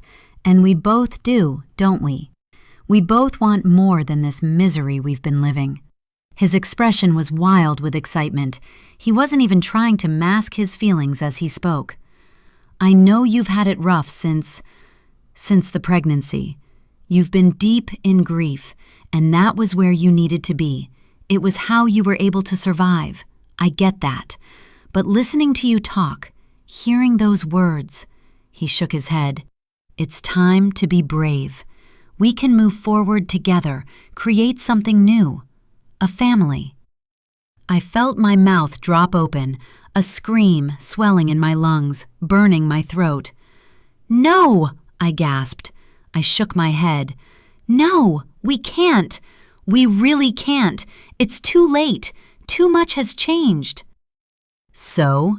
His hand was tight around mine, and I could feel the desperation in his grip, see the plea in his eyes.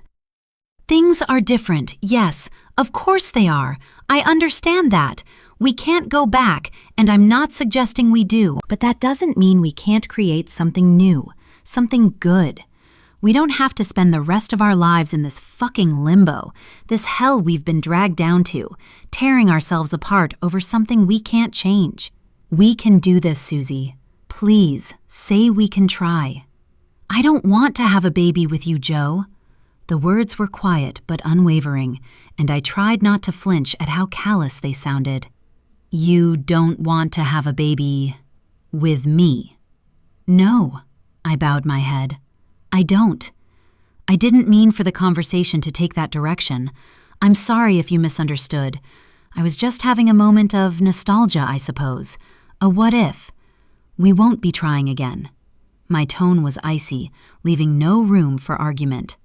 His hand slipped from mine, his body cringing away. I could read the hurt, the shock in his expression, but couldn't bring myself to say anything to placate him. I couldn't risk him taking it as a sign of my being open to persuasion. There could be no doubt in his mind. It was never going to happen for us. Rather, rip the plaster off now, than peel it back slowly. He stood up, the movement jagged, unsteady, as if he'd been electrocuted, something desolate and almost feral in his expression, like a cornered animal trapped in a situation he couldn't find an escape from. His mouth formed around words that would not come. I turned my face away. I could feel him standing there watching me, as if he'd only just realized there was no hope. I had known he felt differently to me, but not that it was as deep as this, that he was so keen to put us through it all again. It was hard to fathom how we could have started out so intertwined, and yet found ourselves here, unable to comprehend the other's point of view.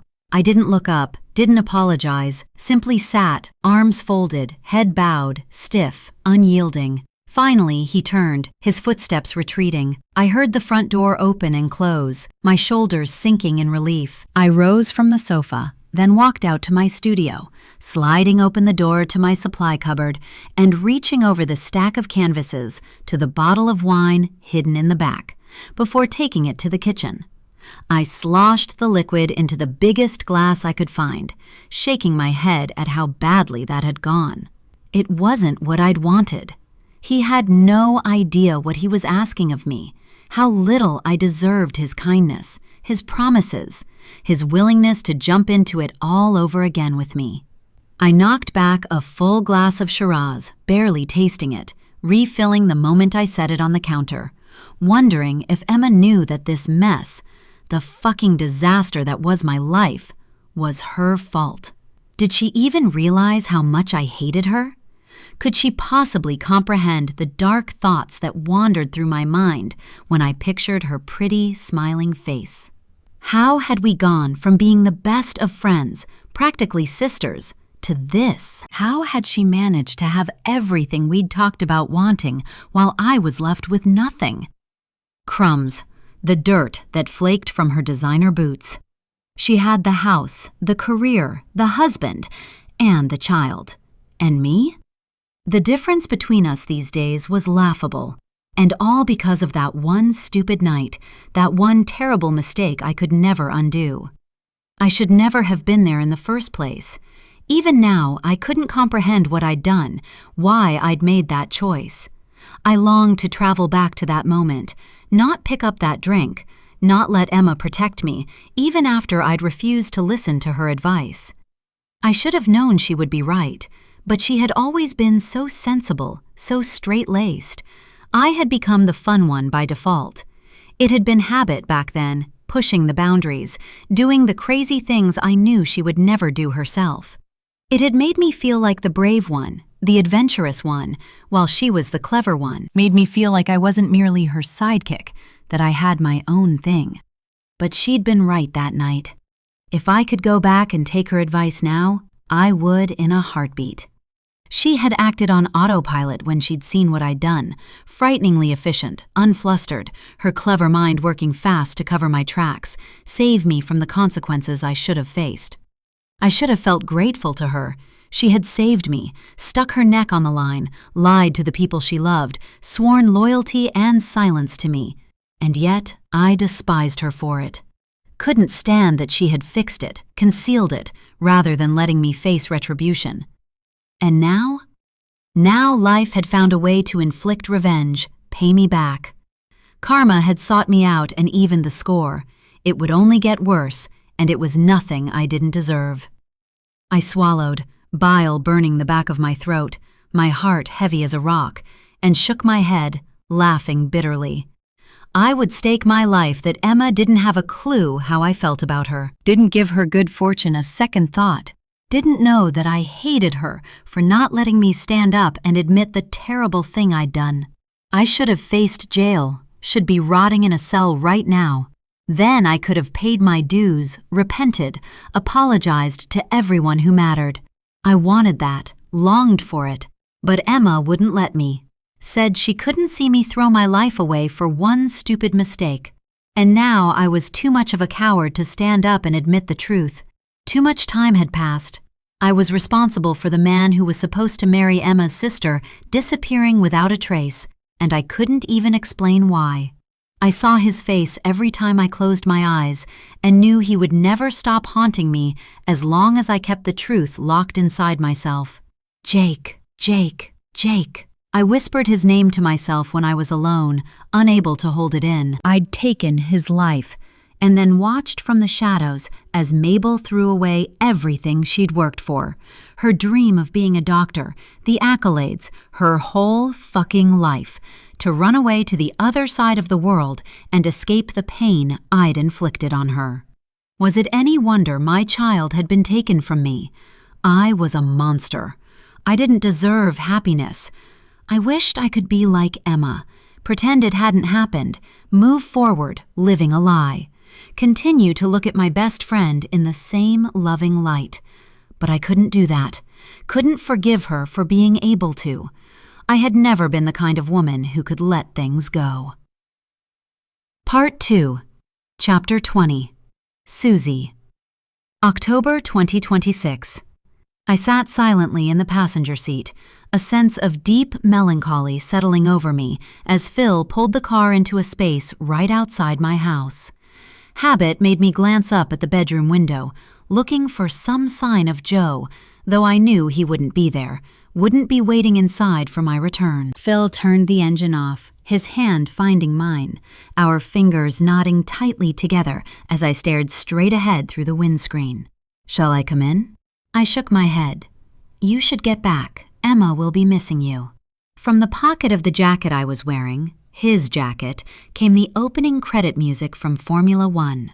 Phil reached over, pulling his phone from the pocket and holding it up for me to see the picture of Emma on the screen. He flipped it around, silencing her call, and dropped it on the dashboard. "See," I said, as if she'd proved my point. "She'll be annoyed with me. I told her I'd been called into the shop, but I don't think she believed me. We had people over." "Shit, sorry." "It's fine." "Where does she think you spent last night?" "No idea." Knowing Emma, she'll have been too wrapped up in being the perfect host to notice my absence. Don't worry about it. We sat in silence for a moment. "Nothing important, was it?" I asked. "The guests, I mean?" He shook his head. "Nothing that trumped this." He smiled, his hand tightening around mine.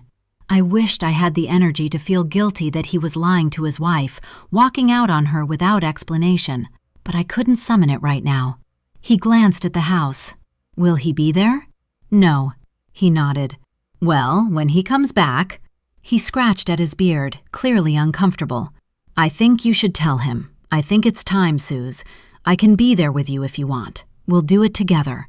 His blue eyes pierced into mine, filled with apprehension, and I knew he was picturing the horrible moment, the way we would have to break Joe's heart.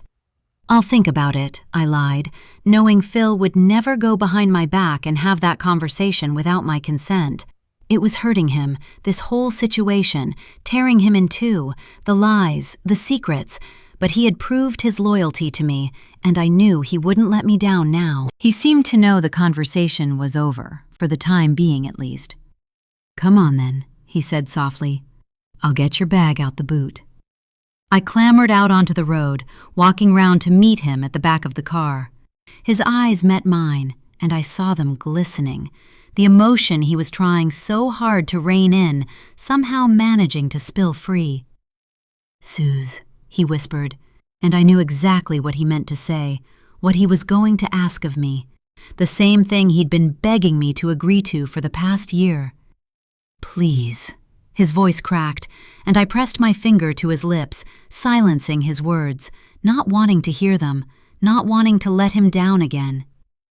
"Thank you, for today, for being with me," I said softly, glad that I knew none of my neighbors, that nobody would care what we were doing, report back to Joe or Emma.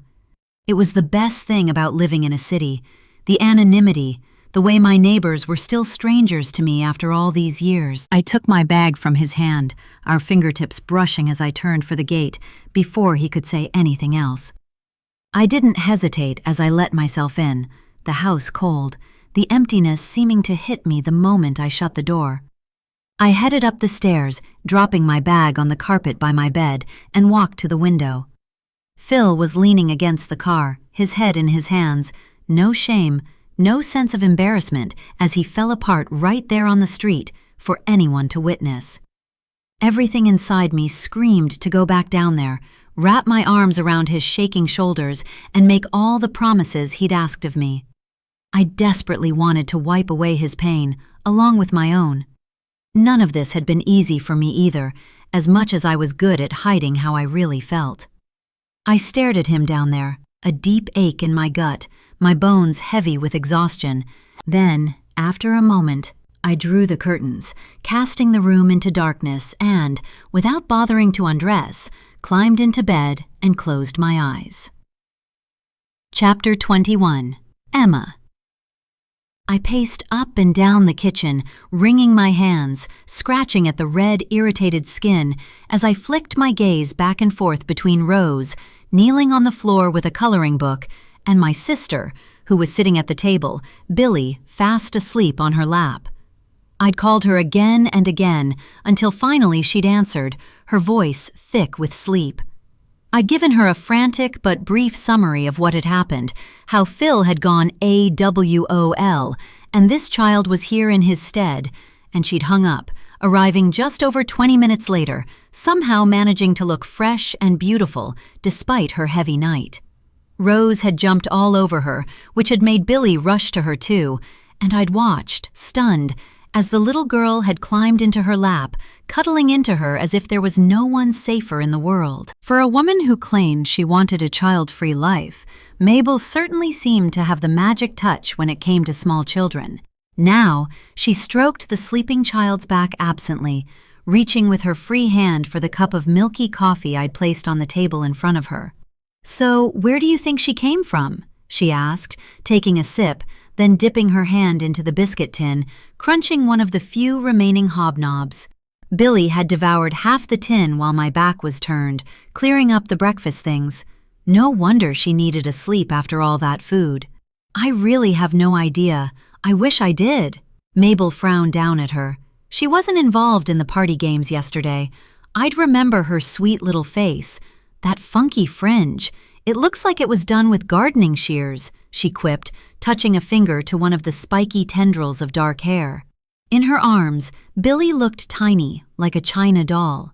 "None of the preschool parents have called." "Not one?" she asked, incredulous. I shook my head. "It's been, 16 hours? And nothing. No police knocking at the door, canvassing the area, no calls. And Phil, he's just disappeared.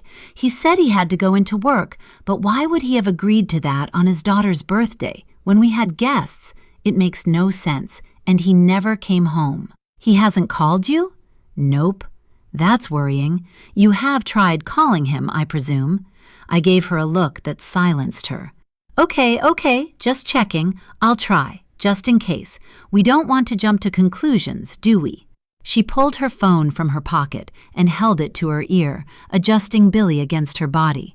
"Flip," she said, using the nickname she'd bestowed upon him when she was 11, having declared Phil far too unoriginal. "No, I'm at your house. Emma's worried sick. Where are you?" I stared. Relief that he was okay, and irritation that he'd answered my sister when he'd failed to call me back, swirling in my mind, making my hands sweat. She hung up and put the phone on the table. "He's on his way here." "But where has he been all night? Why didn't he call me?" She shrugged, reaching for her coffee. "He didn't say. He sounded off. Maybe he only just got a signal or something. I'm sure there's a perfectly reasonable explanation." "You didn't ask about Billy." "I thought it would be better to get him here and have a conversation in person. I don't understand why you think he would know anything about her, though. I mean, he left at the start of the party, and he's not going to have a clue about which child came with which parent, is he? It's not the kind of thing he would notice." I folded my arms, lowering my voice so that Rose wouldn't pay attention. I think she might be linked to him in some way. What? Mabel put down her mug, frowning in my direction. How? I swallowed, thinking of the ring I'd found in Billy's pocket, the way she'd reached for the photo of him yesterday, touching his face as if she knew him. How she came to be wearing Rose's dress to the party. I bit my lower lip. You'll think I'm crazy. Tell me. I swallowed. What if Susie never lost her baby? What if this child is hers? Susie's daughter? Mabel raised an eyebrow in disbelief. Susie's and Phil's. She stared at me as if I'd lost the plot. Why on earth would you think that? Look at her face, Mabel. Don't you see the similarities between this child and Susie? The pale skin, the dark eyes, dark hair, the way she looks fragile somehow, like she's going to be petite even as an adult. Susie's tiny. She's always been small. And look at Billy's neck. She has a little mole there, just like Rose. Just like Phil, I added quietly. I'd noticed it earlier, but not wanted to acknowledge what it could mean. But wasn't the simplest explanation the most likely? Mabel looked down at the sleeping child in her arms. Her mole is on the right. Huh? Phil's is on the left. So is Rose's. It's just a coincidence. I don't think it is. You know Phil's a terrible coward when it comes to broaching difficult topics with me. He always bows out, caves, finds an easy road. Maybe this is his way of telling me what he's been doing. Why else would she be here? Phil, Joe, Susie, they cut me out of their circle the moment she gave birth. I wasn't even allowed to visit her at the hospital. I was erased, but Phil wasn't. Perhaps this is why. Maybe they knew I'd realize the truth when I saw them together. Maybe Phil found it impossible to pretend he wasn't the baby's father. You've got this wrong, Emma. Have I? She gave a laugh, though it sounded forced somehow, too high-pitched. Of course you have. Do you think Joe would have hung around if he'd known Susie and Phil were going behind his back? That Phil was the father of her child? Do you really think any of them would stoop so low as to pretend she'd lost the baby, all to keep it hidden from you? I flung my hands up, knowing it sounded crazy. But something inside me screamed that if I kept pulling at this thread, I was going to unravel my whole life. Phil was keeping something from me. I knew it deep in my bones, as much as I tried to brush it under the rug. And Susie? Even after the past 6 months, trying everything to get our friendship back on track, she still continued to hold me at bay, refusing to get into anything deep, to acknowledge that there had been a time in our lives when the very idea of having secrets from each other was unfathomable. Now, she was a stranger to me, and anything seemed possible. Look at her, I pushed. Really look, and then tell me I'm mad. Nobody is calling for her. Nobody is missing her. There's nothing on the Portsmouth or Hampshire police page, nothing on the news. Nobody is looking for this girl, Mabel, which can only mean that he brought her here. And if it's not because she's his, then there is only one other possibility, and I don't even want to think about that. What do you mean, one other? She broke off at the sound of Phil's key in the door. Chapter 22. The two of us waited, Mabel's eyes bright, alert, her fingers tapping in agitation on the tabletop. It can't be possible, she murmured. I frowned, seeing something in her expression that moved me. She was considering it, I realized, and I could tell that she was growing more and more agitated, angry over the very idea that he could have cheated with Susie, fathered a child in secret, that he would do that to me. He walked into the kitchen, his eyes red-rimmed and swollen, as if he'd been crying. His gaze passed over me, straight to Mabel, who tilted her chin towards Billy. Rose, go and put the television on, sweetie, I said, disregarding the speech therapist's advice to keep screen time to a minimum. I didn't want her here for this. Rose glanced up at her father, then stood, muttering something that sounded like Bluey, and walked out, abandoning her coloring on the floor. I was grateful. She wasn't always so compliant. "Is this your child?" Mabel asked, not wasting any time, her eyes drilling into Phil's. Her voice was low, but her tone was murderous, and I felt grateful for her support, relieved that I didn't have to go through this alone anymore. I should have called her earlier. She was always so level-headed, always knew what to do. "My child?" He stared at her, the picture of confusion, as if she were speaking another language. I moved closer, wanting to confront him myself. Mabel was being kind, protective, but it was time for me to stop avoiding reality. I had to know what was really going on, who this little girl was, before I went mad. I couldn't keep living a lie, pretending we were the happy family who had it all, when behind closed doors we were barely holding on. I opened my mouth to speak, but Mabel cut in first. "Have you been sleeping with Susie?" He sneered at her, an expression of absolute disdain that took me by surprise. He'd always been so kind to her, like an older brother. "I thought you didn't care who I slept with anymore, Mabel." Her eyes grew wide, and I shook my head, confused. She looked hurt, livid, like a woman who'd just discovered her man in bed with another woman. But that made no sense. Phil was my husband. "Just tell me, Phil," she said. He sighed, the bravado leaving him. All at once, he looked broken, sad. "I've never seen that child before. Of course she's not bloody mine. And you know I'm not sleeping with Susie. She's a friend, nothing more." His tone had softened, his eyes on hers, as if there was no one else in the room. I watched as Mabel's shoulders slumped, as if in relief. I clasped my hands, squashing down my uncertainty. "Well, I don't know who this child is, but I know she's something to do with you." He dragged his eyes away from my sister, fixing me with an impatient glare. "What are you talking about?" "She was left here after the party, after you walked out without any explanation as to what was so important at work that you had to miss our daughter's birthday celebration." I pulled the sapphire and gold Celtic-style ring from my pocket, holding it in the palm of my shaking hand. "She had this. I know it's yours. I found it in your bedside cabinet drawer last December. I thought you meant to give it to me, but then Christmas came and went, and—" I clicked my tongue against the roof of my mouth, trying to hide how frightened I'd been when he didn't hand me the little red box alongside the new dressing gown he'd wrapped for me.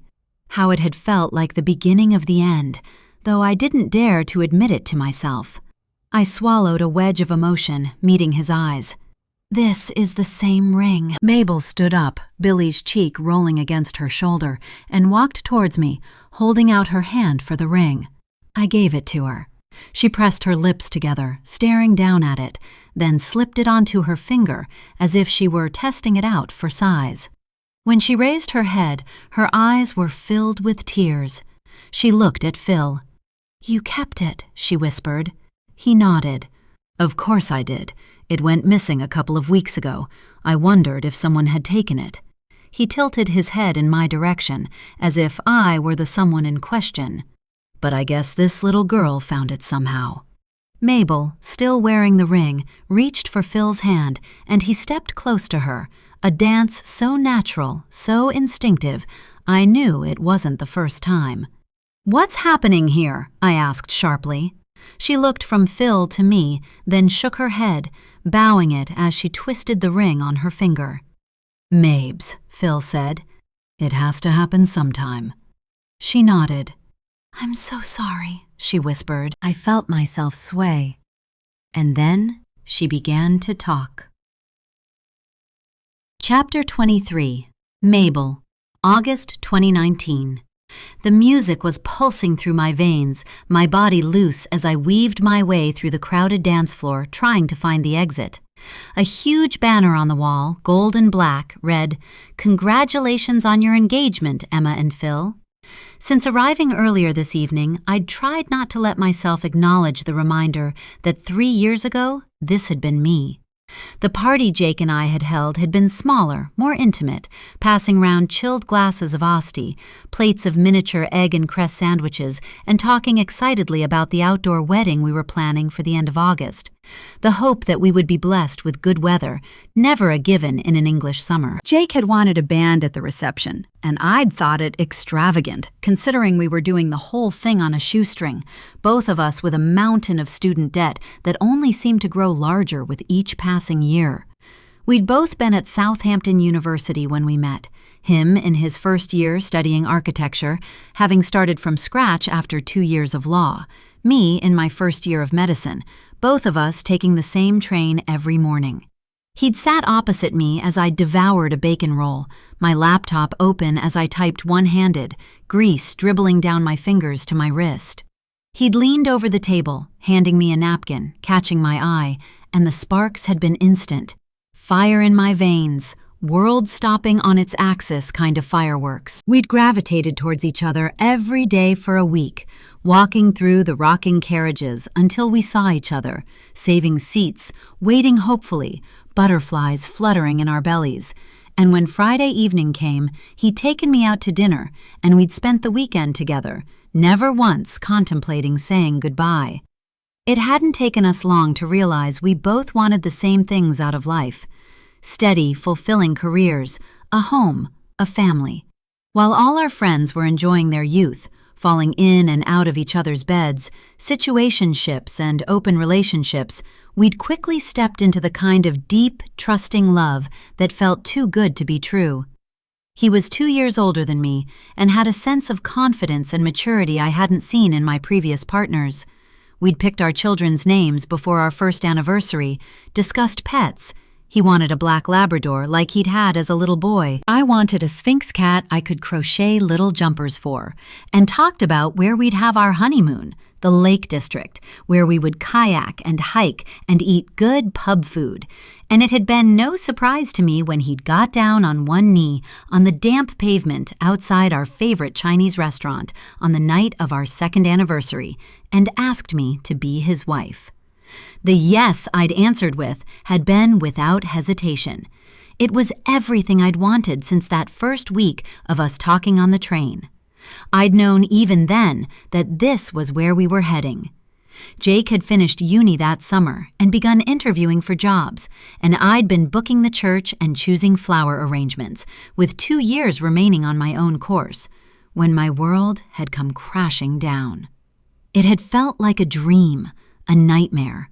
No phone call, no face-to-face chat, just one single, paltry text. I made a mistake. I'm sorry, but this isn't what I want. I hope you can forgive me. Go and create the life you've dreamed of, Mabel. You won't hear from me again. I'm moving back up north. It's where I belong, and I need to be selfish now. I'm too young to get married, and so are you. I know this will hurt, but it's for the best. I really am sorry. Jake. And then nothing. His number was cut off. His clothes left hanging in our wardrobe, aside from a couple of bits and pieces he must have grabbed in a hurry. The architecture firms he'd interviewed for hadn't heard from him when I called them to ask, including the one that he was on the verge of landing his dream role with, something he'd told me he would snap their hand off for. He just left it all behind.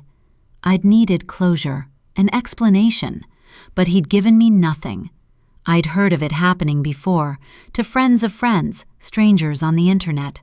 The horrific stories that hadn't felt possible, of long-term partners suddenly deciding to walk away from everything they'd promised. I'd never believed it could happen to us. Not in a million years. That kind of thing was for people who flitted through life without care and responsibility, hopping from one shiny new thing to the next. We'd never been like that. We'd been solid, strong, besotted. Or so I'd stupidly believed. How could he end a 2.5-year relationship with a text? I'd felt as if my heart was being crushed in my chest. I'd forgotten how to breathe, how to live, how to exist without him. As if gravity had released me and I was simply floating deeper and deeper into an inescapable abyss.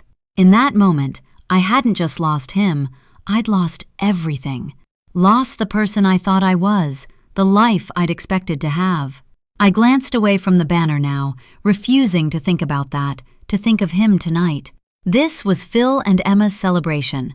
I wouldn't spoil it by getting caught up in the pain of my past. I slipped out of the heaving party, into the foyer, heading up the stairs to the little room where Emma, Susie, and I had got ready for the evening.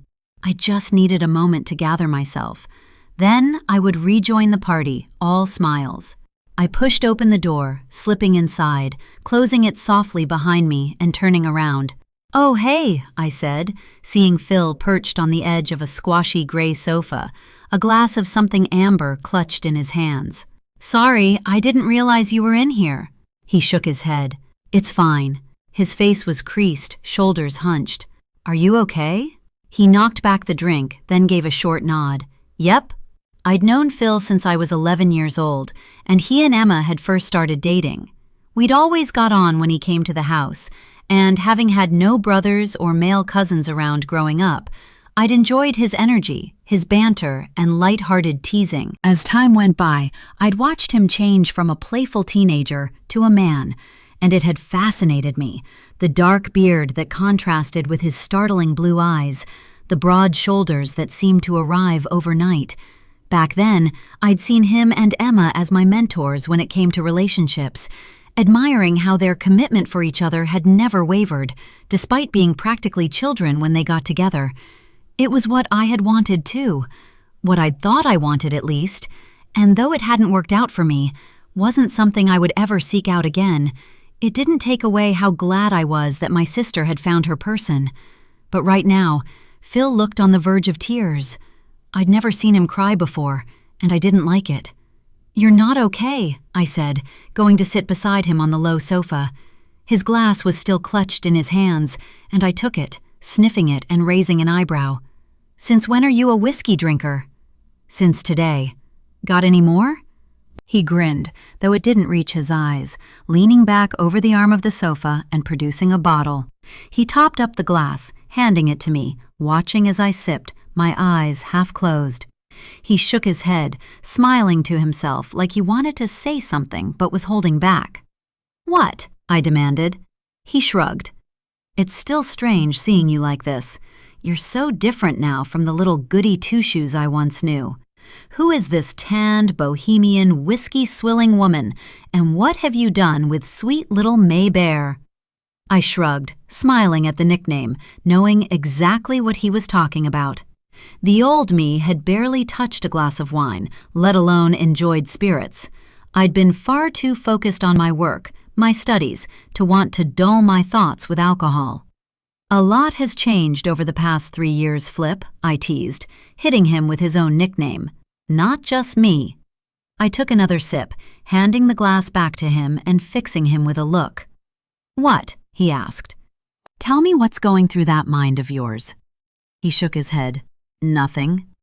"Phil," he sighed, "I don't think you're the right person to discuss this with, Mabel." I felt my spine tingle, a shudder of fear at what he might be hiding chasing through my veins, but schooled my features into neutral. "Well, I'm here, and you're clearly in a state, so you're going to have to." He took another deep swig, then passed the glass back to me. I drank slowly, letting the whiskey calm my nerves. He swallowed, and I waited. "I don't think," he whispered, his gaze trained on his lap. "I don't know if I can do this." I clutched the glass tighter in my palms, holding my breath, unable to fathom how it could be happening again. "Do what?" I choked, though I knew what he was trying to say. I needed to hear the words. "Marry her," he admitted, his eyes filled with agony as they met mine. "I don't think I want this. Want her." The air in the room suddenly felt heavy, suffocating. "But why?" My words were a plea, desperate, begging.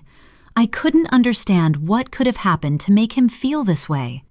Why now, after all these years, all this planning, was he prepared to back out, just like Jake had done to me? Was that his intention? To disappear in the night? To ghost my sister? I couldn't allow it, couldn't stand for it, not when I'd lived that pain. I loved her too much to ever see her go through the same agony, have the rug pulled out from her at this late stage. I'd do anything to make him change his mind. Phil, this is just pre-wedding nerves. It's getting real, that's all. You and Em are incredible together. You're so happy. Why would you want to back out now? You wouldn't understand. Try me. He'd made a good point earlier. I was different now. I'd seen things, experienced the world, met so many people with so many stories. I no longer lived in the sheltered, protected little town I'd come from. I had more understanding than he might realize about how complex these things were, the challenges life could throw at you. I'd only been back from Asia for a month, having not seen either him or Emma in person for 3 years. Who was I to say what was happening in their relationship, what might have gone on between them during that time while I'd been traveling? I wasn't about to shut him down, not when he was so obviously wrestling with some pretty dark thoughts, on the precipice of throwing away his future. His nostrils flared as he took a deep, steadying breath, nodding decisively. I'm not living the life I planned. I'm living her dreams, not mine. I never wanted to leave teaching. I worked so hard for it. It was all I'd ever wanted to do. So why did you leave? I never understood that. Emma had told me while I'd been in Malaysia, and I'd thought it was bizarre that he'd put so much work into qualifying, only to give up so early in his career. He fidgeted with his watch strap. There was a girl, one of the students. Right. She was hard work. He shook his head, a wry laugh huffing from his lips. Really challenging behavior.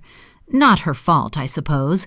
Her parents did nothing to discipline her, and to be honest, they weren't interested in making any changes to support her. Any time they were asked to come in, they'd stand me up and then send an email the following day saying they didn't want her labeled, that she was too clever, bored in class, I was letting her down as a teacher, that kind of thing. Anyway, she'd been awful in class, hadn't handed in any homework all term. Disruptive, rude, looking for conflict.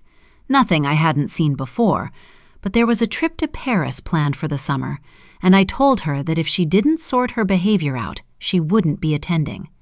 She didn't deserve a reward, and I would have been responsible for her on the trip. I wasn't willing to do it. He paused, and I felt myself leaning in, needing to hear the rest. She took it badly, and in retaliation, he took the glass from my hand, tapping his fingertips against it. She made an accusation about me. I waited, silent. He sighed, then bit down on his lip, not meeting my eye. She told the head that I'd been grooming her for months, and that I'd assaulted her in the classroom while she was in detention. I see. It wasn't the truth. Obviously it wasn't, but the school had no choice but to suspend me while they investigated the matter. I knew they wouldn't find any evidence, that I'd be back before long, but it was horrible to have it hanging over my head, to think that people might believe her. He scraped his fingers through his hair. We'd been alone in the classroom that evening, he admitted softly. There were supposed to be 2 other students in detention, but they didn't turn up. I'm pretty sure this girl had made sure they didn't come. She planned it. The classroom door was open the whole time, and as soon as I realized the others weren't going to show their faces, I sent her home. But still, I put myself in a stupidly vulnerable position. It was beyond stressful to find that she'd gone straight to the head, spewing lies, willing to destroy me simply because she couldn't go on a school trip. Emma was the only person I told. She was horrified. She kept saying that this could ruin everything for her, that she would never get a job as a head teacher if it came out that she was living with an accused predator. She knew I was innocent, but she went on and on about the drama this kind of investigation would bring. Her thought process was that I should hand in my notice and leave before it blew up, move across town, and find work outside of teaching. She was afraid that as soon as the investigation was underway, the girl's family would spread anger and vitriol, tar my name, and she thought that leaving before it started would dampen down the flames. He shook his head. So I did it. I handed in my resignation with immediate effect to protect Emma's future career, Emma's dreams, and in doing so, I might as well have stood up on the school stage and announced that I was the town pedo. The head, the school, they kept it quiet, but still, my reputation was destroyed the moment I walked away from that job. I know they looked into it, and I got a letter a few months later saying they weren't taking the matter any further. Emma was elated, but since then, I've been working in retail, hating every moment, and now it feels like we're following her script, like I'm not in control of my life anymore, just her sidekick. And if I marry her, I'm admitting that's okay for me, that I'm happy to go along with this for the rest of my life. She proposed to me. Did she tell you that? No, she didn't. And I love her. I've always loved her. Couldn't bear to let her down, so I couldn't say no. But now here we are, and I don't know how to be happy anymore. I don't know how to be me without going against what she wants. She's already a better teacher than I ever was, and I know she'll be an amazing head one day. But does that mean I have to resign myself to nothing so that she can shine? It doesn't seem fair. She doesn't want me to risk applying for teaching jobs now, in case it all comes out. She's worried the girl's family might get wind of it and cause a scene. Says I can never risk it, that I was lucky to walk away with my reputation intact. But I'm innocent, Mabel. I didn't do anything to that girl, and I can't live my life like a criminal when I did nothing to deserve it. Emma would never forgive me if it came out, so what choice does that leave me with? I have to walk away now, start afresh somewhere new, get back to teaching for my own sanity. I stared at him, seeing the conviction on his face, the certainty that he had no other option. Slowly, I took the glass from him, finishing off the last mouthful of whiskey, and placed it on the table, then turned to him, cupping his face in my palms, pulling it close to mine, locking eyes. Smiling softly, I inched closer, his breath hot on my lips. His eyes widened as he realized what was happening, but he didn't pull away as I pressed a kiss to his mouth. I didn't know why, only that I wanted to break the spell of darkness he'd waved over his future, distract him from this cycle of anxiety. I'd meant it to be short, silly, to shock him into laughter, but his fingers were on the back of my neck, sliding into my hair, and my mouth was opening, letting his tongue slide inside. His body pushing against mine, our breath coming fast, as if this was something we'd both wanted for a long time, something neither of us had dared to admit. He kissed me harder, losing himself, making my head swirl, until eventually I pulled back, breathlessly placing a hand on his chest, my pulse thundering in my ears. "You're overthinking this," I whispered. "It's just a party, a few forms to sign. You can be whoever you need to be." He traced his thumb over my lower lip, his expression clouded with lust, a side of him I hadn't seen before. "Can I?" he asked softly. "Marry my sister." I stood, giving him a smile as I hid my trembling fingers behind my back. "It will all work out in the end." Chapter 24. Emma. October 2026. Oh my God. I stared at the two of them, unable to believe what she was telling me. "I never meant for it to continue," Mabel said softly, cradling the dark-haired sleeping child against her. "I thought if I could just take his mind off his worries, it would stop him from walking away, from doing what Jake did to me. And then the next time it happened, I reasoned it was better for him to cheat with me, someone who loved you, who only wanted the best for you, than with another woman. I would never have tried to take him for myself, Emma. Don't you see? I wanted him to be happy, to want to stay with you. I thought if I could bring a little light to his world, take away the loss of his career, maybe then he would be satisfied, that you two could rebuild your relationship." Rebuild? I didn't know we needed to. All relationships have struggles. So what? You're the fairy fuck mother? You think what you've been doing is noble? She gave a sad little shrug, as if she were the victim in this situation, as if it wasn't her choices that had led to this happening. "I never meant for it to continue this long." "This long?" I repeated softly, awareness dawning on me. "It's still going on now, isn't it?" The two of them shared a look I didn't miss. Then Phil glanced down. My heart plummeted. Mabel pressed her lips together and gave a tiny nod. It is and it isn't. Ugh, God! She lifted a hand to her neck, wrapping her fingers around her long hair and tugging at it hard, an anxious habit I hadn't seen since she was doing her A-levels and thought she'd made a mistake on her maths paper. She looked fraught, childlike somehow, but I wasn't going to rescue her. Look, when I left for Thailand, it was because… She broke off and Phil took over. Because I told Mabel I wanted more. I didn't want to live a lie any longer. I asked her to be with me, told her I was going to leave you. That ring? I proposed with it just before she left. She said no, but I promised her I would keep it, that I would wait until she was ready to accept it. Be my wife. You what? I breathed, though now, looking back, I could remember how withdrawn he'd been at the time, how it had felt like I had lost him along with her. I'd thought it was worry over Rose and her speech issues, exhaustion from all the appointments, and the arguments we'd had behind closed doors. But the whole time, he'd been going through a breakup, and I hadn't even realized. He'd proposed to my sister while still sharing my bed, wearing the ring I'd put on his finger at our own wedding. I stared at him, struggling to absorb what I was hearing. You wanted to divorce me and shack up with my sister? Really?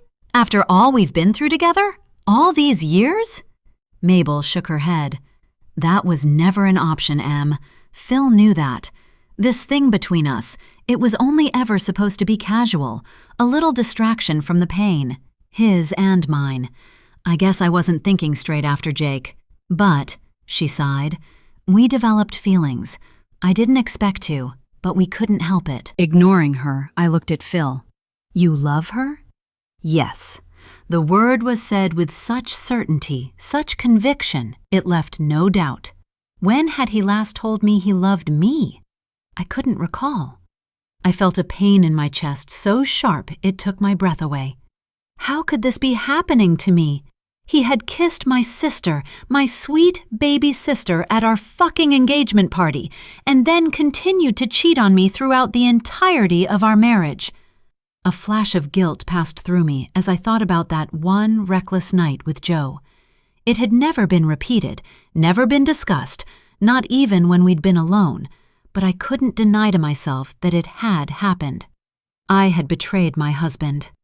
I could still recall the look of horror on Phil's face when a few weeks after our conversation about trying for a baby, I'd woken him in the middle of the night and told him that the argument was over, the discussion irrelevant, because as it turned out, I was already pregnant. I'd hoped it would be the end of the animosity we'd both been carrying, that the decision had been taken out of our hands. But his reaction had been worse than I could have imagined. He'd cried, begged me to have an abortion, to consider his wishes. Of course, I'd refused. He'd always promised we'd have children. I was simply getting him to uphold his end of the bargain. I'd been sure that in time he would adapt to the idea, that he would hold our baby in his arms and fall instantly in love, and there would be no further cause for conflict. He would tell me I'd been right all along, that he didn't know what he'd been afraid of. But it hadn't happened that way. When Rose had been born, her dark hair fading to white blonde in a matter of weeks, her blue eyes a different, deeper shade to his, her pretty, delicate features unlike either of ours, reminiscent of Joe's mom, I had privately thought, Phil had barely acknowledged her. I'd hoped he wouldn't ask awkward questions, that I could see the features that gave away my deception only because I was looking for them. But the way he treated Rose made me wonder whether he knew on some subconscious level that she wasn't really his. I was certain he didn't know for sure. If he had, he would have left me in a heartbeat. For my sister, apparently. It was clear to me now that she was the reason he'd resisted the idea of trying for a baby in the first place. Of course, he wouldn't want to start a family with me when he was cheating with her. It all made sense. I stared at them now, knowing that any slip-ups, any mistakes I'd made over the course of our marriage were incomparable to the level of deception they'd sunk to. I can't understand why you let it go on for so long, I said, my voice filled with vitriol. Why keep lying? Why not just leave me? Because I don't want that, Mabel cried, shielding Billy's tiny ear with her palm. Anger swiftly replaced both emotions, numbing my heart as I stared at the woman who had taken everything from me. So let me get this straight. You went away for 5 months, and then something made you come back, rent a flat round the corner from us. Why did you do that, huh? Were you planning on restarting the affair? I can't think why else you decided to return. The look on her face, guilt and shame, made me certain that was exactly what she had planned. I thought he'd have had time to cool off, and we could be friends or something. I missed him. I missed all of you. You two have a daughter. You're a unit. I didn't want to spoil that, but I couldn't stay away from him. I'm sorry, Em. I really am. I never meant for it to get so deep between us. I never meant to love him. I blinked, stunned that she had the cheek to say she thought they could be friends, as if she hadn't intended to move round the corner from us and continue the deception that had gone on for years. I've tried to keep my boundaries, tried to keep things platonic. We've been rowing about it ever since I got back. I keep pushing him away, steering him home to you. I'm trying, Emma. I really am. But sometimes I can't help but slip back into old habits. Yesterday, at Rose's party, I told him it had to stop, that I needed it to be over, for him to try harder with you. But she looked at the ring she'd slipped on her finger, as if doubting herself, then glanced at him, her cheeks flushing, and I felt nausea rear up. I replayed what he'd said when she asked just now if he'd been sleeping with Susie. I thought you didn't care who I slept with anymore, Mabel. He must have been referring to her breaking it off again, hurting his feelings. So it was all some sick game? I shook my head, confused, as I tried to sort through my memories. You were the one always pushing us to go on dates, giving relationship advice when you noticed we were being off with each other, babysitting my daughter so the two of us could go to dinner, all the while knowing he'd rather be there with you. Oh my God. The nights we came home and I went up to bed, leaving the two of you downstairs watching TV. I cringed at the thought of what they'd been doing while I'd fallen asleep after a long day of working, parenting, trying to be the wife he wanted me to be. I trusted you. And Phil, it wasn't that long ago that you were talking about wanting another baby, trying again. What the hell was that about? Even though I'd recoiled at the idea, it had given me hope that he still saw a future with me. He chewed his lip, then said, I suppose there's no point in keeping it from you now. That was when your parents invited Mabel to surprise you after lunch, wasn't it? She had actually been back in the country a couple of weeks by then, and we'd met a few times to discuss how our relationship might look going forward. He smiled at Mabel, and she glanced down at Billy, clearly embarrassed. She'd said that maybe I should consider another baby to make me feel more connected to you. I never wanted that, but I guess I was trying to consider her request. Be more flexible. I knew that she would only start things up again with me if it didn't feel like she was a threat to our marriage. I understand how her mind works, how selfless she is.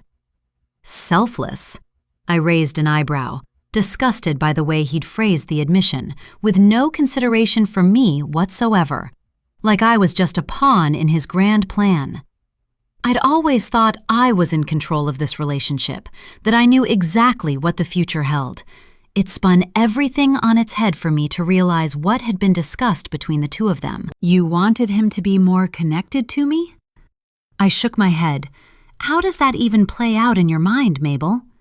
She looked up at me, her eyes shining with unspilled tears. I always hoped that he'd break it off with me, that he'd realize that what he had with you was too good to risk losing. I wasn't strong enough to walk away. Fuck knows, I tried enough times. I thought, I don't know, that the more you felt like a family, the more he would slowly disengage from what we had, and we could leave it in the past. But it didn't work out that way. Neither of us could bear to end it. It should have hurt to hear her say it, but I was too numb for the words to do anything but bounce off me now. "Wow," I spat, spite lacing my tone. It must have been a real shock to come back and find he'd repeated the pattern. I smiled maliciously. "Cheats always do, don't they? Isn't that what they say, Phil?" He frowned, his gaze still fixed on my sister, not bothering to even give me the courtesy of his full attention. "What do you mean, repeated the pattern?" I gave a bitter bark of laughter. "Susie, I know you're sleeping with her too, whatever lies you might come up with to try and deny it. You didn't think you were special, did you, Mabel?" I sneered. "Did you get jealous? Did it make you realize it's not so harmless when the shoe's on the other foot?" Phil's head snapped round, his eyes meeting mine, cold, empty. "I don't know what gave you the idea anything is going on with me and Susie, but—" I laughed. "Do you think the two of you have been discreet? You couldn't have made it more obvious. When did it start with her? Was she your rebound from Mabel? Or did you have them both dancing on your strings the whole time? Our whole fucking marriage?" "Susie is my friend." His voice was cold. "And you don't know what you're talking about." "Yeah, right. I actually thought she was mine too, but it would seem I was wrong. I knew things had changed between us since Rose was born. I'm not an idiot. But I never imagined you'd betray me like this. You and Susie have cut me out. You never told me that Joe works away while you're over there having your cozy little dinners, did you? And I've seen you coming out of her house when you're supposed to be working." Mabel's face was pale, her eyes wide. "Be honest, Phil. Is there something going on?" He laughed. "No, you know I wouldn't do that." He turned back to me. "Things have changed between us. You've become unbearable, Emma. It's your way or nothing at all. Perhaps I could have allowed myself to live like that, be squashed and molded into the ideal man, the one you think the world wants to see, if I didn't have her. Maybe I could have let you break me that way. But she made me see I could be more than you believed I was capable of. The reason things have changed between us isn't solely down to Mabel. It's because I realized I couldn't live like that any longer. I don't want to be with you, and there's no point pretending otherwise. It's her I want. Probably even before we got engaged, if I'm being honest." I gasped, my hands pressing against my mouth as if I could hold back the agony, the scream that was threatening to break free. He didn't even flinch at my pain. "You don't mean that, Phil. You're being cruel. You don't mean that." "I'm sorry, but I do." When she kissed me at that party, it opened a door I hadn't dared look behind up until that point. I would have ended the engagement then if she'd supported it, but she didn't want me to tell you. She traded our connection for my loyalty to you. I had every intention of asking for a divorce last year. Don't you see? It's only because of her that I've continued to stick with our marriage. It's respect for her that made me wait. But now, this conversation, it's a blessed relief. I'm glad it's finally out in the open, that I don't have to pretend anymore. I'm divorcing you, Emma, and I am going back to teaching. I'm going to live the life I want, not the life you think I should surrender to. The world seemed to be moving too fast for me to keep up with. I'd spent my whole life looking past the little things to get to the big picture. I'd wanted the stable marriage, the family, the important job so much that it had made me put him on a level he didn't deserve. I'd glossed over the fact that he was detached from our marriage because I didn't want to be divorced and face the judgment of being a single mother, the consequences I knew it would have on my career prospects. I'd pretended not to notice how terrible a father he was to our daughter, sneering when she struggled with her words, cringing when I told people what we were dealing with, complaining about her speech therapy appointments, and refusing to support me in practicing with her. He had never taken her to the park, never read her a bedtime story, was only ever there with us in body rather than spirit. But I had let it slide because the alternative, confronting him and giving him an opportunity to walk away, had felt so much scarier. I realized now that I must have known, buried deep down, that he was never really in this with me, that he was always waiting for a get-out clause, a chance to finally leave. "Is this all because of the teaching job? Because I asked you to resign?" I said softly. "Is that when you began to close off your feelings towards me?" "Can you blame me?" he replied. "I worked my arse off, only to have to throw it all away. For you, because your career meant more somehow. You left me in no doubt about that. You really believe that you can lay the blame for you leaving that school at my door? Emma, you've been putting yourself above me, your needs in front of mine, ever since we met." I let his words sink in, wondering if there might be some truth to that. I'd been fiercely ambitious for as long as I could remember. That much was true. "Maybe," I replied, and his eyebrows shot up in surprise at my admission. "But I was right about you resigning. There was no other option." "Why not?" Mabel asked, and I glared at her, glad to see her squirm. "The girl who made the accusation, who got him suspended. She wasn't lying, was she, Phil?" "Of course she was lying," he spat. "What do you take me for?" I nodded, knowing he'd never admit to it. "I saw texts on your phone between the two of you, before you got suspended. There were a lot of them. Evenings, weekends. You were in contact with a student, a child." He snorted. "She was 15, hardly a little girl. She was a child in the eyes of the law. She was your pupil. I never touched her." I shrugged. "Maybe not. Only you and she know that for sure. But who's to say you wouldn't have with the next one? It was right for you to leave. I was right to make you walk away. You've clearly never been able to resist temptation, have you, Phil?" I said, looking Mabel up and down with disgust. "You don't know what you're talking about," he replied, his tone low, menacing. "Yes, I texted her. About homework. About her poor behavior. I texted a lot of my students. There was nothing untoward about it." I shrugged.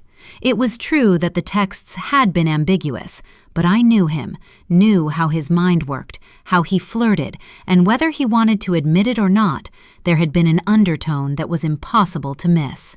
Clever. Nothing you could put your finger on, but enough that I'd known he couldn't stay in the profession. It would only have been a matter of time before it all fell apart. And I wasn't prepared to go down with that ship. "Emma, I think you've got it wrong," Mabel said. "I know how devastated Phil was to walk away from that job. It was his passion, and he told me what that girl put him through. You're accusing him of something awful, and I know you're hurt right now, but it's not fair to throw out an accusation like that. There are some things that can't be taken back." "Oh, like sleeping with your sister's husband for the best part of a decade?" She was silent, her mouth dropping open, no retort to come back with. I felt a wave of vindictive pleasure at her obvious discomfort. "So," I shook my head, my thoughts spinning, my need for order making me turn analytical, rejecting the emotions that were too great to process right now. "Billy found the ring, even though it was safely tucked away in your drawer, so she must have been here in the house. So what does that mean?" I frowned, trying to process it all. "Is she yours? Did you two have a child together?" Mabel groaned, and Phil scoffed. "No, she's not ours," he said, his tone full of disgust, as if that level of deception was beyond even him. "What? You think Mabel had a secret pregnancy and raised a child without you knowing anything about it? Are you mad?" "Susie's then," I shrugged. "The baby she claimed she lost, kept hidden from me. But why? I know you'd know, Phil. You two have enough secrets between you." He glared at me. "Not those kinds of secrets. I haven't got a clue who the girl is, but the fact that you didn't call the police when you realized she was here is baffling to me." "You can't think of a reason?" "What?" I said, "You can't think of a reason why I wouldn't want to draw attention to the fact that there was an unknown little girl here. I mean, who am I to know what's going on? I clearly haven't got a clue what kind of things you get up to behind my back. Who's to say you didn't bring her here, that your tastes go even younger than the 15-year-old who turned you down? He was moving towards me, his hand raised, shooting towards my face, before I realized what was happening. The back of his knuckles ricocheted across my cheek, and I stumbled back.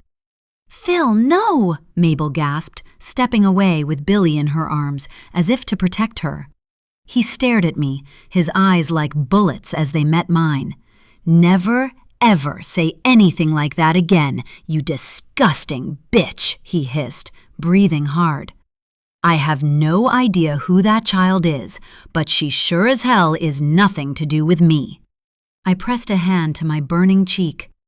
"I don't know what to believe now," I whispered. "I don't know who you are anymore." "You've made that perfectly clear," he spat, the words coated in poison, the dislike in his expression unfiltered, like nothing I'd ever seen before. He glanced at Mabel, softening instantly, and I hated the silent messages that seemed to pass between them, cutting me out, leaving me on the sidelines, like I was the one who didn't belong. Slowly, he pulled off his gold wedding band, letting it drop to the floor. "Let's start with this. Not your husband. Not anymore." Bile burned the back of my throat as I stared at him. I had failed. I'd done so much to save us, to keep our marriage going, bending until I'd thought I would break from the strain of holding us together. But now it was over, and there was such conviction, such hatred in his eyes. I was sure he meant it. I couldn't win this, couldn't change his mind, seduce him back to me. I wasn't sure I even wanted to, with all that I'd learned today. I stood staring at the two people I'd trusted more than anyone else, who had been my family, my support system for most of my life, and realized I was entirely alone. Chapter 25. Susie. Did you know about Phil and my sister?" I blinked at Emma, standing on my doorstep, two tiny girls by her side. "Why are they here?" I choked, pointing at the children. "Do you know them? Either of them?" Emma's tone was frazzled, her eyes wild. Something had happened, and whatever it was had rattled her. I frowned, confused. "What do you mean?" Emma looked down at the dark-haired girl, a tiny little thing with curious eyes set in a pale, thin face, then picked her up, angling her towards me. She seemed to be waiting for something, some reaction from her, or maybe me. Eventually, she groaned, putting the girl down and ushering the two of them into my house. I followed her in, stunned by what was happening. It felt surreal, like a nightmare come true. "Why have you brought them here?" I asked, finding my voice through the fog that was descending on me. "Are you trying to hurt me?" "What? No, of course not. I just couldn't leave them at home. Where's your remote? I'll put CBeebies on for them. I need to talk to you." I stood by the kitchen door, frozen, watching as she navigated my television to a channel that had never been played on it before, settling the two girls under a blanket on the sofa. The sight of the animated characters, the sound of the cute theme tune, was a hideous reminder of what could have been, what I'd lost. Did she realize how painful it was for me to stand here and think, that should have been my child? Those cartoons should have been so familiar to me that I knew by heart the words, the characters' names, the silly jokes they bandied back and forth. Did she realize she was pouring acid into old wounds by simply living her day-to-day normal here, bringing life and noise and their innocent youth into the cemetery I called home? She walked towards me, having handed them each a carton of juice. "What is this?" I whispered, leading her into the kitchen, where the children couldn't hear us and the sound of the television was less obtrusive. "Are they both yours? Did you have twins?" The idea that she might have had two healthy children while I wasn't even allowed to keep one made me feel shaky, broken, furious. No, the blonde one is Rose, my daughter. The other is Billy. I'm taking care of her." "You really don't recognize her? Billy, I mean?" I stared at her, wondering if she was having some kind of breakdown. I don't exactly spend much time with children, Emma. I'm not hanging out at the local playgroup, am I? My tone was sharp, and I was glad. I should have expected something like this to happen, for her to push my boundaries harder and harder until they broke completely. It was her way. But still, I was shocked. Her lack of empathy was astounding. She winced at my tone, heading across the kitchen as if she came here all the time, as if she was used to making herself at home. "I'm sorry," she said, picking up the kettle, then putting it down without filling it, heading to the fridge instead and taking out a bottle of white wine. It was half empty, and I knew that because I'd opened it just after breakfast. She poured herself a glass, not asking if I minded, not offering one to me. She was shaking, I realized, fierce shudders chasing down her spine, making her look jerky and alien somehow. Something bad had happened. "Is Phil okay?" I asked, ice pooling in my belly. "Ha!" She took a deep sip, then placed the glass down, meeting my eyes. "Look." She began pacing, her hands clasped as if she were praying, her thumbs circling one another in a rhythmic motion. "Look," she repeated. "I know it's not ideal for me to turn up with them, but I had to come here, had to speak to you. I know you've been seeing Phil in secret." She held up a palm as I opened my mouth to speak, cutting me off. "No, don't bother lying about it, Susie. There's no point. You two talk alone. That much is plain fact, whatever else might be going on between the two of you." She paused, tapping her fingertips together, then took a deep breath. "Did you know?" she whispered. She looked up at me, and I was surprised to see tears streaming down her cheeks. I shook my head. "Know what?" "That he was fucking Mabel. No, not fucking her. In love with her." I stared, taking in what she was saying, what she was accusing him of. "No," I answered finally. "He never said a word." "Susie, I swear!" I held my hands up. I was perfectly aware he was unhappy in his marriage, that being married to Emma was a constant struggle for him, made him feel like he could never meet her standards.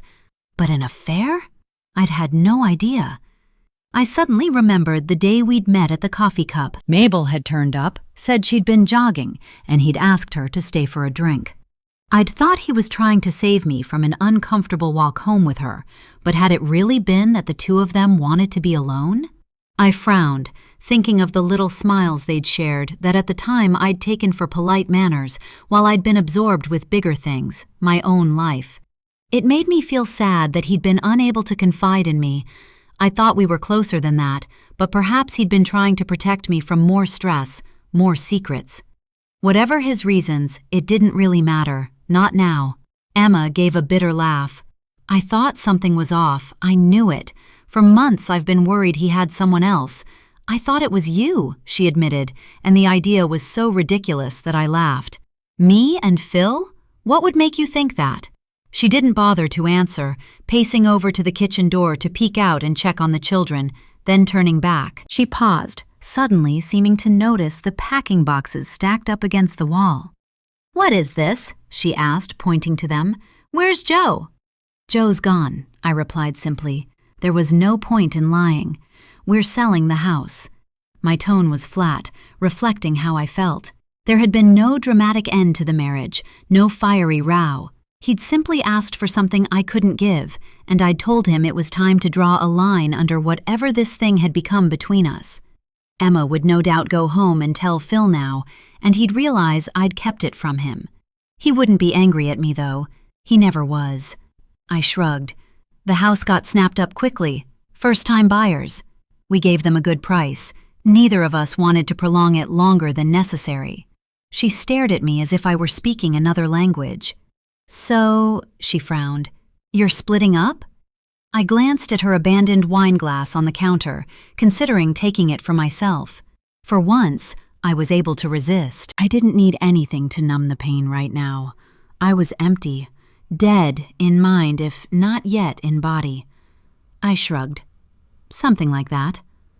"What's that supposed to mean?" She looked at me like I was a puzzle she couldn't seem to figure out, a bug she was intent on dissecting. "Does Joe know something about you and Phil? Is that why he left?" I sighed, irritated. "I told you, there's nothing between me and Phil. Joe and I haven't been getting on for a long time, and circumstances have changed. It's for the best. All good things have to come to an end. I'm sorry you're in the same boat." She pursed her lips as if she didn't believe a word of what I was saying.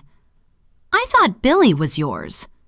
She was watching me as she spoke, her pupils narrowed, her mouth a hard, unreadable line. "Excuse me?"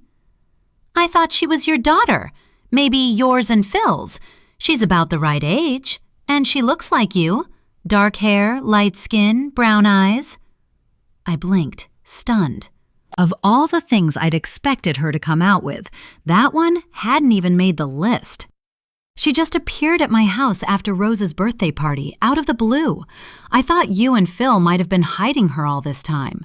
Or that maybe Joe was in on it too, and that was why the three of you cut me out for so long. You never did welcome me back to the circle with open arms, did you? In fact, you did everything in your power to discourage me, keep me at arm's length. I know you have secrets. I'm not an idiot. So you thought that you lied about losing your baby to protect me in case she turned out to look like Phil, or maybe in case he couldn't hide how he felt about her, couldn't keep away from her, preferred her to Rose. Is that crazy? She gave a laugh that sounded empty, unhinged. Yes, it's a horrible thing to think, let alone voice. I was silent for a moment. "My baby was a boy," I whispered. "I was at your scan, Suze. It was a girl." "No, they got it wrong." I pictured the moment I'd seen his beautiful cherubic face, his closed eyelids, his tiny moon-shaped fingernails. How surprised I'd been after imagining a baby girl after the scan. The truth was, I'd secretly wished for a son from the start. Not that I wouldn't have loved a girl too, but I suppose I had always dreamed of a sweet little boy. And when I realized they'd got it wrong, it had felt as if I'd been robbed of my time with him. All those weeks of thinking he was a girl, of not knowing he existed, and then to lose him the moment we laid eyes on him. It had felt like a dirty trick, a new level of cruelty.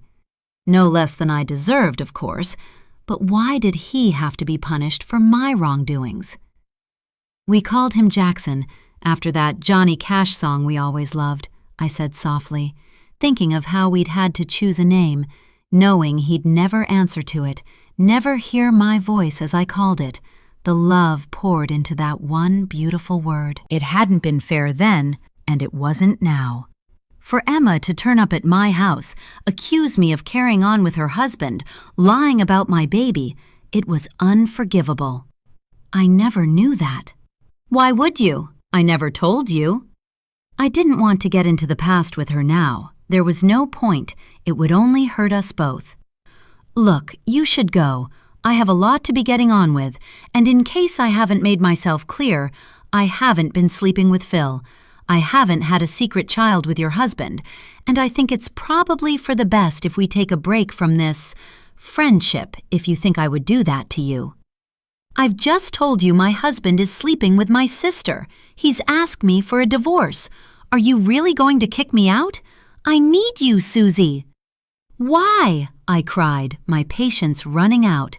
"I can't change it, can I? I can't fix it." Emma shook her head, eyes wide. I'd never stood up for myself like this in the past, but I'd reached my limit now, it seemed. I didn't know why I hadn't put a stop to this before. I couldn't be around her without remembering, being dragged back to the awful things I'd done. I couldn't look her in the eye without seeing the truth reflected back at me. She was the one person in the world who knew who I really was, knew that I was capable of killing a man, concealing a murder, and the painful reality was that that would never change. I could lie to myself when she was gone. I could dull the pain with drink and distraction. But when she came back, when she tried to get close, it was always there, waiting, and I couldn't stand it. couldn't bear that she knew, couldn't cope with the self-disgust that seemed to bubble endlessly through my veins. "Maybe you can't fix it," she said, "but you can tell me the truth. Help me figure out what's been going on behind my back. Tell me what the two of you have been doing together, what you've been talking about, why he's chosen to do this, break our marriage and our family for her. He didn't even come home last night, and Mabel was still out at a party, so I don't understand who. Phil was with me last night. Her eyes narrowed, and I met her stare defiantly. "So you are sleeping with him," she exclaimed. "No. He came to pick me up from somewhere, and there were some delays. He was doing me a favor." "I don't believe you. What did he say about me?"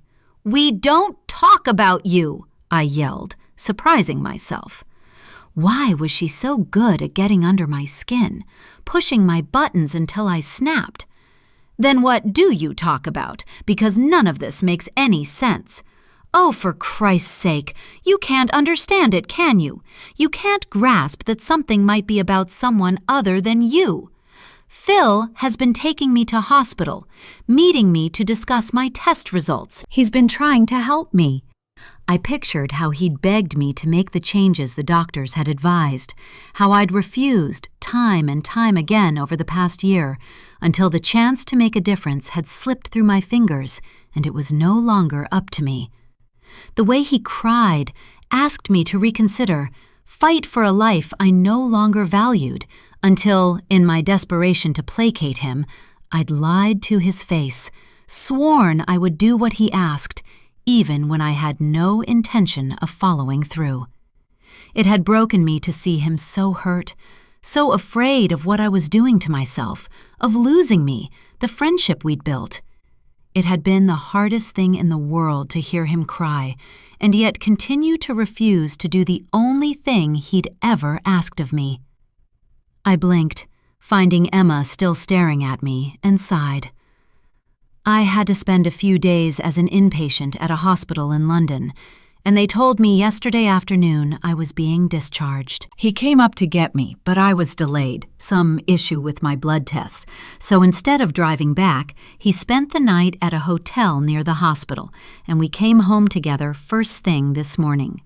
We haven't spoken about you ever. You really aren't that interesting, Emma, I added spitefully. I knew it was unkind, especially given all she'd learned about her marriage today, but she was so thick-skinned, I had to go to extremes for my message to sink in, for her to grasp that the whole world didn't revolve around her. My words didn't seem to have the impact I'd anticipated, though. I thought she might calm down, take a moment to absorb my meaning, but no. Instead, she seemed to grow even more agitated. "Hospital?" she repeated, incredulous. "Tests?" Her tone was dismissive, irritable, as if she was sure I was making excuses, lying to her. "For what?" I bit my lip, hating that I was being forced to share my private business with her. I didn't want to. My guilt was my own, mine to bear. I wished she could have just moved on with her life and we could have parted ways. I knew I was being unfair after everything she'd done for me, how far she'd gone to save me from the consequences of what I'd done to Jake, but I couldn't help it, couldn't stop the jealousy, the anger that reared up every time I looked at her. Why couldn't I have been the sensible one, made the right choices, and found myself with a far better life? Even with Phil's affair, I'd still swap places with her in a heartbeat. She got to raise her child, be a mother. I'd give anything to be in her shoes. Why couldn't I have listened to her that night? Why did I have to be wild and young and reckless and make a choice that would ruin my whole life in one stupid, unforgivable swipe? I took a deep breath. "I have liver failure," I said stiffly. "It's not going to get better. I'm making arrangements to go to Switzerland, and Phil has been there for me while I process it all." I didn't bother to mention that he'd also helped me financially, despite the emotional conflict I knew he was battling. Without him, the next step of my plan would be unreachable. He'd worked countless hours of overtime without my ever having to ask, handing over every penny he could spare. But that was between me and Phil. It was none of her business. Switzerland? For specialist treatment? Her tone had changed now, laced with fear, shock, and I could see that she finally understood. "No, Emma," she gasped. "Dignitas?" she whispered. "You can't be serious. You mean to end your life?" I gave a nod, confirming her guess. "My medical team anticipate that things will take a sharp downward turn in the near future, and I'm not waiting until I've lost all my faculties. I have to make the move while I still have some semblance of control. There's no point prolonging the inevitable, although I suppose some might argue that I deserve the long, slow decline that's waiting for me." I shrugged, raising my eyes to meet hers. "I'm not brave enough to face it.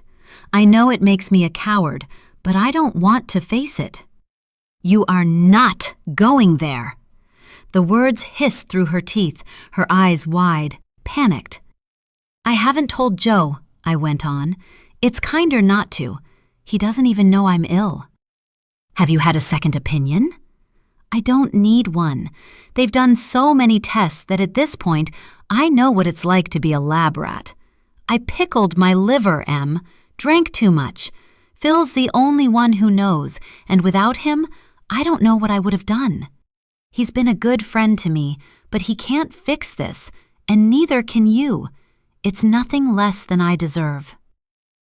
She stared at me as if she were really seeing me for the first time. "Your skin. It's got a hint of yellow to it. I never noticed." "The early stage of jaundice. It will get worse soon." "Pretty, huh?" I gave a hollow laugh. I'd covered it with makeup as much as possible, but in the past few days I'd noticed the changes in my complexion more.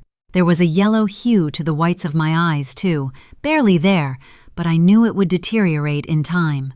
I was glad Joe had left before he'd seen it. I didn't want to drag him into this. Emma stepped forward, gripping the edge of the kitchen counter as if for support. "But they can fix this. They can give you a transplant. These days it's so common. Do you want to go private? I'll pay. Let me help you." "I don't qualify for a transplant." "Why the hell not?"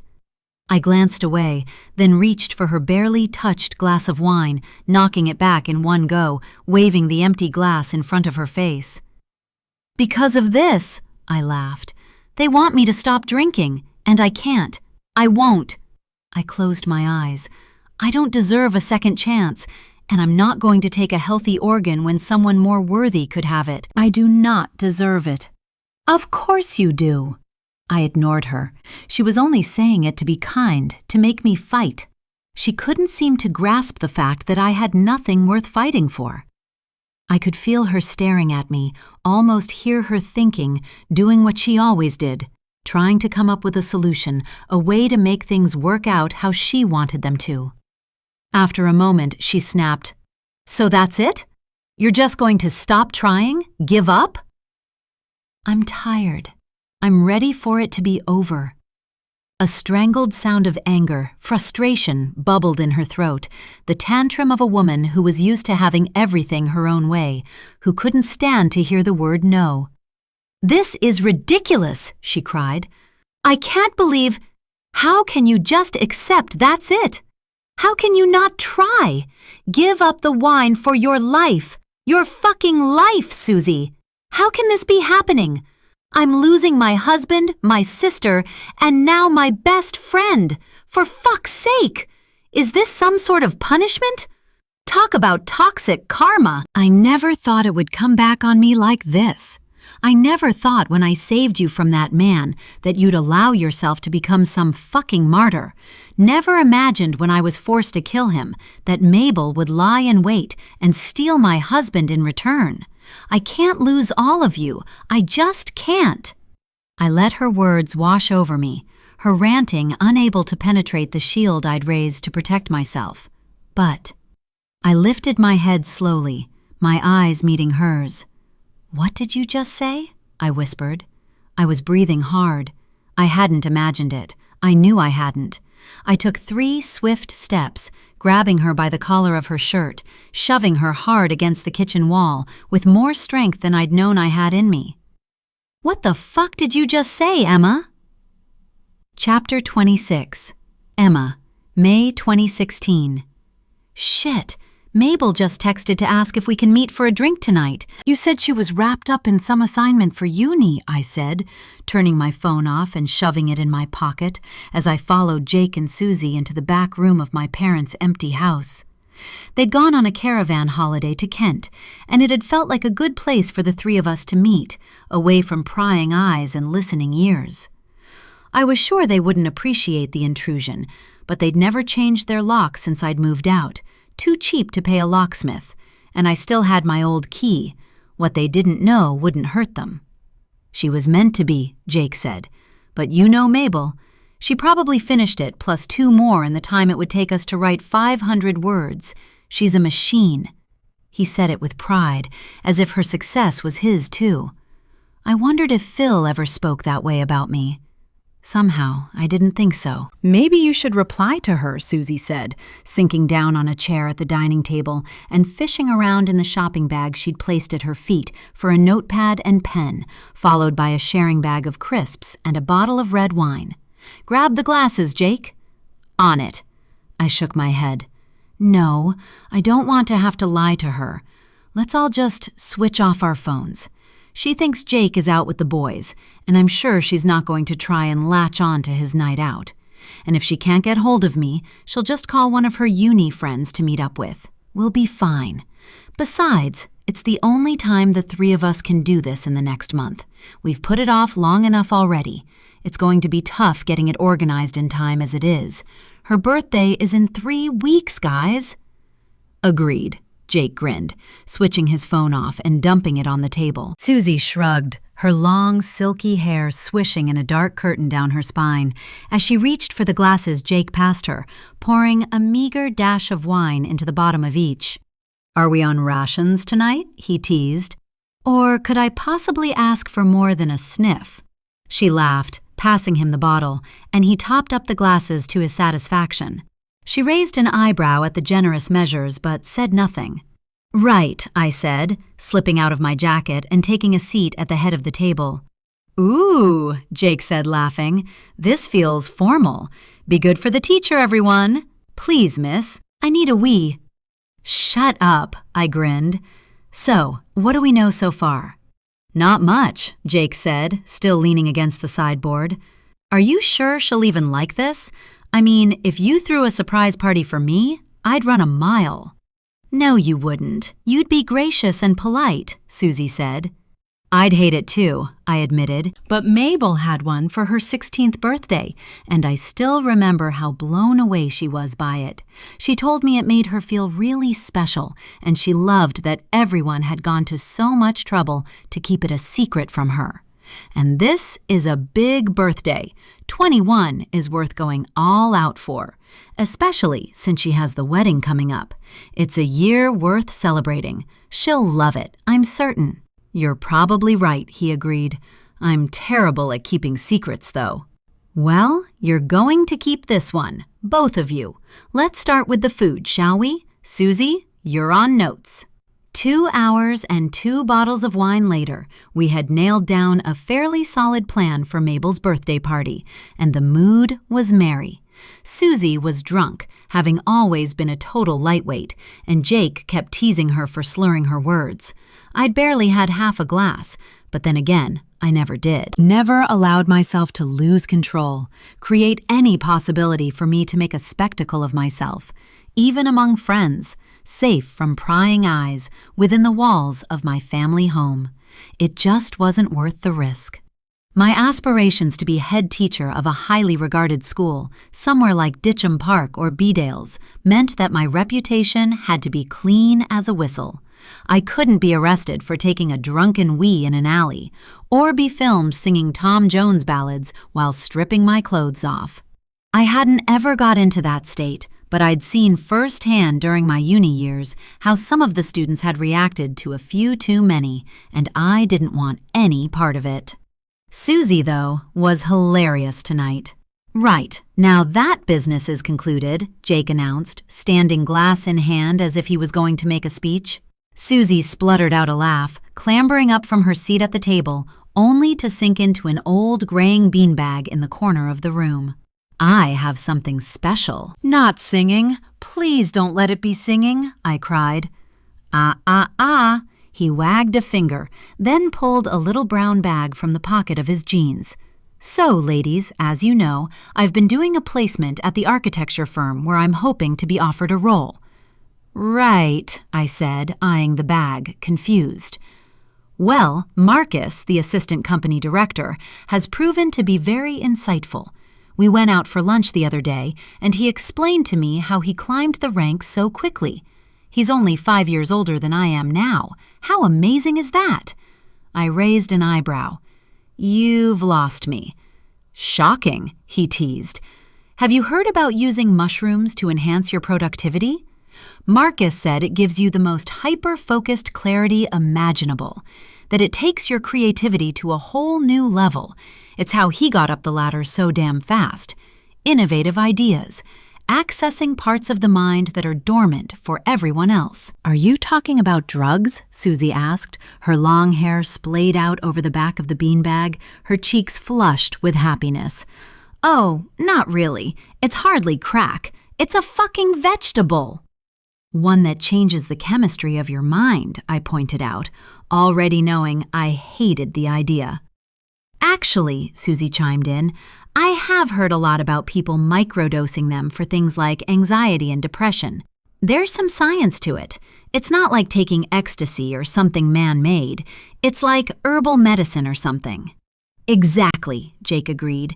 And here we are, 3 young, vibrant minds, ready to take the world by storm. I have a second interview for the firm on Monday, and if I turn up with some out-of-the-box ideas, something they couldn't have dreamed up themselves, who do you think will be walking away with the role? Me. He grinned like the Cheshire Cat, and I shook my head incredulously. And you, Emma, you're about to begin work on your master's, not to mention the head-of-year position you said you were planning to apply for. Yeah, I don't think they want me thinking outside the box. They want me to do the job well, not come in and try and change the school be to something it's not. Perhaps not this time, but still, clarity, focus, awareness, it's all helpful in the grand scheme of things. It will put you above the other candidates. I'll try it, Susie said. I always feel down after I've been drinking. Maybe this will balance out the mood. And I like the idea of going home and painting all night. Getting so deep into my flow state, I create magic. I want to tap into that part of my mind. Yes, you're understanding, Jake said, knocking back the last of his wine and placing the glass decisively on the table. Suze, you're drunk as it is, I warned, watching as she clambered up from the beanbag and walked round the table to stand next to Jake. Both of you are. What's the dose? She asked, ignoring me. With a groan of frustration, I pressed my hands to my face and not for the first time wondered why nobody but me seemed to have a modicum of sense. I didn't like this. It had been 4 hours since they'd taken the mushrooms, and I wanted more than anything to leave, go home, and climb into bed beside Phil, hold him, and pretend I hadn't seen any of the things that had happened tonight. Susie was frightening me. To begin with, for the first 15 minutes or so after the effects had kicked in, it had been entertaining. She'd repeated song lyrics over and over, her arms moving as she danced with some invisible partner. Jake had been mostly whispering under his breath, murmuring about letting go of his ego, seeing beyond the walls. We'd moved from the dining room to the conservatory, the thick floral curtains drawn against the cloudy night outside, both of them needing more space. I'd followed, uneasy, wanting to stay close, keep an eye on them, yet desperate to leave, for the night to be over. The singing and self-pep talk stage had been brief, both of them passing through it so quickly I felt whiplashed, and soon after, things had become darker somehow. Now, having watched them for hours, unable to make them respond to me, do anything I asked of them, The situation had become unsettling. Susie's muscles seemed stiff, her mouth stretching wide open as if she were screaming, then forming a wide, toothy, hollow smile that sent tremors down my spine and made me want to slap her to stop her making that haunting face. Every few minutes, she'd let out a cry, a moan, sometimes begging for help, reaching towards me, her eyes unfocused, then batting me away before I could move to hold her hand. She wasn't seeing me. I had no wish to know what stood in my place. And Jake? Jake had spent 2 hours crying, had knocked a painting off the wall, a cheap print from the market, and ranted at it with a stream of pure nonsense for a long time, and was now lying face down on the cold lino of the conservatory, his legs kicking out as he groaned, fighting some internal battle. I'd tried to move him, to create an atmosphere of warmth, turning up the heating, pulling him closer to Susie so that they might draw comfort from one another. But he, too, had recoiled at my proximity, seeing danger in my approach, and the evening was quickly unraveling. I yawned, sinking onto the wicker sofa, wondering how much longer it would last. I felt uneasy, anxious. Movement caught my eye, and I looked round, seeing Jake, having jumped to his feet, now waving his hand in Susie's direction. She was still doing that awful, stretched-out smile, her right hand patting the wall beside the window, fingernails running up and down as if she were looking for a hidden catch, a secret door. He finally seemed aware that he wasn't alone, but the look in his eyes made me certain he wasn't seeing his friend in front of him. "Easy, Jake, it's okay," I said, trying not to let my irritation seep into my tone. He didn't react, didn't seem to notice I'd spoken at all. Susie gave another of her silent screams, throwing her head back, her spine curving like a gymnast's, hair grazing the floor behind her, making me wince at how much her body was going to ache in the morning. Jake stamped agitatedly, like a bull waiting at a gate, his body coiled, and I stood abruptly, suddenly feeling a new, dangerous energy pulsing from him. I saw his intention just as he moved, launching forward with a roar that made goosebumps rise on my arms and the back of my neck. Susie's hair was in his fist before I could reach him, and I cried out as he swung her around, then slammed her head first into the wall. "You devil! I see you," he growled. "You can't hide here." He released her, wiping his hands on his t-shirt as if he didn't want to be tainted by her, and she crumpled to the ground, unconscious. "Jake, no!" I screamed as he sank to his haunches and began pelting her unconscious body with punches, drool pouring from his open mouth, his tongue flicking out lizard-like, reptilian. I dived onto his back, yanking at his arms, slapping the back of his head, but I may as well have been a ghost for all the impact it had. All his focus was on her. I could see the whites of her eyes, a bruise blooming on her collarbone, and I could do nothing to stop him. He would kill her. He wasn't going to stop until it was too late. "Oh my God," I moaned. "This can't be happening." I jumped up, panic coursing through my veins, watching in horror as he smashed her face into the floor. I had to act now. I had no choice. Instinct took over as I ran to the hallway, flinging open the door to the cupboard under the stairs, seeing the red steel baseball bat my dad had always kept there in case of intruders. It had made me fearful as a child, always expecting to hear a creaking footstep on the stairs at night, though we'd never been burgled once, as far as I knew. Dad had made a point of reminding me at every opportunity that I was to defend myself, as if I, as a scrawny, bookish child, would have had the courage. But now I did. Now I had no choice. I clutched the peeling rubber grip between both hands and rushed back to the dining room. Jake was saying something that sounded like a prayer as he hovered over Susie like an animal defending its kill. Her eyes flickered but didn't open as he landed another punch to her side. "Jake, stop!" I cried, raising the bat. He straightened up, and for a brief moment I wondered if my words had permeated the fog of his hallucination. "Jake, please, she's your friend," That's Susie! You're safe. It's not real." He didn't turn his head towards me as he spoke. "Nothing is real. Nothing is real. Devil is here. Nothing is real." His shoulders hunched and I held my breath. Then, quicker than seemed possible, he grabbed Susie by the neck, lifting her bodily from the ground and holding her by her throat against the wall. "Kill the devil. It will all go away." A choking, wheezing croak crackled from Susie's throat, and I rushed forward, my heart racing, blood roaring in my ears.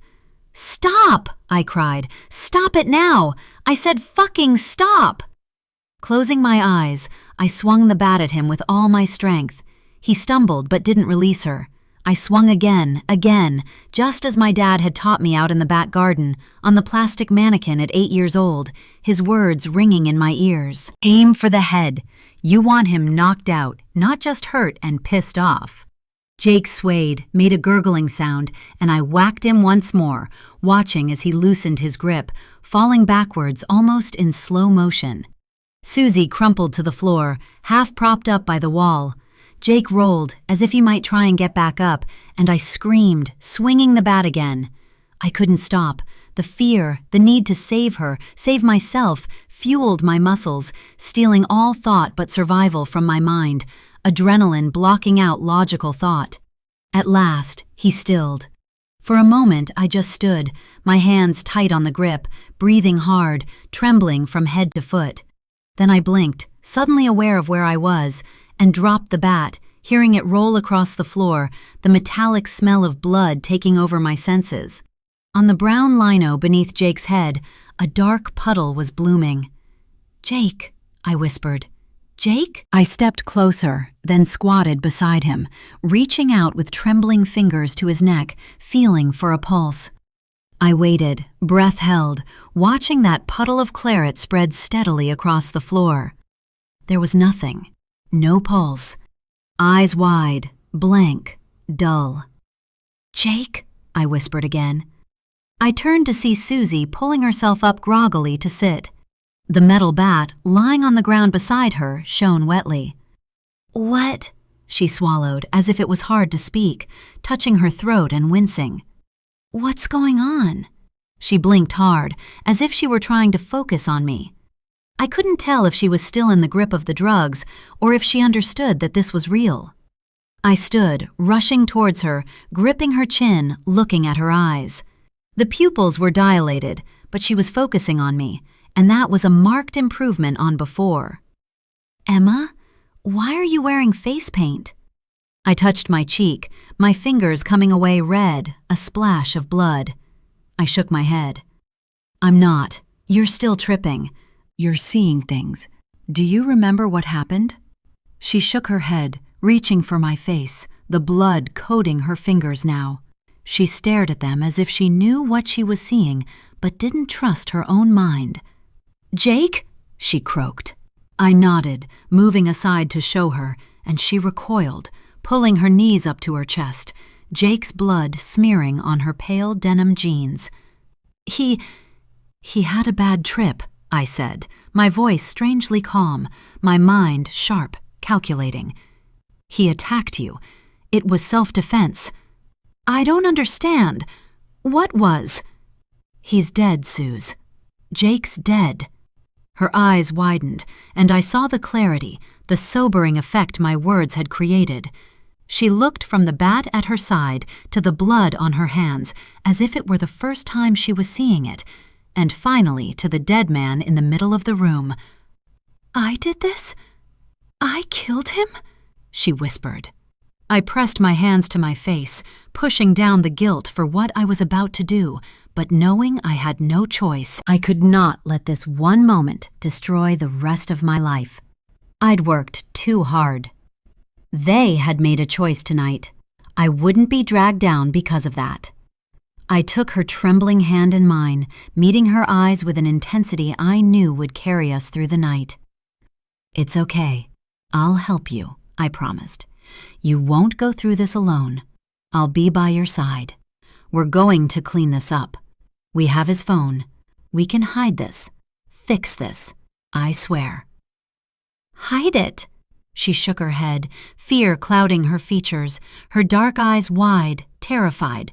She was going to panic, and I couldn't let that happen. I had to stay in control, or this would become a hideous mess for both of us. I pulled her up to stand, not giving her a chance to consider another option, to question what I was pushing her into. "I'm going to make everything okay, and I will never, ever tell anyone what you did. I swear it, Susie." I wrapped her in a hug, feeling her arms loose around my waist, her shock reverberating through her, and knew I would have to be the strong one. I could do that. I could make this disappear. I pressed my lips to her hair and whispered, to myself as much as her, "Everything is going to be okay." Chapter 27, Susie, October 2026. "You let me believe I killed him!" I was shaking as I pressed my fist into her collarbone, her back against the kitchen wall. She shoved me away, striding past me, confident as ever. "I never said that." "You let me think it. You didn't correct me. You made a promise to lie for me if ever it came to it. You told me it would ruin my life and yours." "No," she folded her arms. "You assumed you'd killed him. I just didn't correct you." I tried to remember her exact words that night. I'd been delirious with panic, the colors and images flashing randomly in my vision, voices echoing through my mind. It had been impossible to distinguish what was real and what wasn't. But by the morning, after we'd buried him, after we'd burned our clothes, bleached the conservatory, I had been entirely sober. I had been disgustingly aware of the soil and blood beneath my fingernails. I'd been more present than I'd ever been, the memories like CGI as they played across my mind.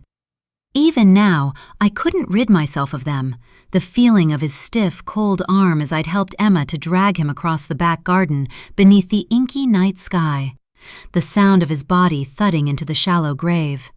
I couldn't erase those memories if I tried. Emma had been silent through it all, working meticulously, sending that text to Mabel and then switching off the phone, tossing it into the pit beside the fiancé who would never return to her. And afterwards, when we'd left, having strewn her father's pansies across the garden, making it look like a fox had dug them up, she'd taken my hand and sworn to be there for me, and I'd felt like I didn't deserve her, felt rotten with guilt at the thought of what I'd done, what I'd dragged her into. She had been so magnanimous, so generous. I'd sobbed, knowing I couldn't have coped without her, that I was too weak to go through it alone. I gasped at the memory. I'd believed she was the most selfless person on the planet. All these years, I'd thought of her as someone who would go to the ends of the earth for me. It was why I resented her so much, because I had let her do just that, with no regard for the consequences it would have on her mental health, her own life. Her kindness served as a contrast for our characters, the darkness I was certain I carried within me. But it wasn't the truth. None of it was true. "You let me think you were helping me, lying for me." I shook my head, venom pulsing through me at the realization of how she'd betrayed me, how she'd let me believe I was capable of killing Jake when all along it had been her doing. All that time, digging his grave, you sending that text from his phone to Mabel, I thought you were doing it to protect me. But it was you. You needed me to fall for the lie, the story. I saved your fucking life. You were being strangled, beaten. I couldn't save you any other way. Should I have gone to prison?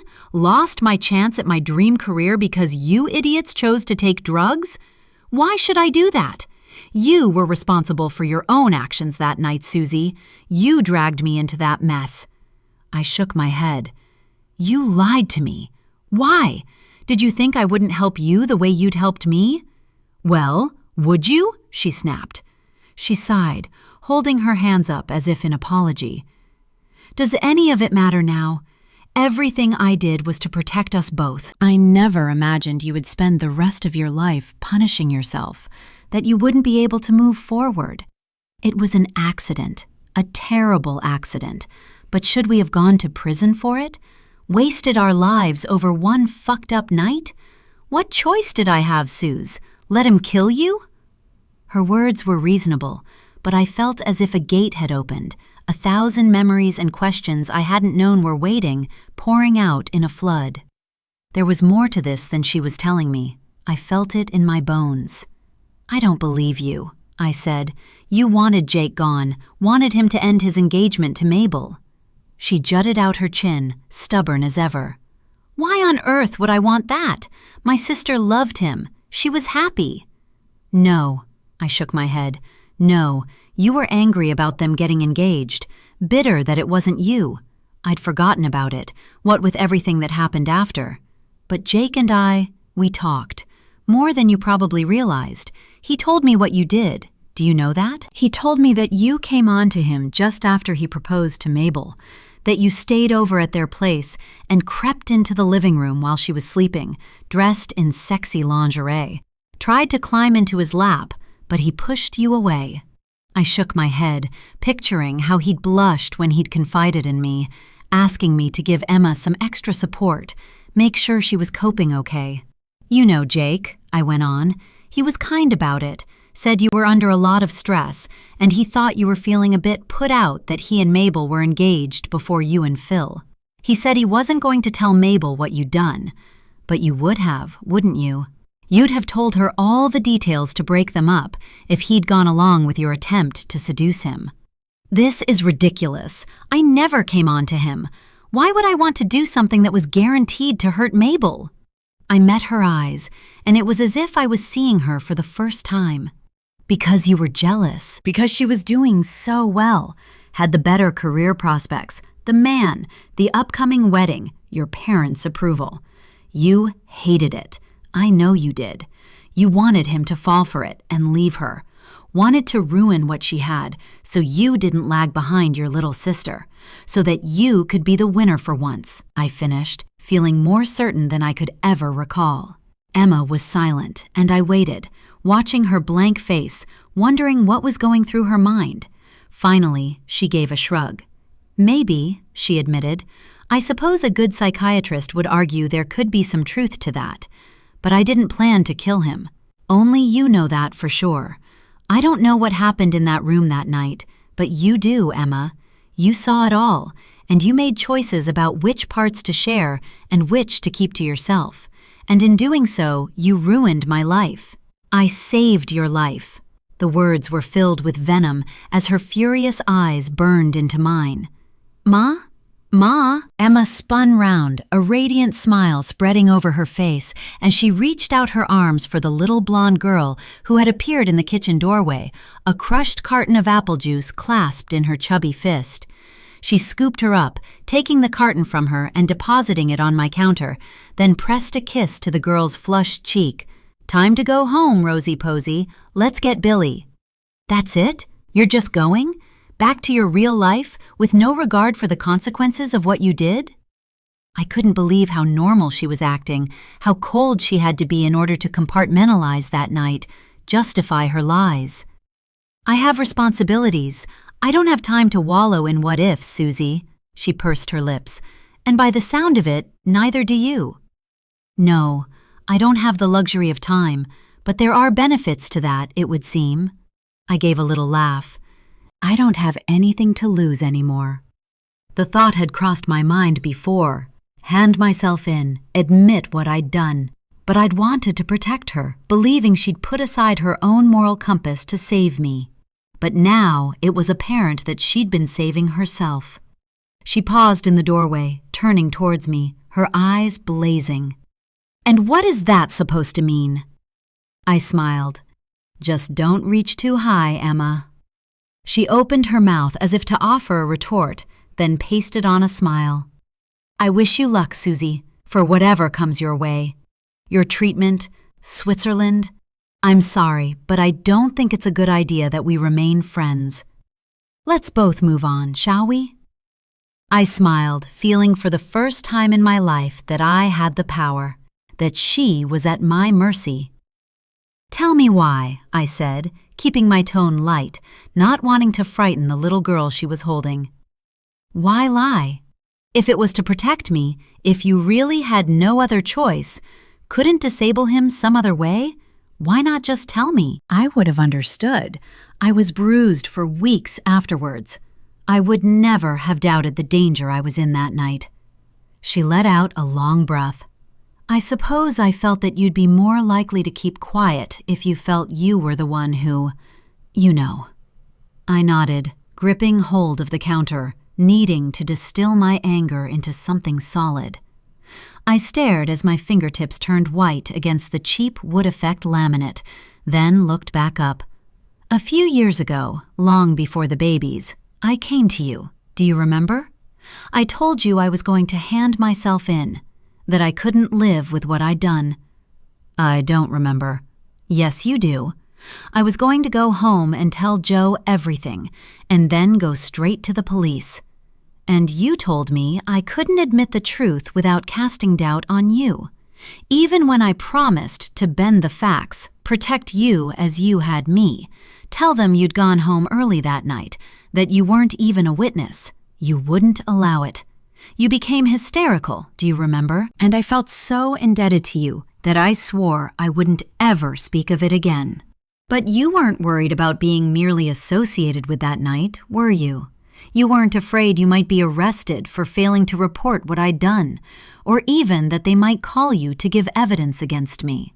No, you knew that if they looked into it, your DNA would be all over him.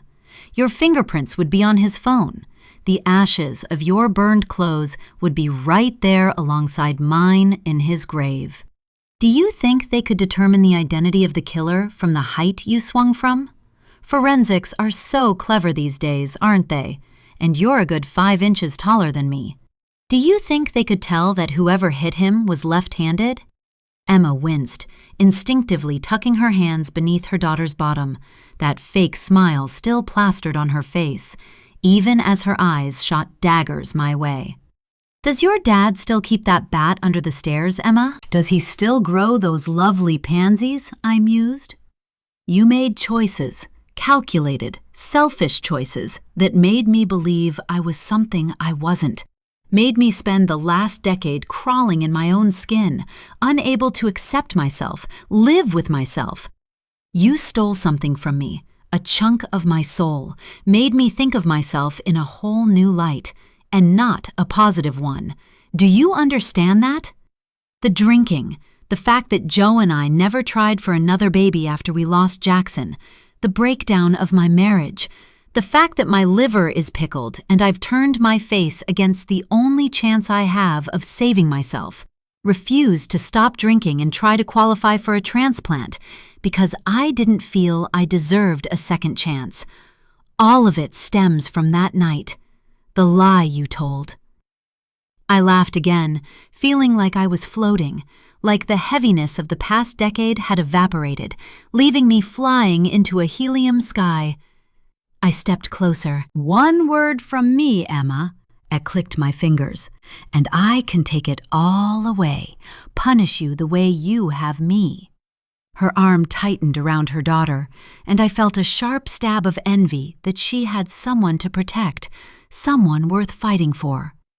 I might have had that too, if she had told me the truth. Perhaps it wasn't too late for me to turn the tide. The thought felt reckless, unsteady, but it wasn't impossible. I have to go. I have to... She broke off. Don't do anything stupid, Susie. It was all a long time ago, and Rose needs me, now more than ever. Don't do that, I shook my head. It's true. Everything I did, everything I hid, it was to protect us both. Deep down, you know that. She glanced over her shoulder. I have to go, she repeated, her voice uncertain, as if she were afraid of what I might do once she left. I've lost a lot today, she added softly. She's taken my husband. I raised an eyebrow, wondering if in her mind it was really as simple as that. Swapsies, even Stevens, all fucking square. Good luck, Susie. I mean that. I've always cared about you. I followed her into the living room, watching as she took Billy by the hand, the girl's dark eyes still glued to the bright cartoon as Emma led her to the door. You need to go to the police, I said, folding my arms. What? The panic that laced her tone brought a smile to my face. The girl. You don't know who she is, do you? You need to report that you found her.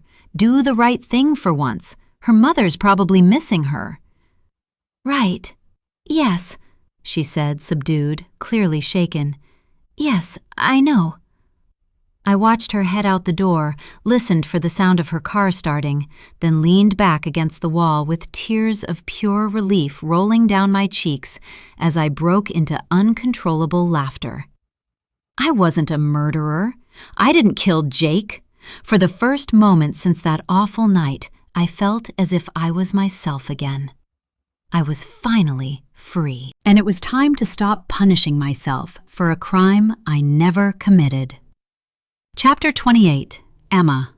I sat in the parked car, staring out at the choppy green-brown sea, barely visible in the distance beyond the mountain of shingle. The girls were both fast asleep in the back, Billy strapped into Rose's spare car seat, which I'd grabbed from the shed earlier. The radio was playing classical music, the volume set to low.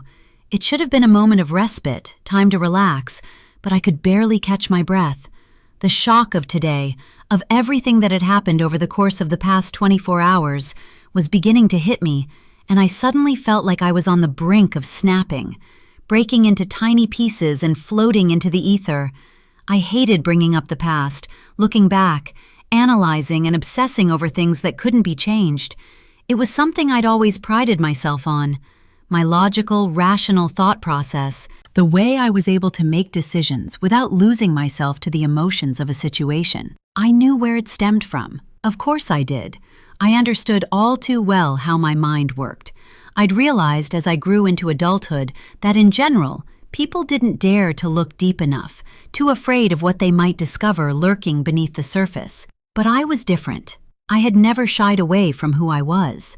I was fully aware of the circumstances that had played a part in the development of my character. Even so, that understanding didn't mean I had any power to change who I was.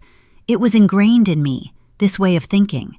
Since I was tiny, I'd been rewarded for pushing aside my feelings, for reacting with calm reason to any given situation, and shamed for behavior that didn't fit with this ideal. When, at 6 years old, my pet hamster had needed antibiotics for an infection, my dad had told me that it didn't make sense to waste money on expensive treatment to prolong the life of an animal that would only live another year or two at best, when it would be cheaper to let it die and replace it. They cost £6 at the local pet shop. The antibiotics plus the vet assessment would have come to more than triple that. It was simple mathematics. It didn't matter that it was my first pet, that I'd spent hours taming it, that it was the only thing in my life that made me feel warm and safe and wanted, and watching it die in pain felt like the deepest betrayal on my part. The logic was indisputable. Even though the new hamster bit, hid whenever I opened the cage, made me hate having to take care of it because it so clearly hated me. Made me never open my heart to another animal, certain that the bond I'd had with the first hamster, the pet that had trusted me, that I hadn't fought for when it mattered, could never be recreated. There was no disputing that when you looked at the numbers and set aside emotion, it had been the rational thing to do. And when a group of girls at school got it into their heads to start making my life hell in year 7, my mom had told me to hold my head high and keep my dignity. She'd said that they couldn't hurt me, that I just needed to ignore them, because logically, what did their words, their teasing matter, when the alternative was having to get up earlier and catch a bus to the next closest school, which was inconvenient for everyone. The sensible solution was to find a way to stick it out, put my head down and work. After all, that was why I was there. I'd endured the stolen lunches, the shoves and name-calling. I'd pretended not to notice when they spilled their drinks on my work, and even once put a spider down the back of my shirt. Told myself it didn't matter, didn't hurt. I wasn't here to make friends, but to gain qualifications. And through my success, I would become victorious over these silly girls who were clearly neglecting their own schoolwork. When I was finally head of my own school, I would get my revenge on bullies like them. I couldn't wait to expel all the nasty little worms who thought they could treat others like dirt. My school, when I was in charge, would not stand for it. Throughout my childhood, there were 1,000 similar scenarios, all of which had shaped me into the woman I'd become, influencing every choice I'd made. It was why I'd wanted Phil, seeing that a man who was heading into education would be a good partner, would understand the challenges I was likely to face. I'd reasoned it would give us some common ground when conversation ran low, a base to fall back on when we were going through tough times. But now, I felt like this integral part of who I was, the side of me that was reasoned, clear, unaffected by emotion, was under attack. It wasn't my fault Susie had jumped to conclusions and blamed herself for what happened to Jake, that I had seen her panic and realized I had to take the reins on the situation before it spiraled out of control. It wasn't my fault Phil had fucked up so badly at his school that he'd had to leave teaching. And it certainly wasn't my fault my marriage had failed when my husband and my sister had been standing in the way of any possible progress since the very beginning. I'd made my choices because they were sensible, logical, and it seemed that suddenly everyone in my life was acting like I was in the wrong, that I should have thought about their feelings rather than making the right choice for me, ignoring the fact that it was a fundamental aspect of my personality. I couldn't change it any more than they could stop whining about the past. It brought back a sharp sting of envy I'd long since buried, because I wasn't an idiot. I wasn't blind to the differences between myself and Susie and Mabel. When Susie and I had become friends at 14, I'd been fascinated by how dissimilar we were. How she laughed with her whole body, throwing her head back unself-consciously, not caring that her back teeth showed or that she sometimes snorted. I'd watched bewildered as she took teasing as friendly banter rather than a personal insult to her character. She'd had a spontaneity about her that I'd been unable to fathom, and I'd been intoxicated by her sense of freedom, riding her coattails as she was invited to nights out with big groups of friends, parties I would never have even heard about if it weren't for her. She had been the one who'd dragged me along to the party where we'd bonded with Phil and Joe. It had been Susie who'd accepted Joe's dare to go skinny dipping in the sea beneath the full moon, and I'd let myself be swept up in her adventurous energy, fascinated at how easily she moved through life, how carefree she was. It had been something I knew I would never have. That it was impossible for me to do anything other than imitate her. It could never be authentic. And though I was enjoying the ride, there was a part of me that hated the fact that without her, I would fade into obscurity. As we grew older, I'd shamed her, perhaps unconsciously, at least to begin with, for being reckless with her life, her goals. I'd tried to mold her to be more like me, subtly influenced her into taking a career at the tax office rather than pursuing art, because I had recognized her talent, known she would be discovered, become more successful than me and leave me for dust. She had so much. Life seemed to be abundant with gifts for her, seemed to come so naturally to her, while I worked my arse off and never seemed to reach the summit. I'd seen the way people gravitated towards her, wanted to be her friend, how men watched her when she walked through a room, and I'd wanted to squash that, make them look at me for once. Slowly, over the years, I'd managed to get under her skin, made our friendship win out over all the other connections she had, until it was just the two of us left, and I no longer felt as if I was second-rate, living in her shadow. My academic achievement was far beyond hers, and I tried to make myself believe that she was riding my coattails, that now, with our teen years behind us, she was the one who was lagging behind. I hadn't meant to dull her sparkle, not intentionally. I had only ever tried to make myself feel less worthless. But I had seen the impact my actions had on her, the way she became smaller somehow over time, and to my shame, I recognized what I was doing to her, yet did nothing to stop it. It made me think of Jake, How I'd known I had to find a way to make him betray Mabel in order to stop the wedding. I'd been seething with jealousy after he turned me down, and to my fury, though I didn't want to admit it to myself, I had known that if he was ever going to cheat on my sister, he would choose Susie over me. I'd seen the way he was with her, the easy banter they tossed back and forth, flirtatious in a way I couldn't replicate, couldn't fake. I'd wanted him to want me, to choose me over Susie, me over Mabel. I loved my sister, I really did. But to be put above her for once in my life, picked as the best option, something my parents had never come close to doing, would have been such a victory. It would have made me feel worthwhile, wanted, desired. I'd always told myself that I'd chosen Phil over Joe, made myself believe that I'd had the power to have either one of them if I'd wanted to. And on paper, from the logical perspective my parents had instilled in me, it was true that Phil had made sense. Joe, back then, had been clueless about his plans for the future, with no idea what he wanted to do.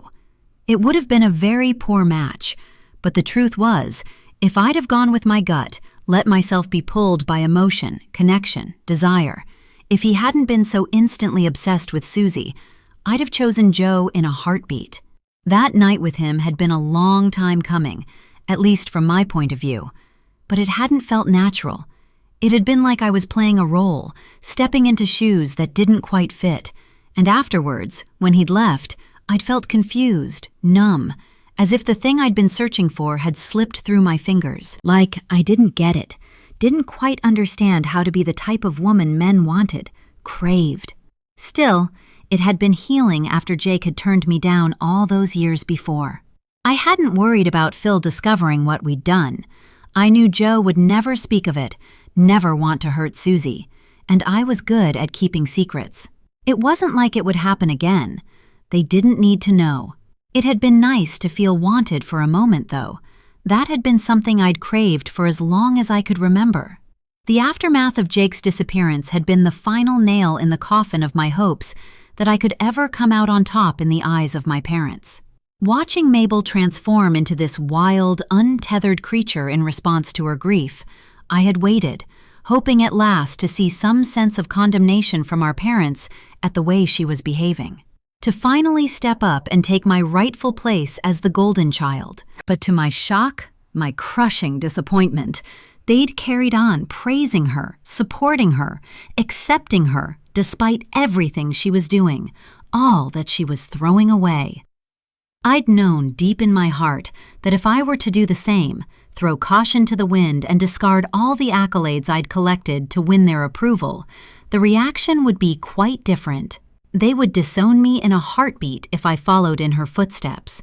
I'd felt trapped, knowing what I was supposed to do, not knowing how to take another path, but hating that I had no choice, that if I let them, Mabel and Susie would outshine me to the point where I would shrivel up and disappear. I could never be like them, no matter how hard I tried.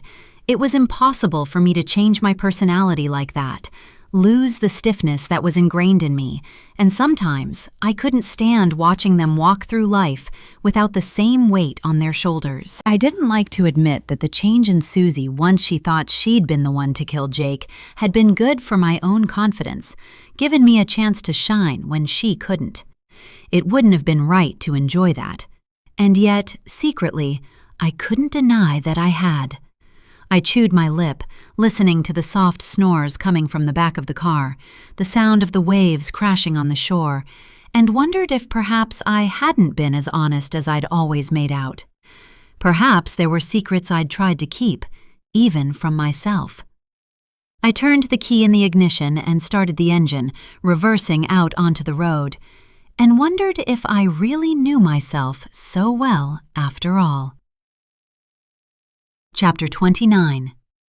The sound of the car starting had woken the girls from their naps, and within seconds they'd begun interacting happily with one another. I glanced in the rearview mirror as Billy started singing to herself, her hand pressed against the window next to her as I drove along the seafront. Rose kept smiling across at her, entertained by this girl who seemed perfectly at ease among strangers. It was bizarre that she was still so serene. Since I'd found her at my kitchen table yesterday, wolfing down handfuls of birthday cake, she hadn't shed so much as a single tear. Even the most confident children at Rose's preschool would have been asking for their mummy long before now, crying at the thought of staying so long with people who didn't know them. But Billy was so composed, so independent. She looked as if she was enthralled by the simple act of watching the world go by. I knew I had to go to the police and hand her in before this went on any longer. I simply could not have her stay overnight again. It had been a mistake to do it once as it was. I needed to put an end to this, pretend I'd only just found her, wandering in the street or something, anything that made me look like an innocent bystander rather than some kind of kidnapper. That didn't bear thinking about. But first, I wanted to check one last time that there was nothing I'd missed, no setup I'd fallen into. The whole thing, Phil and Mabel, Susie's secret illness, Billy's inexplicable appearance, had made me feel I was living some hideous nightmare, and involving the police felt like it would cement everything into reality, something I wasn't ready for. I couldn't help but feel this had all been planned. Had it been orchestrated to make it look like I had taken the child? What if I was the victim here? I'd spent plenty of time over the past few months thinking of ways to discredit Dr. Ethan Woods so that he wouldn't get the job I wanted. What if he'd had similar thoughts and had something to do with Billy being here, and my taking her to the police would ignite a plan that would ruin my life? Nothing made sense, and it was driving me to insane conclusions. I took a deep, shaky breath, my head spinning, the urge to call my sister for support rising up before I resoundingly squashed it. I didn't have that avenue anymore. Mabel was lost to me. I was alone. I only hoped Susie wouldn't open her mouth and bring up the past, rock the boat any more than necessary. I couldn't take that on top of everything else. I would never admit to it.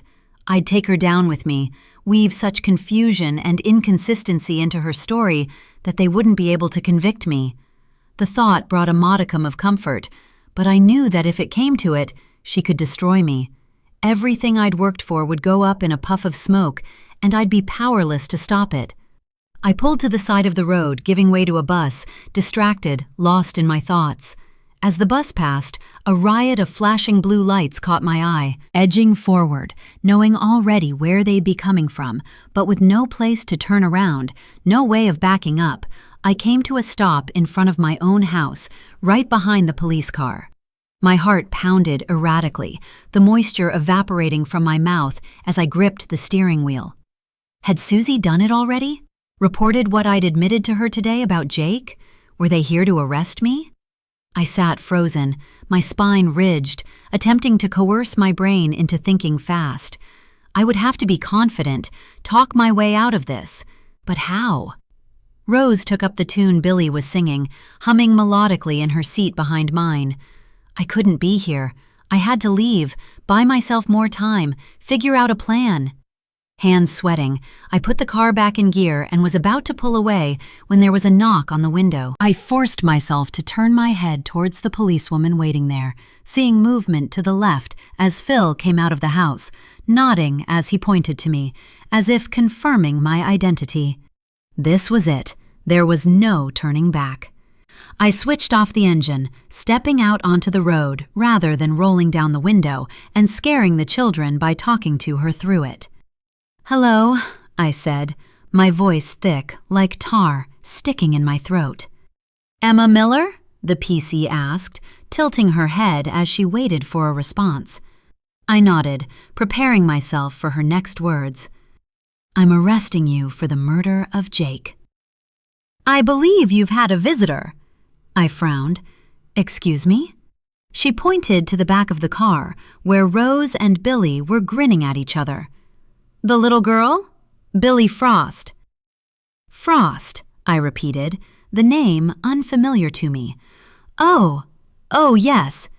"And where is it you've taken her this morning?" she continued, her tone friendly yet probing, her gaze alert as she took everything in. I could tell she was bright, I'd always been good at recognizing intelligence in others.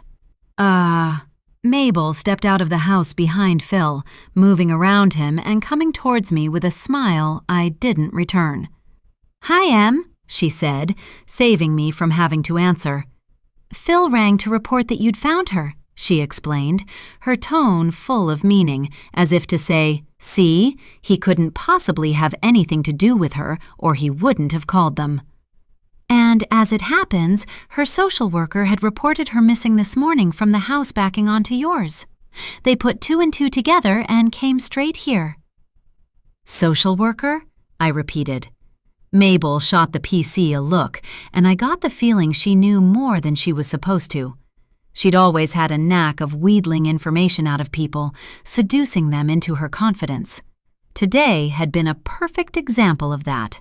The officer looked away, as if turning a blind eye to what she was about to tell me, and Mabel went on. "Neglect," she whispered. "Little Billy has been in foster care for a while.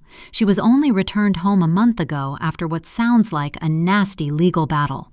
Her social worker went to check in on her this morning and found her mother drunk with no idea where Billy was.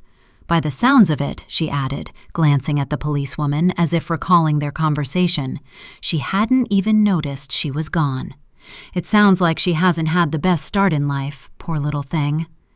I suddenly pictured how ferociously Billy had been shoveling the cake into her mouth when I'd found her. The biscuits she'd devoured in seconds, the dirty, stained clothes I'd found in the bathtub, the fact that she never cried, never seemed to miss her mother. Of course she wouldn't show it if she was already used to fending for herself. "Right," I said quietly. I found I couldn't meet Mabel's eyes. Just the sound of her voice, so normal, so full of life, as if she hadn't broken my heart, was enough to make my throat swell with sadness, my eyes fill with tears. "Poor girl," I muttered. I blinked hard, pressing my lips into a thin line as she went on. "We've just had a look, and there's a big hole behind the shed that we think she's been crawling through, coming into the house to take food, clothes, valuables even," she said, and I glanced at the ring she was twisting unconsciously on her finger, her wedding finger. Interesting that she'd chosen to keep it on. What the hell did that mean? Would she really agree to marry Phil when he was still legally my husband? The PC folded her arms and looked at me. "Have you met her mother before?" she asked. "Your neighbor?" "No," I shook my head. "Not that I'm aware of." "You had no arrangement with her to take care of Billy?" "No, she just appeared. I'd never seen her before." "Right. So where exactly were you taking her?" she asked, repeating her earlier question. "I was bringing her to the police station, of course. Only I realized I should probably bring the clothes she left here, too. I thought they might be a clue to help you identify her, so I came back home to get them first." "You came back for her clothes?" "Yes, that's right." She frowned as if she wasn't sure she believed me. "Could you take the child out of the vehicle, please?" Yes, of course." I came round to the pavement. "What's going to happen to her?" "Her social worker is en route now. Billy will be taken back to her foster family. They've agreed to have her again." The officer glanced over her shoulder as if to check nobody was listening in. "Not that you heard this from me, but they were devastated about her going back to her mother. They wanted to adopt her. I imagine it will be a much easier battle now that this has happened." She looked at Billy as I lifted her out of the car and sighed. "Hopefully it won't be too late for them to make a difference." She held out her arms, and Billy leaned into her, going easily, as if she were used to being passed from pillar to post. I felt a deep sense of sadness as I let her go, wondering what her future would look like with a start like that. A car pulled up on the opposite side of the road, and the PC thanked me and crossed over, going to meet a dark-haired woman, the social worker, no doubt, who smiled at Billy warmly, taking her from the policewoman and giving her a tight cuddle before strapping her into the back of the car. I watched as the two women exchanged information, unable to hear what they were saying. Mabel cleared her throat. "Can we talk?" For the first time since I'd pulled up, I met her eyes. "I'm taking Rose for lunch." My voice was quiet, firm. I want you gone by the time I get back." I glanced briefly at my husband, dithering on the path by the gate. "Both of you." "Em, please, don't do this." I turned, ignoring her, climbing back into the driver's seat and closing the door quietly, conscious of the police officer still talking to the social worker close by. Rose was clapping her hands now, oblivious to the drama playing out around her, a fact I was grateful for. Taking a deep breath, I started the engine and cast one final look at the front of my house. Phil had slipped an arm around Mabel's shoulders, comforting her. I tried not to let it hurt as I watched him guide her back in through our front door, closing it on the outside world, just the two of them. But the pain was like a blade through my heart, and as I drove away, I couldn't hold back the tears any longer. I let them fall and turned up the radio to drown out the sound of my heart breaking in two. Chapter 30. September 2027. I reached for the navy linen shirt hanging on the wardrobe door, which I'd pressed to perfection before heading to bed early last night, and slipped the cool material over my black lacy bra, tucking it into the waistband of my black slacks.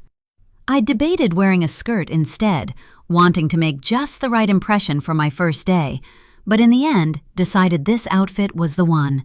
It was just the right combination of professional and prepared. The skirt had felt too sexy, like I was trying too hard to prove myself or something. I fastened a simple gold chain around my neck, then reached for the rose-scented hand cream on my dresser, rubbing it into my skin, thinking of the many handshakes that would come my way today. It had taken far longer than I'd anticipated to arrive at this point. Mrs. Porter had postponed the date of her retirement twice, and for a while it had looked like Ethan Woods was indeed going to take my place. I'd been genuinely scared that it was slipping through my fingers, that I would have to answer to him. Acting through pure instinct, I'd hired a private investigator to dig up dirt from his past, a move that had turned out to be an expensive waste of time, at least to begin with. The man's reputation had been spotless. Anonymous letters to past students and parents had gone unanswered, or worse, glowing references and claims that he'd changed their lives for the better had come rolling in. Then, towards the end of the summer term, I'd heard indirectly that the successful candidate would be announced by the end of that week. My private investigator had seen Woods celebrating in the local pub with his family, confirming my worst fears that it would be him, not me, stepping into Mrs. Porter's shoes. I'd had no choice but to play dirty. Anyone could see that. I'd tried not to think about the moral implications of what I was doing as I'd sent the card, inviting him to a faculty party in honor of his new role, a chance for him to address the staff and say a few words over champagne and canapes. My P, I had captured photos of him arriving at the location, dressed in a beautifully tailored suit, and shaking hands with the scantily clad woman at the door, his face creased in confusion as he looked for signs of the party he was expecting. He had left soon after, clearly realizing there had been some mistake, some trick, but it was enough. The photos of Ethan Woods shaking hands with the madam at the front door of a brothel that had only that week been in the news for suspected human trafficking had been sent anonymously, along with an accompanying letter for clarity to his wife, the papers, and the school. After that, I just had to sit back and wait for the chaos to unfold. When Mrs. Porter herself had called to tell me I was being offered the head teacher's position, I'd been gracious, but not overly gushing. It should never have been in question in the first place. I couldn't help but feel there had been more reluctance in her attitude than I deserved, as if, after knowing me all these years, she still didn't feel I was right for the job. I slicked on a nude lipstick and smiled at my reflection, excited for the assembly that was scheduled for this morning, the new autumn term, the start of everything I'd planned for. I tried not to think about how differently winning the role had turned out from my expectations. There had been no sense of finally reaching the finish line as far as my parents were concerned. I'd secretly hoped that once I became head, I would have their approval. It had been bittersweet to realize that nothing had changed, that they still looked at me like I wasn't enough, that they were never going to tell me they were proud of me. Worse still, over the past 11 months, they'd been clear that if there were sides to be taken between myself and Mabel, then she would be the winner. Nothing had changed in that regard either, and taking sides was exactly where it was heading. I couldn't bear to think of my sister without a cocktail of rage and devastation bubbling up in my belly. For a woman who'd claimed she wanted freedom, a child-free life full of adventure, no strings, not to mention a woman who declared that every lie she'd told over the entirety of my marriage had been to help me, save my relationship, protect me from being hurt, she'd sure as hell changed her tune. There had been no cool-off period for Phil and me. He'd packed his bags the day the police had picked Billy up and moved straight into Mabel's flat, neither of them giving a moment of thought to how that would make me feel. A few days later, I'd spoken to my mother, who'd told me that she was glad Mabel had something to keep her here now, and it wasn't like Phil and I were particularly lovey-dovey anyway. The two of them are a far better match if you think about it, she'd said, as if it were only logical that this was happening. Phil had barely seen our daughter since he'd left, though Mabel had offered to take her out, begged, in fact. He had no idea that Rose was no longer struggling with her speech. Something had clicked into place in her mind a few months back, and once she started, the floodgates had blown wide open and words had poured out of her like a tsunami. She was speaking with more clarity than half the children in her preschool these days, her sweet little voice barely pausing to take a breath. Phil didn't think to ask, and I didn't bother to tell him. I wasn't going to let him celebrate her accomplishments if he couldn't be there for her struggles. I chewed my lip, thinking of how much he'd let her down as a father, and the worst part was, he was about to do it all over again, because my freedom-loving, child-free by choice sister was, according to my parents, pregnant. Early days, but very happy by all accounts. It was ironic, the fact that she had stepped into my shoes so smoothly, after all the things she'd let go after losing Jake, that she was living my life after I'd taken hers. I kept thinking of the night Jake had died, the choices I'd made that were coming back to haunt me now. Susie had been right. I hadn't wanted my sister to marry him, not because I was jealous, well, not just because of that. The far more important reason was who he was as a person, where he came from. Mabel was far too forgiving, too open-minded for her own good.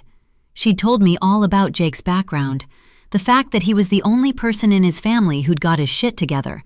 His dad was in prison for armed robbery, his brother for GBH. His mom was still doing dodgy deals on the outside and sending money to the pair of them inside, funding more crooked schemes that would no doubt be discovered. Jake had distanced himself from them, but he hadn't cut them off, and I hadn't been able to stop myself from wondering why. Why he hadn't condemned them, gone no contact. Perhaps I'd have been able to accept him in my sister's life if he had. But the fact that he still went home for Christmas, still visited his dad and brother in prison, sent letters. It was as if he was saying, "These are my people, and there's nothing they can do that will make me turn my back on them." I liked him. He was a funny, good-looking, intelligent man, and he made my sister smile. But he wasn't right for our family. He might not have succumbed to his own family's lifestyle yet, but in time, he would. His loyalties would call him back to the fold, and he would get caught up in something nasty. How could I, an aspiring head teacher, share Christmas dinner with a man who associated with people like that? It was impossible. I'd made up my mind the moment she'd told me he'd proposed. First, I'd tried to seduce him, having set up a hidden camera in the corner of their living room. If I was being honest, I wouldn't have complained at the chore of having him in my bed, but to my frustration, he'd turned me down. I never would have suggested drugs. I didn't know enough about them. But when that night was presented like a gift landing in my lap, I'd made a choice on the spur of the moment. A choice that had delivered consequences for all of us. And now I wondered if it had been the right one. Chapter 31. That night in May 2016. They're pretty small, Jake said, looking into the brown paper bag at the magic mushrooms as he leaned a hand heavily on my parents' old-fashioned dining table, the same table they'd had for as long as I could remember. "Shall we say 2 to start with?" Don't want to go mad, do we?" Susie giggled, her cheeks flushed, her eyes glazed, betraying how drunk she was. "How the fuck would I know?" she said, grinning like she didn't have a care in the world. "Two then," Jake said decisively. I folded my arms, feeling like they were putting me in an awful position. "Guys, I'm really not sure," I started, but my words fell on deaf ears as he popped a couple in his mouth, chewing with an expression of unimpressed disgust. He placed a couple of tiny ones into Susie's outstretched palm, and she didn't hesitate. She was so easily influenced. Sometimes it was a good thing when I wanted to get my own way, but other times I wished she had more of a backbone, more of an eye on the future, the potential consequences. I didn't want to be around people on drugs, responsible for them, involved in this. Then again, I paused, a horrible thought occurring to me. Maybe it would solve another of my problems. How many of these things would it take to get them to do something silly, something they'd never otherwise do? I'd tried to get him to fall into a trap once before, tried the sexy underwear and inviting eyes, but he hadn't gone for it. And now the wedding was just weeks away. I had to do something. I'd been racking my brains, trying to figure out a plan, but tonight Jake had presented me with the keys to his own demise. If I could get them wasted on the drugs they were so intent on shoving into their mouths, then maybe I could sway them into a game of strip poker. Get the two of them half naked, somehow take a picture or two of them wrapped around each other, bodies pressed close. Mabel would leave him the moment she saw them, and it was perfectly possible that neither Susie or Jake would remember what they had or hadn't done. Wasn't it the norm for people on these kinds of drugs to get overly affectionate? Or was that ecstasy? I couldn't remember. I wasn't the kind of person who knew much about street drugs, unlike Jake's family. I'd waited so long for a way to end this farce, tried and failed, but here was a golden opportunity. A chance being offered up on a plate. I shouldn't waste it. Making up my mind, I didn't let myself waver. "Oh, for goodness sake," I exclaimed, making my tone sound exasperated. "If you're going to do it, at least do it properly." I picked up my phone, switching it on, ignoring the messages that popped up from Mabel. "I'll look up the correct dose." Jake laughed. "Okay, miss," Susie grinned. "Ever the teacher. Love you, Ems." I typed in a search, reading quickly. Dried mushrooms are typically more potent than fresh ones. I glanced over, seeing that the ones Jake had procured were indeed dried. There were several warnings about bad trips and more intense side effects from mixing them with alcohol, which I chose not to voice right now, and from what I could tell, 2 grams was the recommended starting dose. "As I thought," I tutted. "You haven't got it anywhere near right. Wait a sec." I went and got my mother's scales out of the kitchen cupboard, plonking them on the table. "Give it here," I demanded, holding out my hand for the brown paper bag. Jake grinned, topping up his wine again as he waited, like I was his mother and he was a good little boy. I tipped the bag, weighing out a portion. "Whoa, that's a lot," he spluttered, eyeing the 6 grams on the scales. "It's the beginner's dose," I lied. "I don't think you'll get much impact from it, but you have to start small." "Yuck, the things I do for greatness," he said with a dramatic sigh.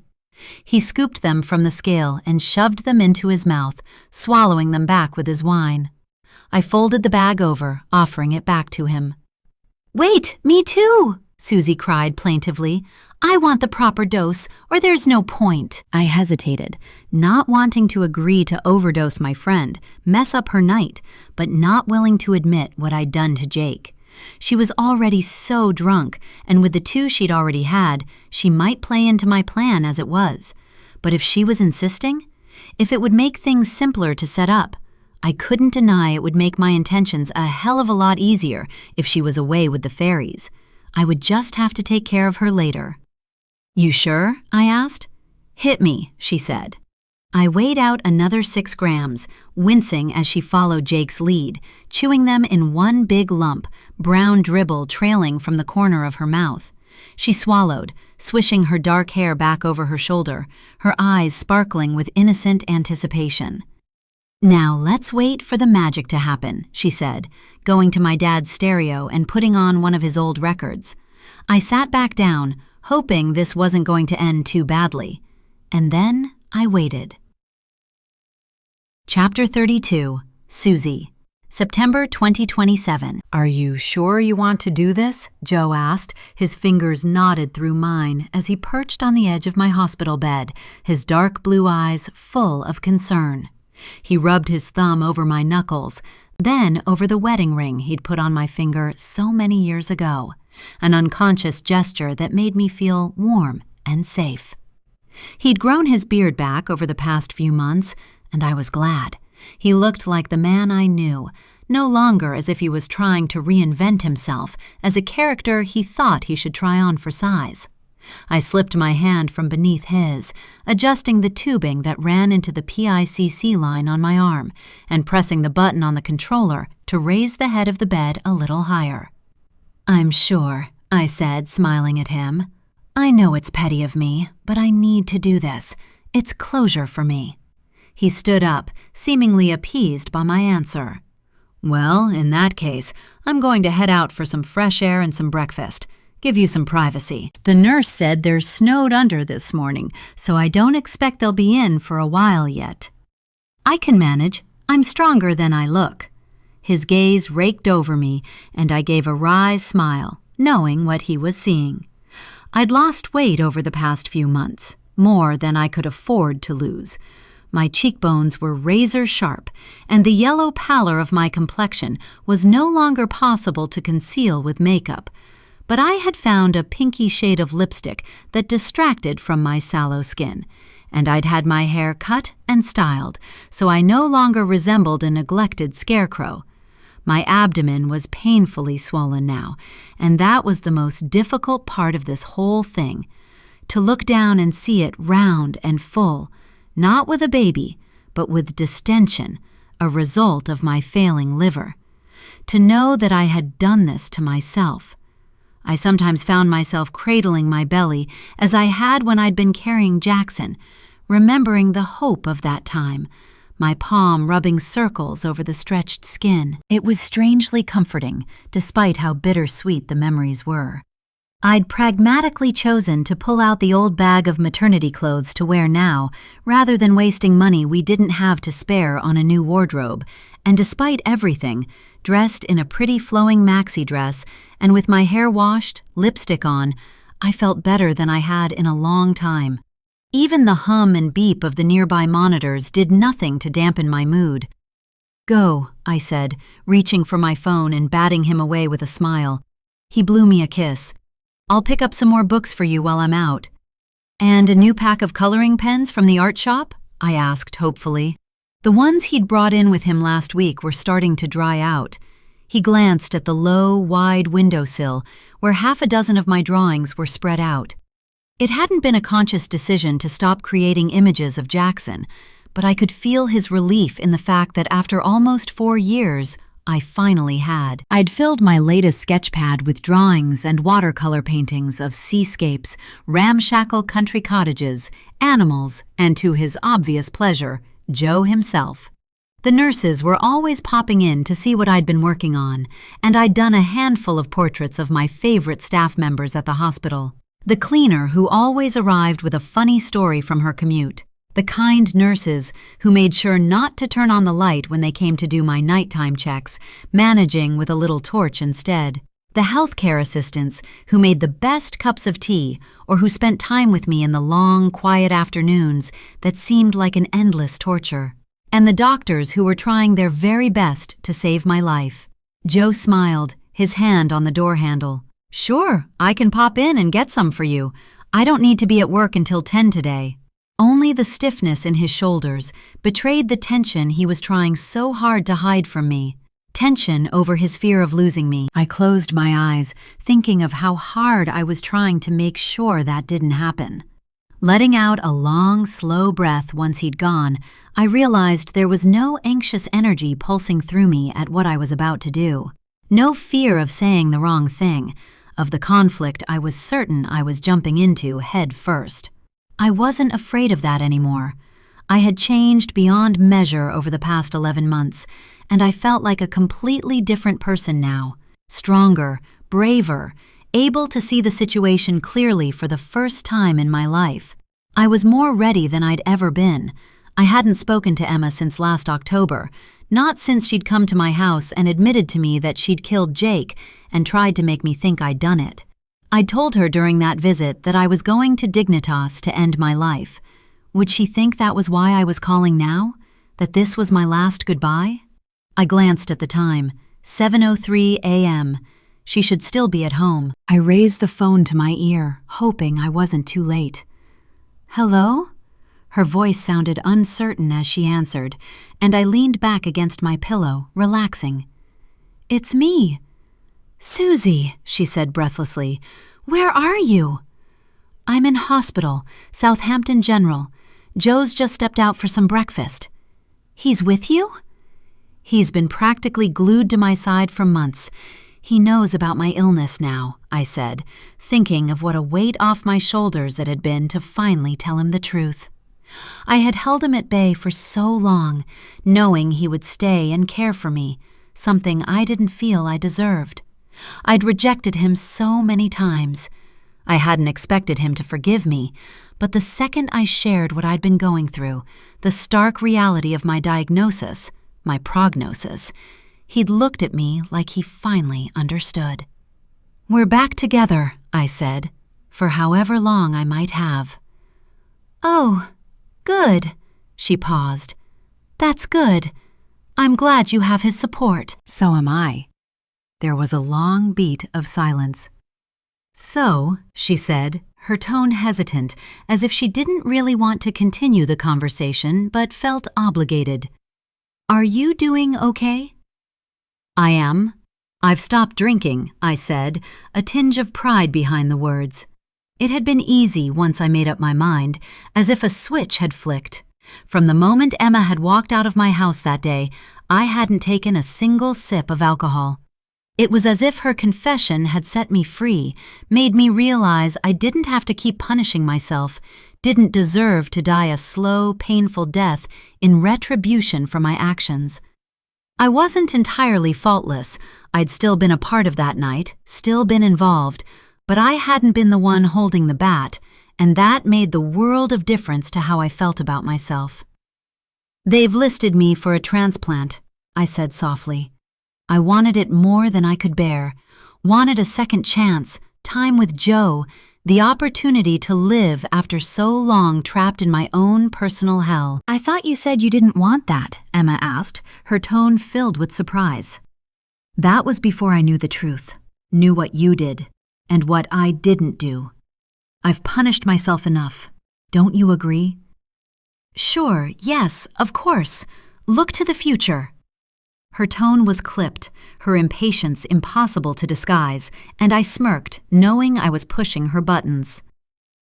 "Look, Susie," she said, "I can't really talk right now. I have to get to school." "Oh yes," I said, adjusting my blankets over my legs. "Phil told me you got the head teacher job." "Did he?" "Yes, he visits a lot. Mabel, too." "Well, I don't really think it's appropriate that you're all discussing my business. I suppose my mum told them, and they decided to share it with you." "Does that annoy you?" I asked. "Wouldn't it bother you?" she snapped back. "Maybe," I laughed, and I could almost picture her tensing in anticipation as she went silent on the other end of the line. I'd been looking forward to this moment more than I cared to admit. "You're going to turn it down." "I'm what?" "You heard me," I said, my tone light, not matching the severity of what I was saying. "You don't deserve it, Emma. And while I've spent the past decade punishing myself, you've carried on without a care in the world. Not a single moment of retribution for taking a man's life." "You're being ridiculous. I don't have time for this nonsense." "Do you think I'm joking? I'm not." "I've lost my husband, my sister!" she exclaimed. "Is that not a harsh enough punishment? My marriage is over. My sister is gone. How can you say it's not enough? This isn't the Susie I know. She would never be so cruel." No, I replied calmly. You haven't lost them.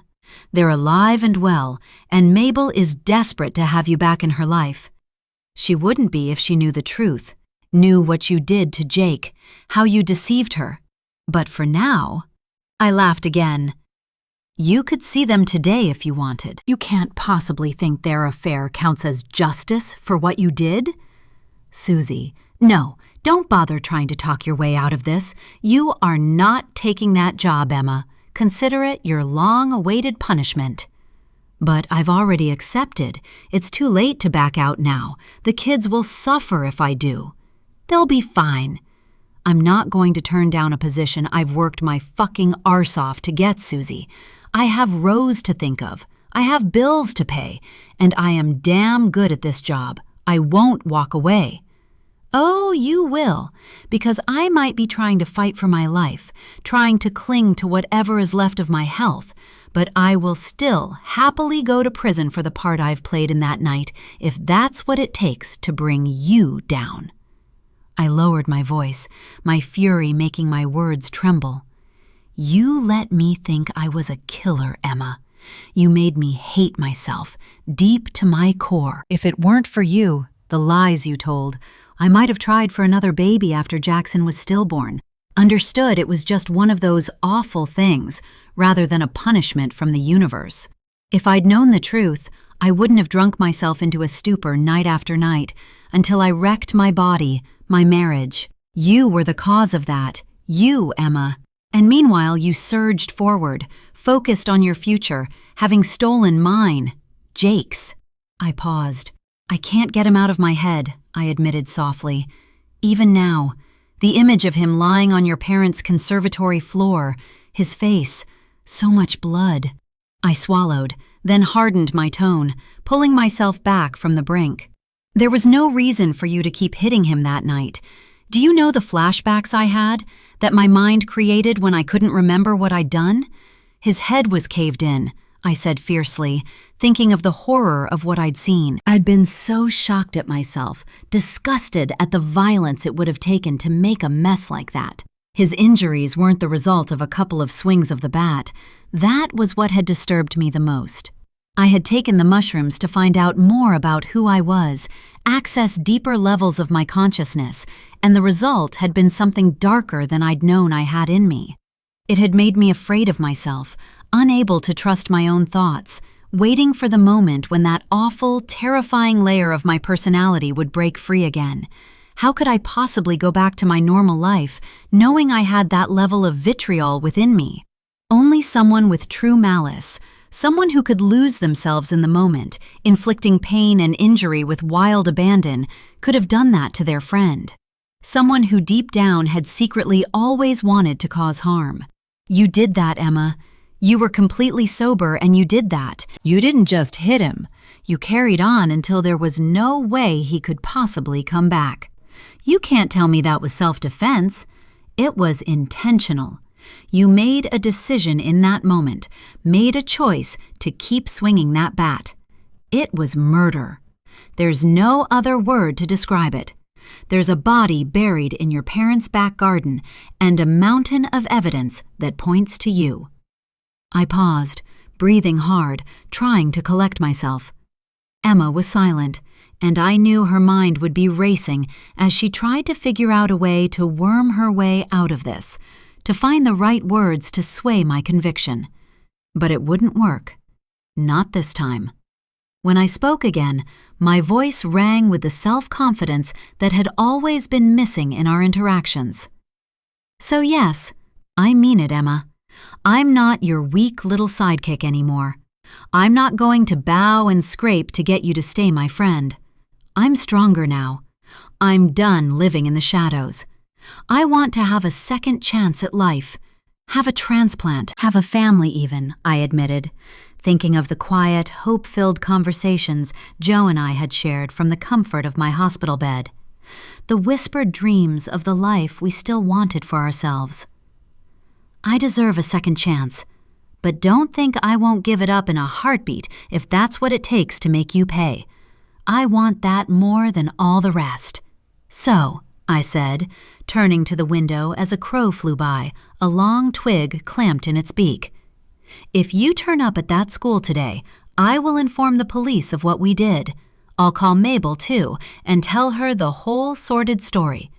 And if you think you can buy time and wait until my liver kills me, you're wrong. My solicitor has a letter to give to Joe when I die, with instructions for it to be handed to the police if you ever go back to teaching. I don't want to drag him into this, but if I have to, I will. It details every awful thing we did that night. How you made me think it was me who'd swung the bat. How it was you who sent that text to Mabel from Jake's phone. You who refused to call an ambulance. You who decided we would bury him rather than doing what we should have done and called the police. Every single thing, I said, punctuating the words like jabs to her guts. I'd considered telling Joe the whole sordid story.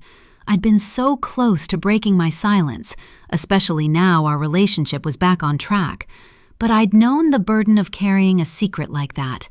There was nothing I could do now to bring Jake back. He was gone, and Mabel and Phil were so happy. They were clearly a perfect match.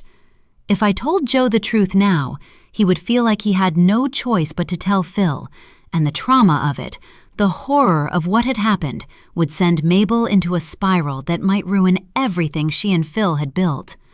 I couldn't bear to do it to her, and I would not drag Joe into my confidence, force him to carry it in silence. "It's really quite simple, Emma," I went on. "You have two choices. Quit now with your dignity intact and go and work somewhere outside of education, or I will take you down myself. Let's be honest, you aren't the kind of woman who should be around children, influencing them in their formative years. You're too dark for that, too black and white. There's only your path, and anyone who strays from it, takes another road, is not worthy in your mind. You would favor the academic students and penalize the rest for not living up to your expectations. You don't see that all the pressure your parents put on you throughout your life has transferred to you. You look at people like they're dirt if they don't meet your standards. And that's not the makings of a good teacher, let alone a good head." "What do you expect me to do?" she spat. "I'm only qualified in teaching. I have a daughter to care for." I laughed. "Get a job in a funeral parlor or something that reflects who you really are. I'm sure you'll manage, but don't reach too high, Emma," I added. And that leads me to my final point, actually the main reason for my call. "There's more?" "Oh yes," I replied, enjoying this more than I'd anticipated. "Joe and I have been like ships in the night for years. We never had a heart-to-heart after Jackson died. I shut him out.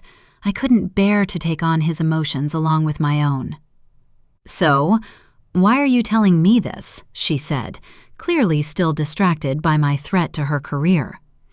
"Because things have changed now. Since I told him about my liver, my health, the feelings I've had about myself, my grief, we've opened up to each other in a way I don't think we ever did before." I gave a deep, shaking sigh before continuing. "He told me about that night, Emma. He's Rose's father, isn't he?" I let the words hang in the air between us. I'd been devastated when he'd admitted to me that he'd had a one-night stand with Emma and that he believed he could be Rose's father. The moment he'd said it, I'd been taken back to that time, reminded of how Phil had been so confused when she'd told him she was pregnant, how he'd confided to Joe and me that they were going through a rough patch and that he couldn't recall having sex with her in the previous 6 weeks. He'd said there had been a night when he'd come home drunk, that it could only have been then, but he had no memory of the two of them even talking, let alone doing anything else. I'd barely thought about it at the time, too caught up in the excitement of my own pregnancy, though I'd been supportive to Phil, telling him what a great dad he would be. But a few months ago, when Joe had confessed that he'd got caught up in his fears and let himself do something he'd immediately regretted, I'd put 2 and 2 together.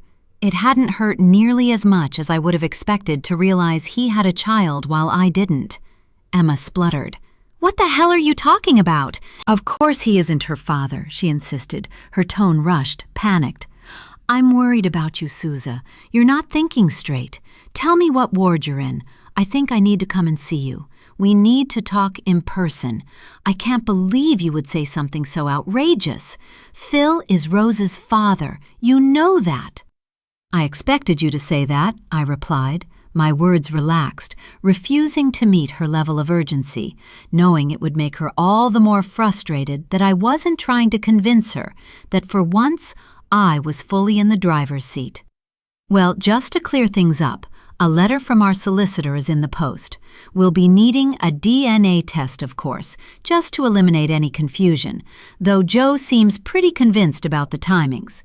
Phil showed us some photographs of little Rose, and the resemblance to Joe's mom is uncanny. Wouldn't you agree?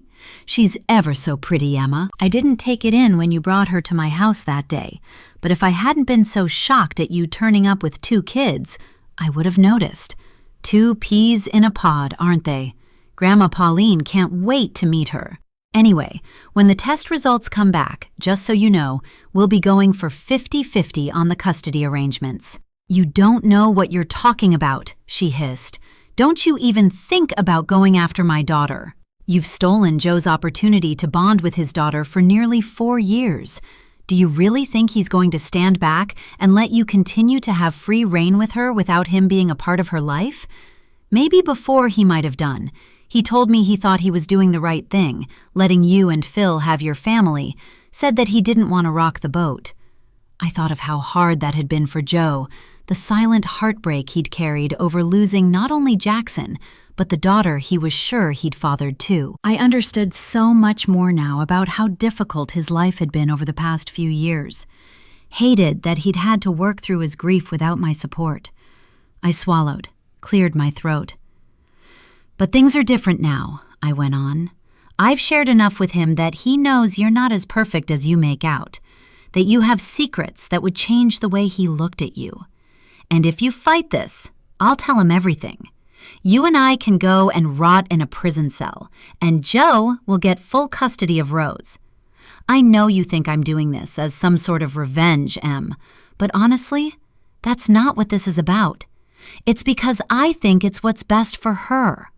I want her to grow into a stable, happy adult, and I'm not sure you're going to provide the right environment for her to do that. She deserves to thrive. Joe and I will take good care of her, I promised. You know I would never do anything to harm a child.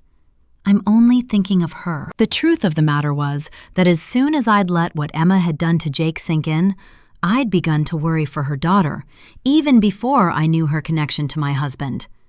I didn't think it right that a woman who could so easily compartmentalize her actions that way should be responsible for raising a child.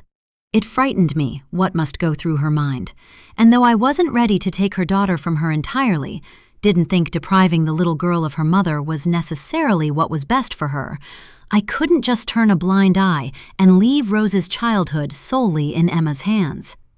Joe had a duty to protect her, and to my surprise, I found that I could forgive him his one mistake, could open my heart and my home to this little girl and do some good in the world. I was looking forward to getting to know her, showering her with love.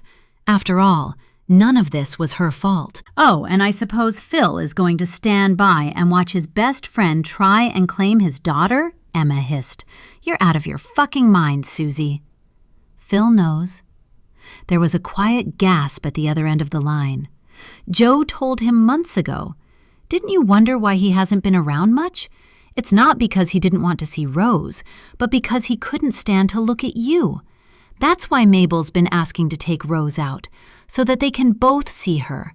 And can you blame him for not wanting to talk to you after the lies you fed him? He's had a lot to process emotionally. He's been going through a pretty hard time, reassessing everything he's had to force himself to believe. But he never tried to make Joe out to be a liar. Isn't that interesting? He said it was like he'd been waiting to hear those words. He told me as soon as Joe fessed up to sleeping with you that it all made sense. He'd always felt that Rose wasn't his, but he blamed himself for not being a good enough dad, not having a natural bond. I thought of how devastated he'd been to hear the words he'd always known deep down to be true. It had broken my heart to watch his expression change, crumple in defeat and acceptance. Once we compared the photos of Rose and Joe's mom as a child, it was impossible to argue with the truth. Mabel's pregnant now, and I think it will be healing for Phil to finally get to experience being a father to his biological child. But neither of them wants to stop seeing Rose. Mabel is devastated that you won't answer her calls. Phil wants Rose in his life. He loves her. With Joe involved now, we can make sure those connections stay strong. We can let her have a relationship with Mabel and with Phil, and she's young enough to take it all in her stride. You've told so many lies to get what you wanted, Emma. I wish I knew which parts of you were real, but I'll never trust you again.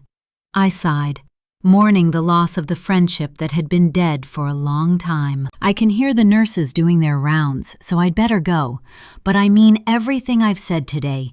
It's time for you to start a new chapter, a far more humble one. Like I told you before, I'll be keeping an eye on you. You can't do this, Susie. I smiled. I already have.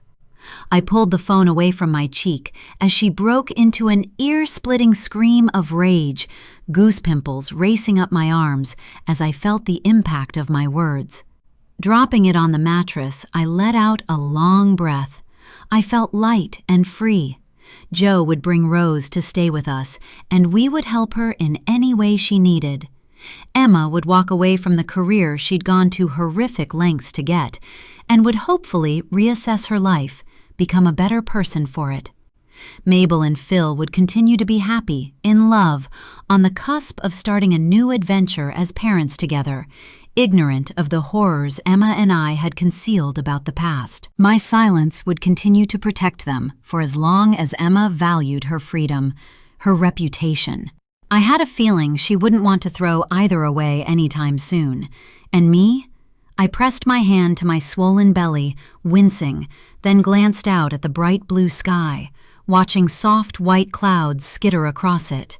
My consultant had told me I would have to keep my phone on loud night and day while I waited for the call from the transplant team. It could take months, maybe even longer. But I couldn't let myself give up. If I could hold on, survive long enough to find a match, I would do everything in my power to grasp hold of a second chance at life. I would fight for my marriage. I would be the best possible stepmother to Rose. And, if I was lucky, I might one day have another baby of my own. I watched the door open, the nurse wheeling in the monitor to check my sats, and leaned back against the pillow, smiling. For the first time in as long as I could remember, I had hope, and I would hold on to that until the very end. The end.